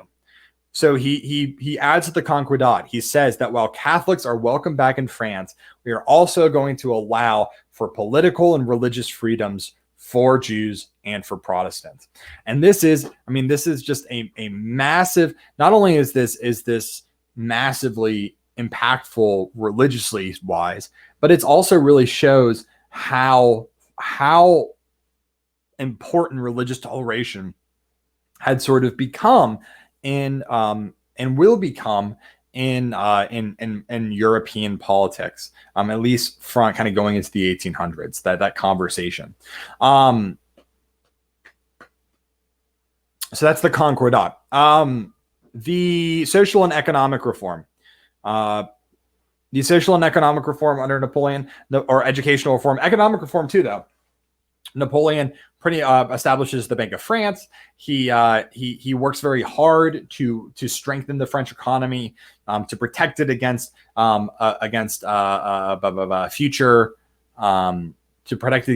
economic crises. He creates a standardized educational system in France, standardizing the French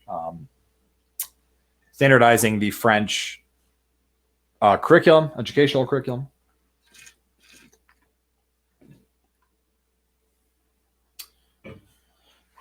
But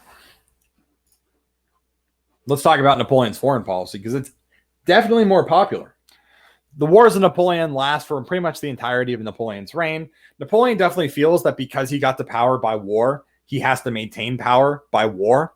And so Napoleon is going to go to war with France and Austria. He's going to pretty much defeat them pretty soundly. He's going to force them to be friends with France. Britain, he doesn't even really try to fight Britain. He establishes the continental system, the sort of failed system of barricading the French or the European borders, not allowing France into Europe to trade. This doesn't work at all. The continental system is a total failure. But that's how Napoleon attempts to deal with Britain. But Napoleon also tries very hard to conquer Spain and Portugal. He does not ever succeed at conquering Portugal, believe it or not.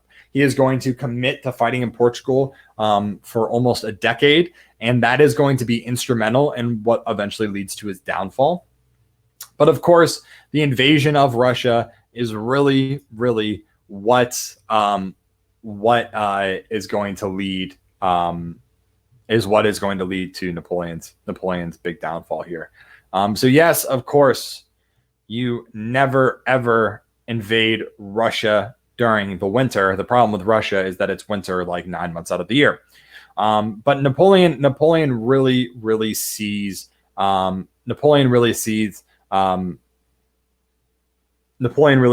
Russia as like the last Napoleon really sees Russia as like the last big obstacle in his way, and he invades Russia, and then it just fails spectacularly for him. Russia institutes the scorched earth policy, where and probably one of the craziest moves in history, as Russia retreats. They are burning everything as they retreat, so that as Napoleon comes in, it's just scorched earth everywhere. And this kind of comes to a head when Russia decides to burn down their own capital. They burn down Moscow in a just crazy act of self-preservation. They burn down Moscow. Unfortunately, this is right as winter is setting in, and Napoleon was planning on wintering in Moscow with his troops, but they get to Moscow, and there's really no shelter there for them to winter in, so they turn around and they go on home. They lose roughly anywhere, and then the figures here are kind of a little tricky because we don't really have set figures, but upwards of 90%. Napoleon loses upwards of 90% of his army during the Russian invasion, and this is going to eventually it's just going to eventually lead to his downfall because he doesn't have an army anymore, and people are tired of fighting, and there's a counterattack that's launched by Russia, Austria, and Prussia. Eventually, Napoleon is first sent to Elba. He comes back for his 100 days. He is eventually sent back from Europe to St. Helena, where he dies just a few years later. After Napoleon is kicked out of Europe, the Congress of Vienna convenes. This was a meeting of all the major powers in Europe that pretty much tried to answer the big question: how do we make sure Napoleon never happens again?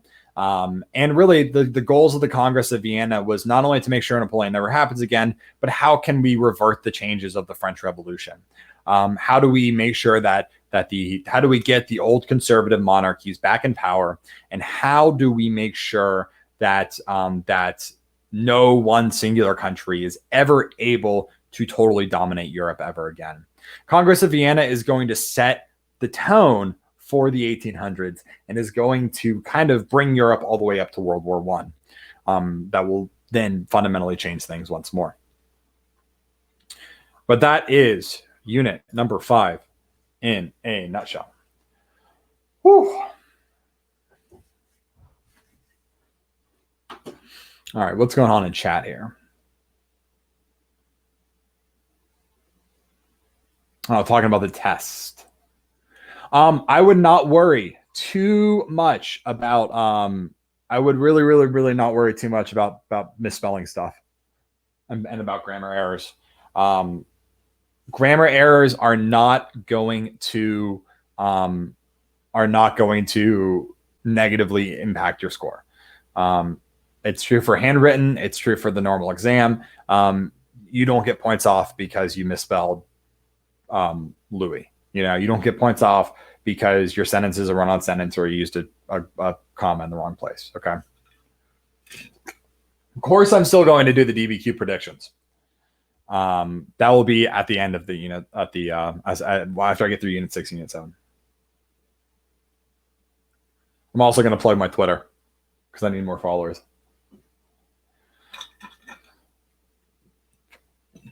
I would definitely, if you're using a browser that has extensions, I would definitely disable extensions.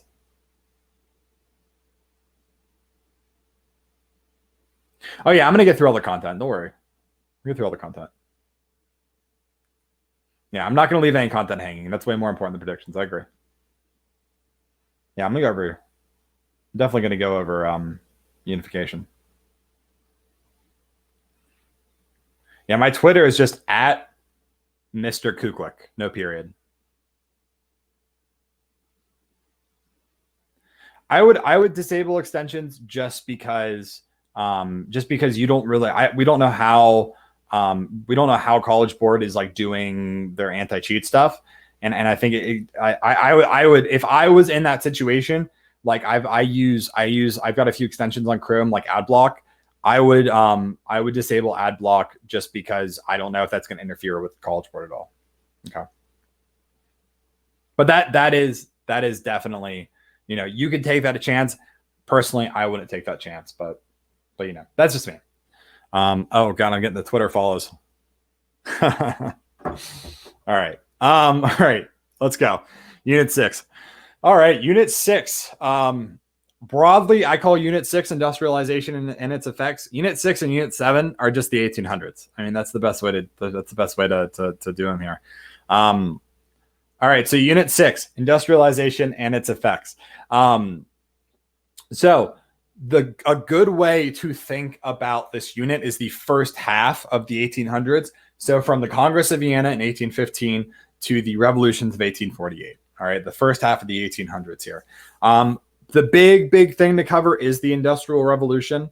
The Industrial Revolution starts in Britain and expands its way out to the rest of the European continent. Industrialization does not really hit Europe until the late 1800s. Like I'm talking like 1860s, 1870s is really when we start to see it expand into expand into the European continent. Okay.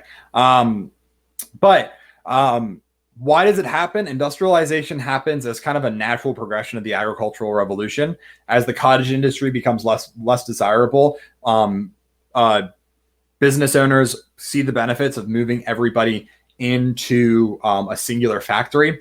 The train and railways really are incredibly important in allowing for the easy movement of goods and materials and people from point A to point B to point C. So now that it's easy to move goods from your factory to the consumer, or to another factory, you can have them all in one place. There was actually a question of probably like 5 years ago at this point. It was a short answer question that was pretty much saying, argue like was the industrial, or was the railways the most important invention in European history? And certainly that you can make that case because they allow for the movement of goods and people more easily. So the Industrial Revolution, the factory, the factory method of production, of having everything in one place in a factory. The Industrial Revolution, I really like to focus on the societal consequences of the Industrial Revolution. So how is society impacted? A big way that society is impacted here is that people move from the countryside into the cities. I can't remember the exact percentage off the top of my head, but by the time we get to the 1900s, I think it's something like only 30% of Europe actually lives in the countryside. The rest live in cities. You got to think. I mean, that is more than a flip.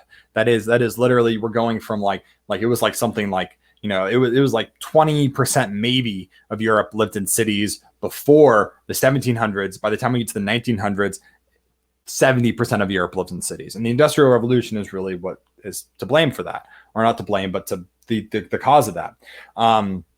You also see the establishment of this new class of people, the working class, the people that work in the factories that are not making any money, that are living in these nasty, cramped cities with bad infrastructure.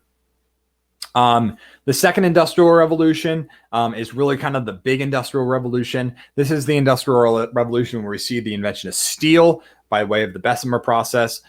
Steel is incredibly strong, is a staple of modern industrialization.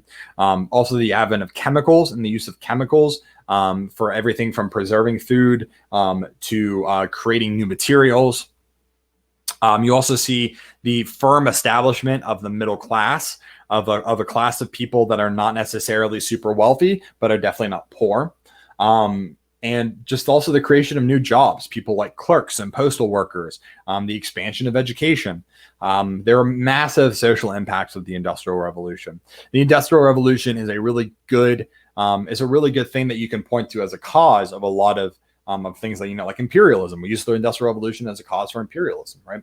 And then definitely if World War I was on this exam, you would use that as a cause of World War I, but it's not on the exam. So another big section of Unit 6 here is competing ideologies. This is when you see the competition between conservatism and liberalism and nationalism. Conservatism and liberalism are political ideologies. Conservatism being pretty much old regime, monarchy, old school monarchy, the church, the army, and the connections between the army, the church, and the monarchy. It's absolutism, right? It's old school conservatism. It's old school monarchies. Liberalism is our John Locke's. Liberalism is our parliaments. Liberalism is representative governments. It's people having a say in what happens with their governments. That's liberalism.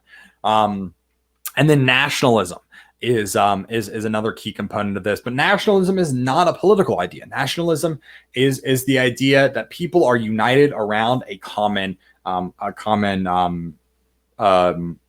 people are united around a common history, a common culture, a common language. That nationalism is the idea that there is a group of people that you are inherently belong to. It's very ambiguous, though. Nationalism does not have set rules. So a lot of the questions come up during this time of what is a nation and who is allowed to be a part of that nation. Is Poland a nation? Because Poland hasn't been a country since the late 1700s. Are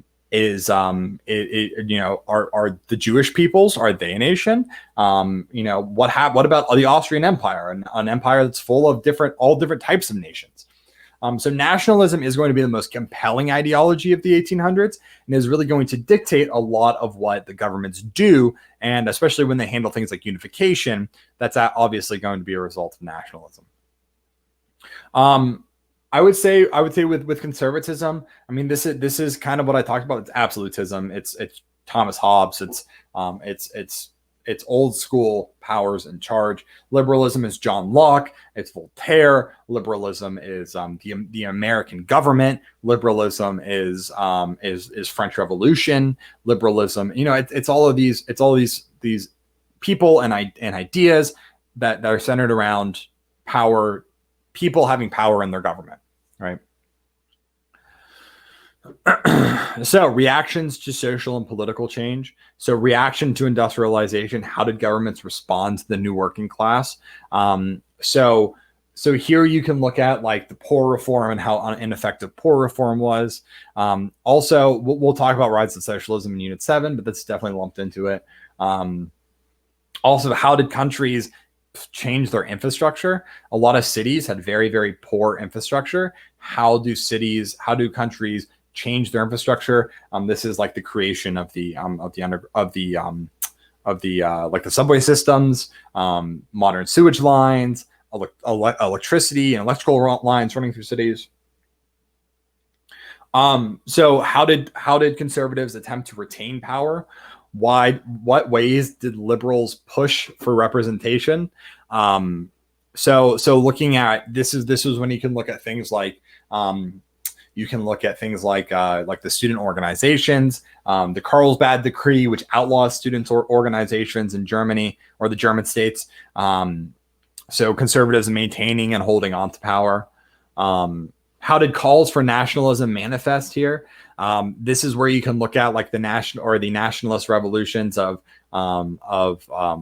Greece and the nationalist revolutions of Serbia and of Belgium. Okay. I would say definitely revolutions of 1848 is the culmination of all three of these competing ideologies coming to a head. Okay, that's the revolutions of 1848. The revolutions of 1848, they are considered liberal revolutions and nationalistic revolutions. They take place throughout Europe in 1848. I mean, it's a series of like 50 different revolutions.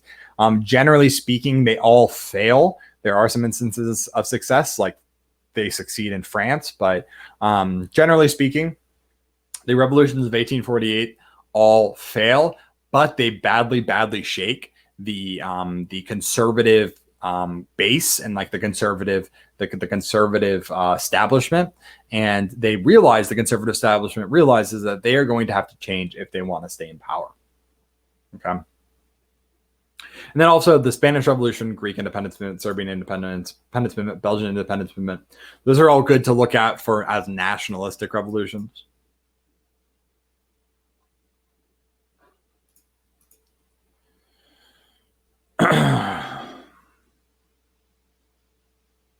Okay.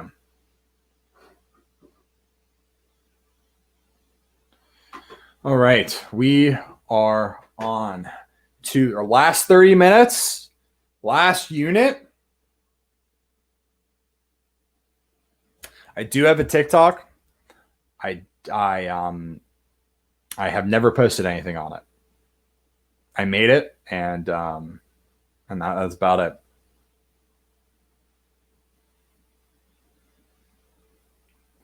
My TikTok is just Kuklik, though, at Kuklik. Maybe this is the push I need to start making TikToks.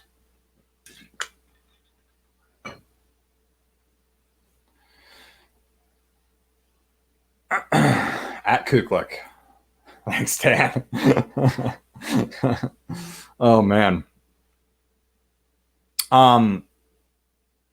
So we will. I appreciate all the support, guys. Thank you. But we will I'll post if you guys give me a follow, I'll post some words of encouragement tomorrow on TikTok.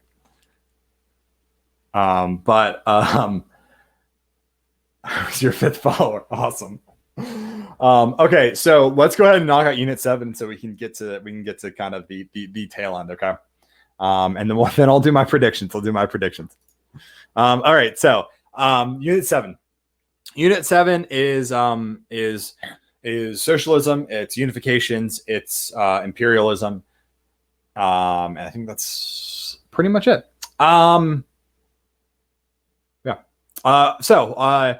Talk about unifications first. Italian unification and German unification. Now, with both of these unifications, they are conservative unifications. They are led by conservative powers. The Italian unification is a conservative country that unifies Italy as a whole. Okay, so it's led by the Piedmont. Camilla Cavour tends to be who you look at for this. The Piedmont is a conservative country with a conservative monarchy. They're the ones that band the northern Italian states around them together and unify northern Italy. Now, at the same time, you do have a liberal force in the south led by Garibaldi. Garibaldi is a liberal. He believes in representative government. He wants a republic, and he does kind of come to a head with Cavour. But Garibaldi cedes southern Italy to Cavour in order to create a unified Italy. So with Italy, when you think about Italian unification, I think the big takeaways here is it is conservative, and it really isn't perfect.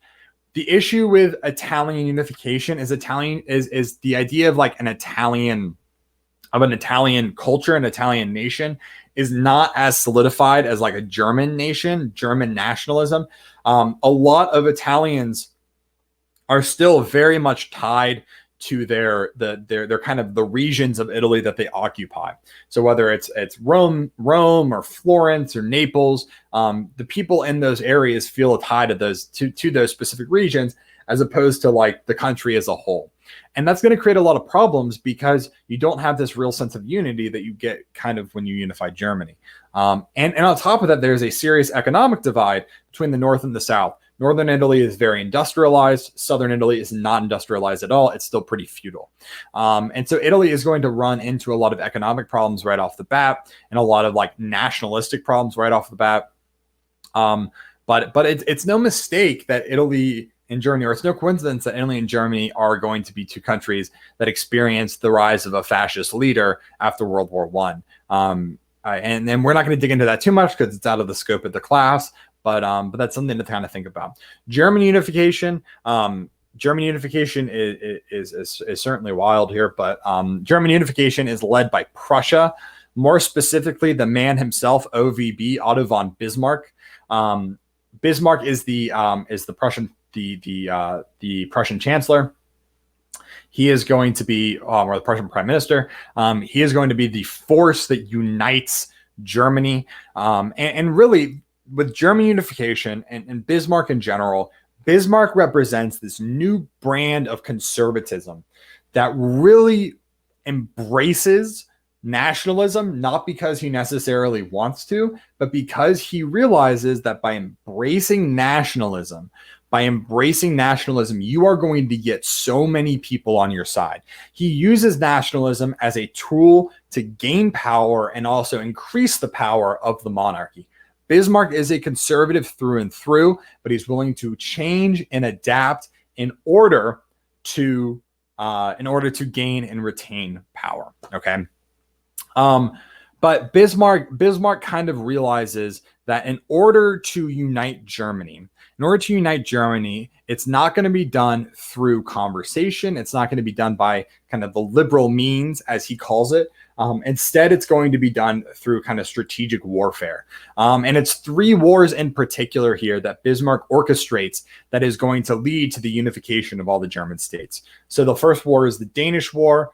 second war is the Austrian-Prussian War, and the last war is the Franco-Prussian War. All of these wars are focused on unifying the German states, getting the German states kind of under the Prussian umbrella, and then eventually joining them together. And the Franco-Prussian War is going to humiliate France. After the Franco-Prussian War, France they wipe out France in like 5 weeks. They invade Paris, and when they invade Paris, they march to the Palace of Versailles. This is the Germans, the Prussians. The Prussians march to the Palace of Versailles, and it's in Versailles in 1871, in the Hall of Mirrors, that Germany is declared. The German state is declared, and it's all done because Bismarck rallies the German peoples around a singular cause and a singular task. And that's kind of what Bismarck assumed would happen. Bismarck says that if we keep all of our people together around a singular task and a singular cause, we're going to get unified. And he was exactly right. Bismarck is probably one of the best statesmen in history. He's incredibly smart. He has, he's playing chess while everybody's playing checkers, but he's ruthless. He's a conservative, and he does kind of represent this new style of political power called realpolitik. Realpolitik is this like, it's like Machiavellianism in the modern era. The ends justify the means. And when Germany is created, Germany is the most powerful country on the European continent, the most powerful economy on the European continent, the most powerful army on the European continent, and they upset the balance of power. They really, really do. So again, it's no mistake that 50 years later, World War I breaks out. So, and last, but not exactly last, but kind of the last big topic is new imperialism, which we talked a lot about earlier. But new imperialism is it's called new imperialism because the Europeans had been engaging in imperialism since the age of exploration. But new imperialism is kind of ramping that up and moving into Africa and Asia, and not only just like establishing colonies, but like directly controlling entire massive areas of land. And we talked about why it happened, what the motivations were. There was definitely political motivations, but also economic motivations. Again, we talked all about that earlier with the DBQ. But there was a lot of kind of societal impressions of imperialism that happened. Imperialism was something that was heavily reported on by the media. People were aware of what was happening very directly. It was in the newspapers, it was in magazines, governments were talking about it with their people. And this is when we start to see the kind of very systematically racist things that happened during imperialism, especially with like things like social Darwinism, which there's a lot of Europeans sold this narrative that it was their job to civilize Africa and Asia. That was kind of how they justified it to their people in some ways. And so I think the best example of this is the poem, The White Man's Burden. There's a lot of very kind of pro-European propaganda that's released during this time to justify that. And the impact of this is that the Europe has globalized the world, right? Europe, what happens in Europe is going to impact all the other reaches of the world because they're there. So I kind of outside the scope of this, you do have things like socialism. So socialism, which did I mention in Unit 6? I don't know if I did. But socialism is the idea that pretty much the idea that the working class needs to get a larger piece of the pie, that governments need to reestablish the way that money is distributed, and there needs to be more social protections for the great majority of people. Socialism is going to lead to people like Robert Owen, who establishes New Lanark, which was kind of this like idealist social factory, but also people like Karl Marx and the development of communism, which does become a very popular brand of socialism by the late 1800s. But also socialism leads to political reform. Socialist political parties become very popular. We saw in that DBQ, the SPD the Socialist Democratic Party of Germany is going to be probably the most popular political party, one of the most popular political parties in Germany, the most popular socialist party in all of the world. The Labour Party in Britain, which is still kicking today, is a pro-worker, more socialist Labour Party. But they are going to really question, and their response to industrialization, and they question the industrial complex of Europe.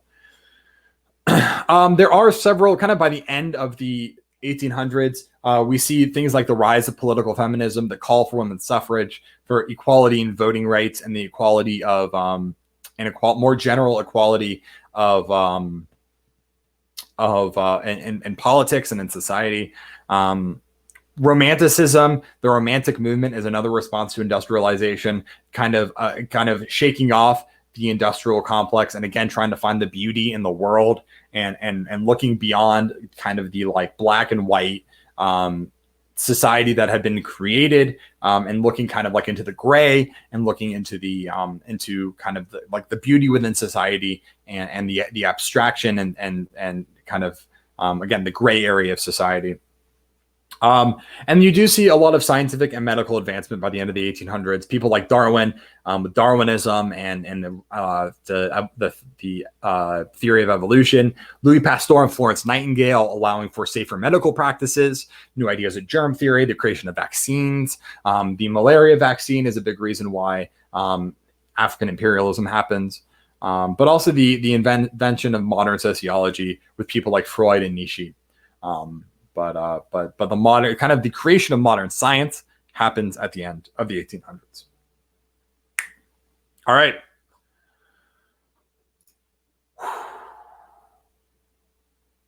Dang. That's it. That is the content for the class. And yes, I skipped over a lot of that, like a decent, I generalized.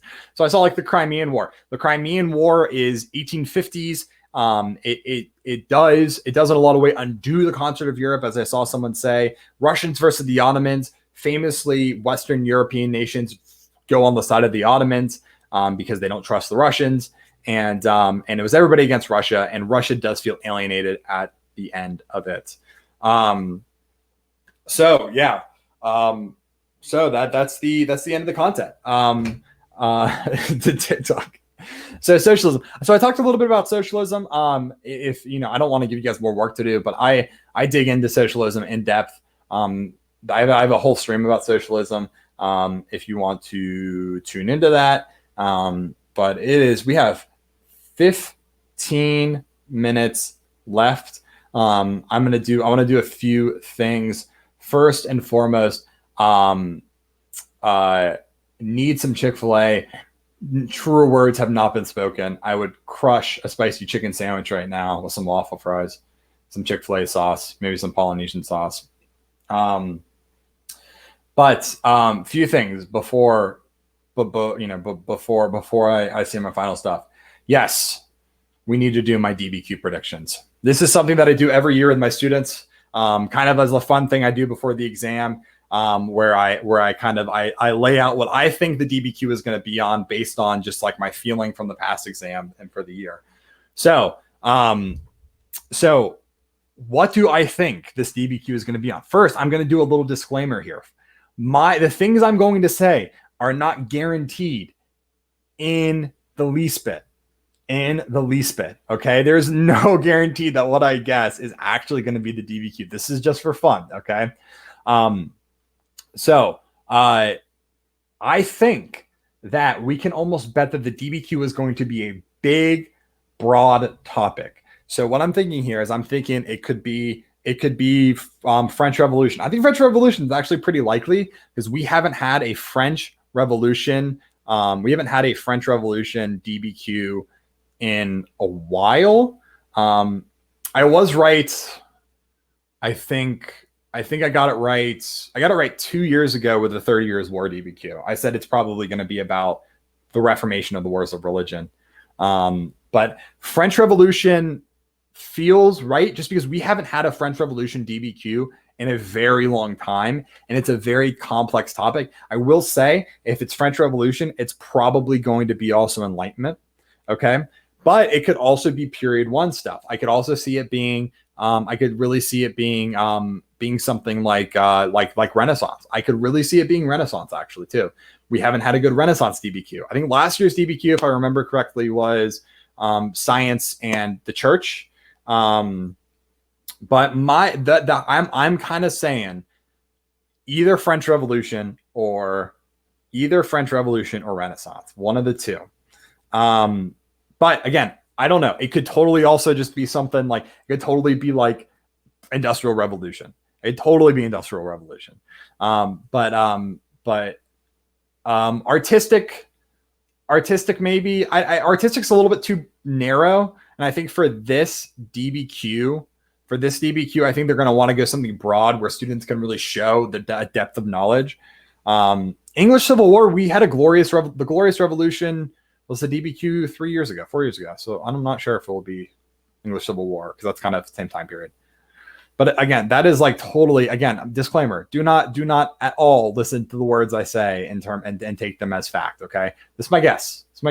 My prediction. You guys stuck around for 5 hours. I'm going to give you a prediction. And seriously, if you guys stuck around for 5 hours, man, you guys are awesome. And you guys are really, I mean, just like you guys are killing it. You guys are going to kill it tomorrow. I have all faith in this group right here that you guys are going to crush. But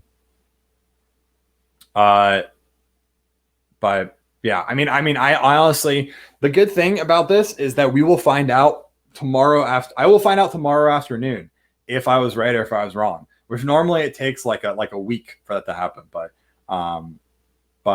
yeah, I do not take any responsibility for wrong. Thank you, Sherry. I do not take any responsibility for wrong guesses.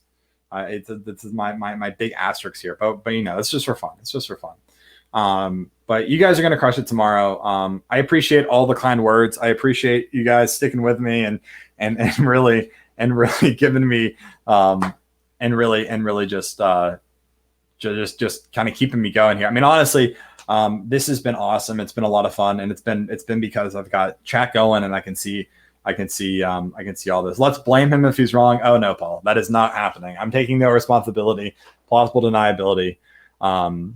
We got 10 minutes though. We got 10 minutes. My time is not up yet. We have 10 minutes, and I really would love to do this 10 minutes with talking about whatever stuff you guys want me to cover now.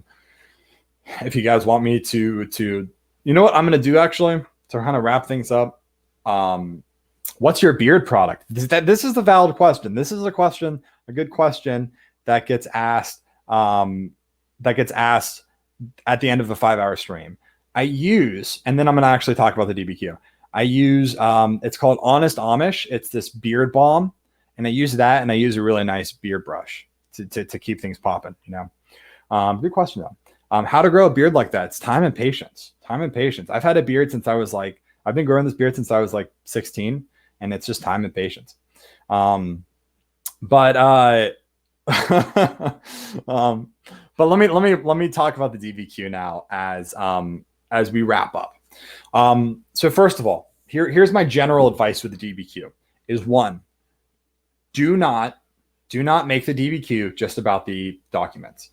This is not a book report on the documents. Okay. Not a book report on the documents. This is you answering a question in an argumentative essay using the documents as your evidence. Okay. Using the documents as your evidence. All right. So again, answering a question in an argumentative essay using the documents as your evidence.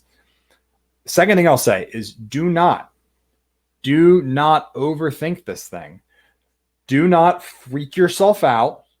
Get yourself all worked out and spend 10 minutes calming yourself down. All right.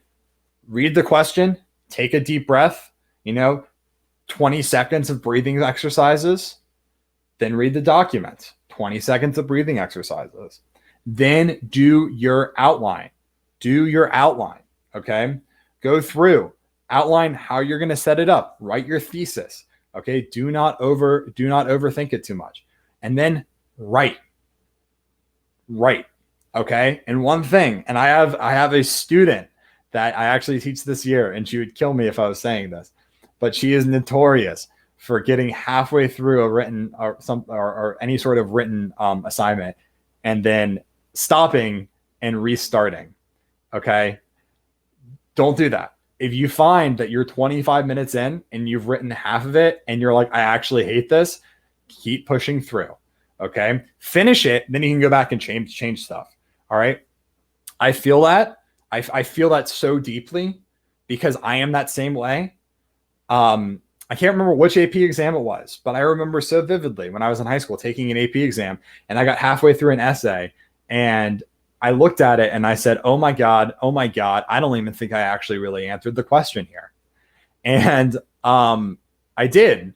I passed the AP exam, but you can't doubt yourself because you have, come this far. You've sat in this 5-hour stream. You know what you're doing.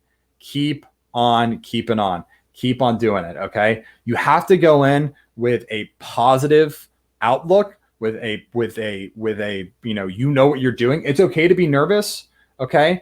But the big thing is breathe deep breaths, breathing exercises, and you guys got this. I believe in all of you. I really, really do.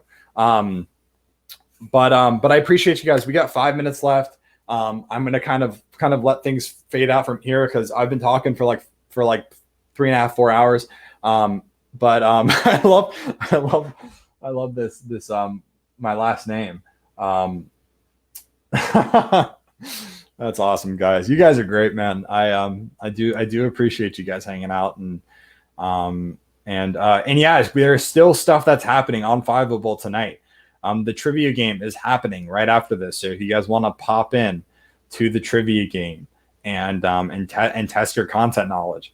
Content knowledge, just because it's a DBQ doesn't mean that content knowledge is not also important here. I love you guys too. I appreciate you so much hanging out. The trivia game. So if you go to the Fiveable that Tana's posting in the chat here, go there. You can go participate. And so you can pop in there.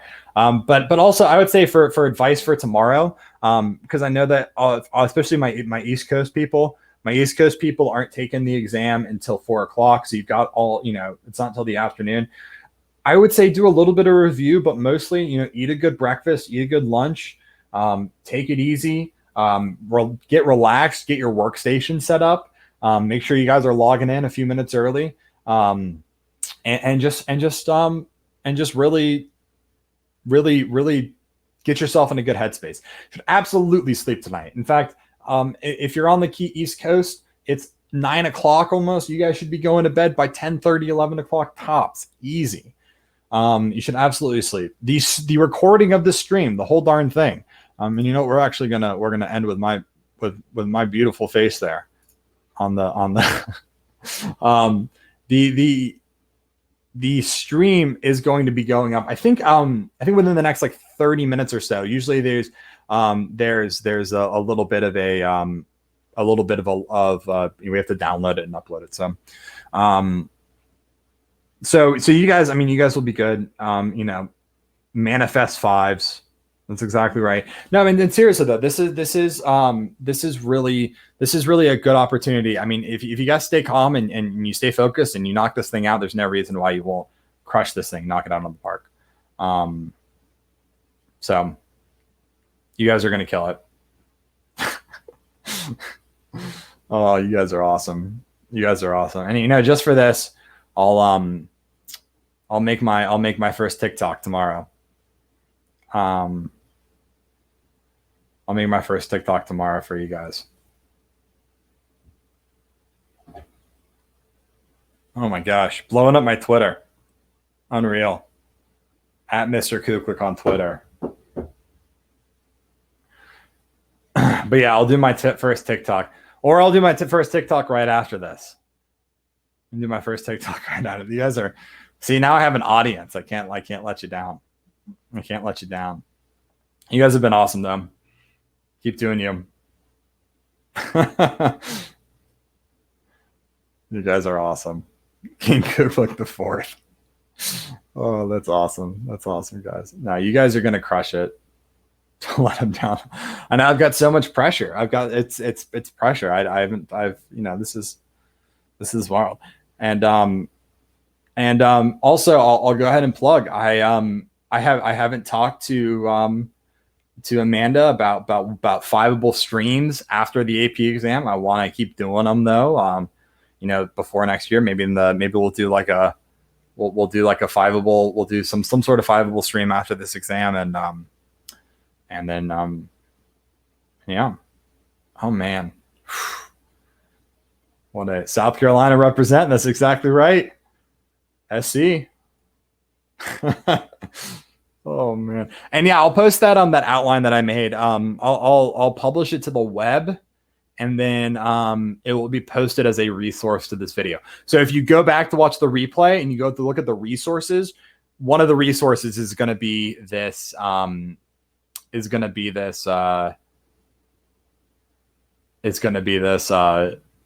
This outline. It's going to be. Do I really have 77 followers on TikTok now? Get out of here. Oh, man. You guys have been awesome, though. Seriously, thanks for tuning in. Thanks for spreading the love. Thanks for being positive, too. Thanks for really being positive. The hype is flowing. Oh, my God. You guys, you look like a kind of version of Henry VIII. Oh, man. Hey, I'm still around. I'm going to miss you guys, too. I'm still around, though. Don't worry. I'm still here. I'm still here. Twitch. No Twitch. No Twitch. Unfortunately not. Maybe that's how I ascend next. Is to get a Twitch, but no. No, I will. I'm still with Fiveable, though. I will be with Fiveable. This play. Yeah. You want to catch me again? Catch me on Fiveable for live content, folks. It's 9 o'clock. It is 9 o'clock. I'm glad you guys got your money worth. I'm glad you guys hung around, and I'm glad that you guys are feeling good. Yeah, I'll be doing AP Euro content remainder of this year and next school year, of course. Just AP Euro for now. Just AP Euro content for now, unless